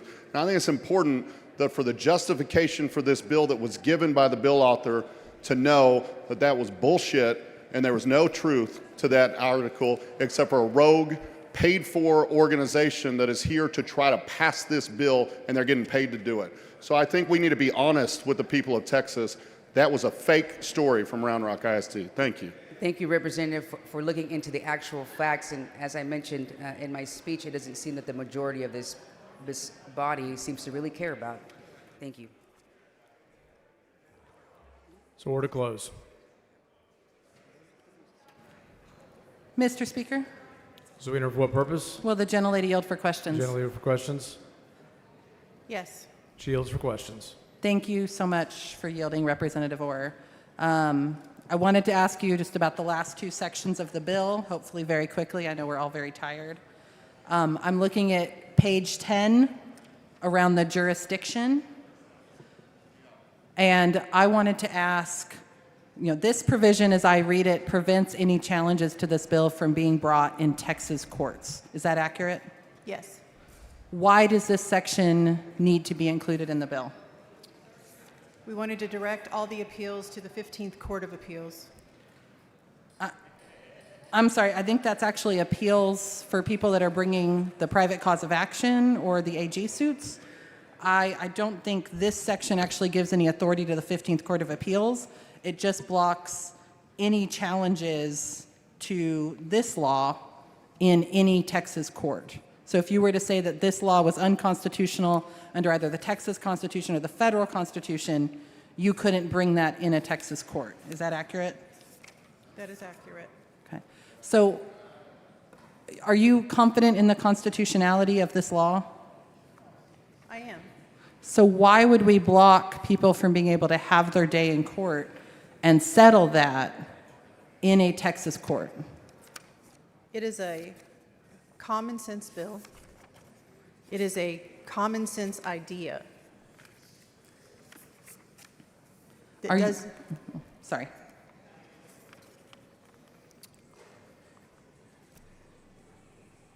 I don't think that the challenge of this is the most important thing about this bill. Are you aware of any other instances where we have precluded Texas citizens from being able to challenge one of our laws in Texas courts? I am not advised. Okay, yeah, I am not aware of any. I will pause it. And then I wanted to ask about the section of the bill on page 11 and 12 around fee shifting. My understanding of this language is that it makes it so if somebody does challenge this bill in either state or federal court, obviously they're presuming the previous section gets thrown out for it to be challenged in state court, but that if somebody challenges this bill in court and that challenge is dismissed for any reason, whether it's a voluntary dismissal or a dismissal without prejudice or dismissal with prejudice, that both the party that brought the claim and their attorneys are liable for all of the attorney fees for the state. Is that your understanding? That is my understanding. So why do you think we need this draconian provision that, to my knowledge, has only been put in one other bill, which was actually an earlier SB 8 from 2021? Why do we need this provision that penalizes Texans for trying to access the judicial system? We're talking about the fee shifting provision. Yes. The fee shifting provision was put in the bill to try to protect taxpayers. If a city councilman or a commissioner in a commissioner's court chose to knowingly produce a bad policy or not enforce a policy that's in place and got sued, we didn't want that burden to be on the local governments. Now, the challenge, I think, is this provision only applies one way. So if a city or the state or another entity was blatantly wrong, they wouldn't owe fees back to the challenging party. But if, even for good cause, there's a good faith claim, but it ended up in dismissal, the challenging party would end up paying all of those fees over. And the other thing that's very unique about this is that liability isn't just on the party, it's also on the attorney themselves. So are you concerned that this is functionally foreclosing Texans' access to justice? I am not. Are you aware that this means for this bill to be challenged, somebody has to try to find an attorney who is what we call judgment proof, i.e. has nothing to collect from them or is willing to take on this financial risk? Yes. And do you think that's reasonable? I do. Okay. Thank you. Move passage. Ms. Rose, for what purpose? Does the gentlelady yield for Gentlelady, questions? questions? Just a few questions. Yes. Oh, okay. She yields. Thank you. Thank you. Representative Orr, I just have a couple of clarifying questions for you. Does the definition of multi-occupancy private space impact areas in public hospitals like an emergency room or a recovery area where patients are located in the same area but separated by curtains or a partial wall? There is a provision in here for medical and emergency services, and I believe it falls under that designation. That's page 4, line 23. Page 4, line 23? Yes, ma'am. All right. Okay, and my second question is the medical personnel exemption on page 4, line 23, broad enough to cover all of the hospital personnel that are required to be in those patient care areas that are not providing direct medical care, such as healthcare personnel, registration, and family members? I think that will meet that exception. Okay. Move passage. Question occurs on passage, final passage of SB 8. So record vote. Clerk, ring the bell. Mr. Alcott voting aye. Mr. Morgan voting aye. Have all members voted? Have all members voted? 86 ayes and 45 nays. SB 8 is finally passed. Chair lays out on third reading. HB 7. Clerk, read the bill. HB number 7 by Leach, relating to prohibitions on the manufacturing and provision of abortion-inducing drugs, including the jurisdiction of and the effect of certain judgments by certain courts within and outside this state with respect to the manufacturing and provision of those drugs, and to protection from certain counteractions under laws other than the laws of this state, authorizing QTAM actions. Mr. Leach. Thank you, Mr. Speaker. Members, I move passage of House Bill 7. Ms. Garcia Hernandez in opposition.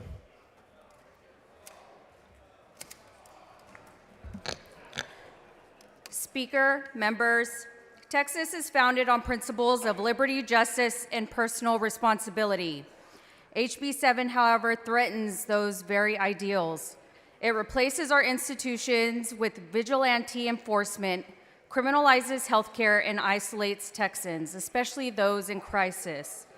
HB 7 fails Texas women and families in the following ways. HB 7 denies access to essential care. For countless Texans, abortion pills represent the last safe and accessible health care option. Restricting this route not only denies health care, but endangers lives, especially for those who cannot leave the state. HB 7 creates legal instability. Judge after judge has raised concerns about the constitutionality of citizen enforcement mechanisms like those in HB 7. HB 7 is merely rewriting a flawed model. We shouldn't court legal chaos and create it, and billions in litigation to enforce policy. HB 7 causes a chilling effect on the practice of medicine.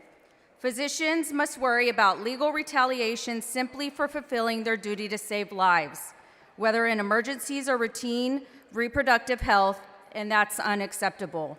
Fear should not be a treatment plan.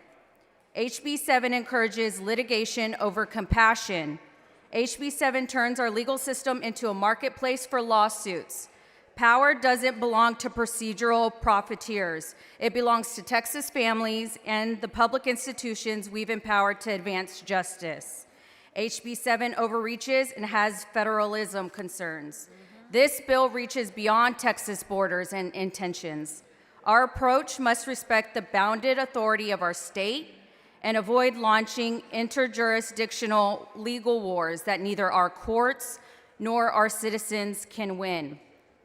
Earlier, I heard one of my colleagues discussing as well with the author of the bill regarding the fearfulness of pregnancy.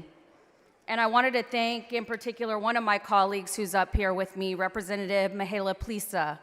Both me as well as Representative Mihaela Plisa struggle with fertility. We are one of 2 women here in the legislature, but there are others all over the state of Texas that are fearful not only in planning our families, but what will happen whenever we get pregnant, if we're even able to get pregnant. These are the kind of things that are weighing heavy on women's minds all over Texas.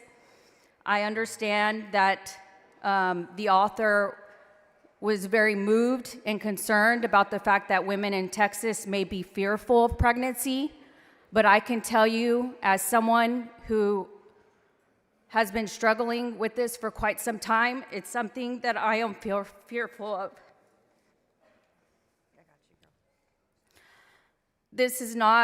These kind of bills that we put forward are not just bills that impact our constituents, but also impact us here in this building as well. I hope that y'all will have compassion and recognize that these bills have real impact on people in Texas, especially women.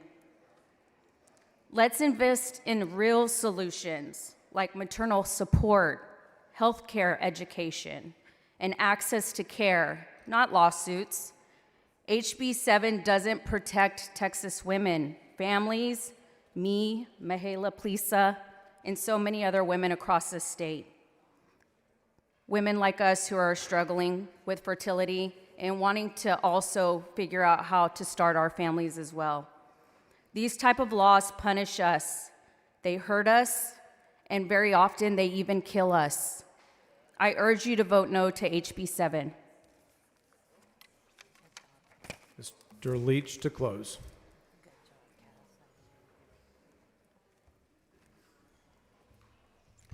Thank you, Mr. Speaker. I move passage of House Bill 7. The question occurs on final passage of HB 7. It's a record vote. Clerk, ring the bell. Show Mr. Leach voting aye.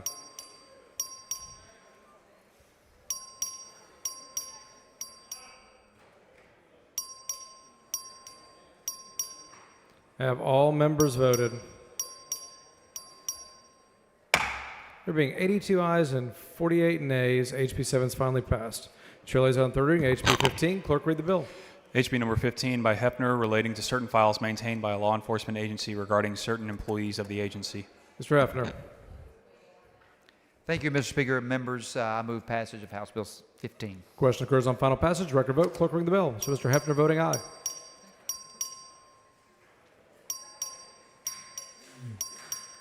Have all members voted? 90 ayes and 41 nays. House Bill 15 is finally passed. Chair lays out on third reading. House Bill 265. Clerk, read the bill. HB number 265 by Hull, relating to governmental oversight of youth camps, including youth camp rules and the Youth Camp Advisory Committee. Ms. Hull. Move passage. Question occurs on final passage. Record vote. Clerk, ring the bell.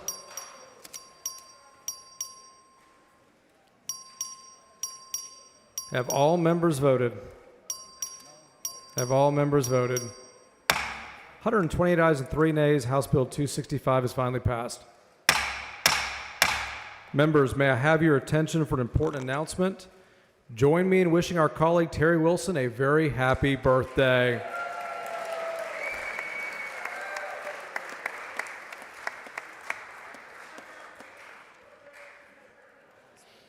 The Speaker's desk is clear. Mr. Leach moves the House recess pending the reading and referral of bills, the receipt of messages, granting of Senate's request to appoint conferees and administrative actions until 12 p.m. Tuesday. Is there objection? Chair hears none. The House stands recessed pending the reading and referral of bills, the receipt of messages, granting the Senate's request to appoint conferees and administrative actions. You ducked.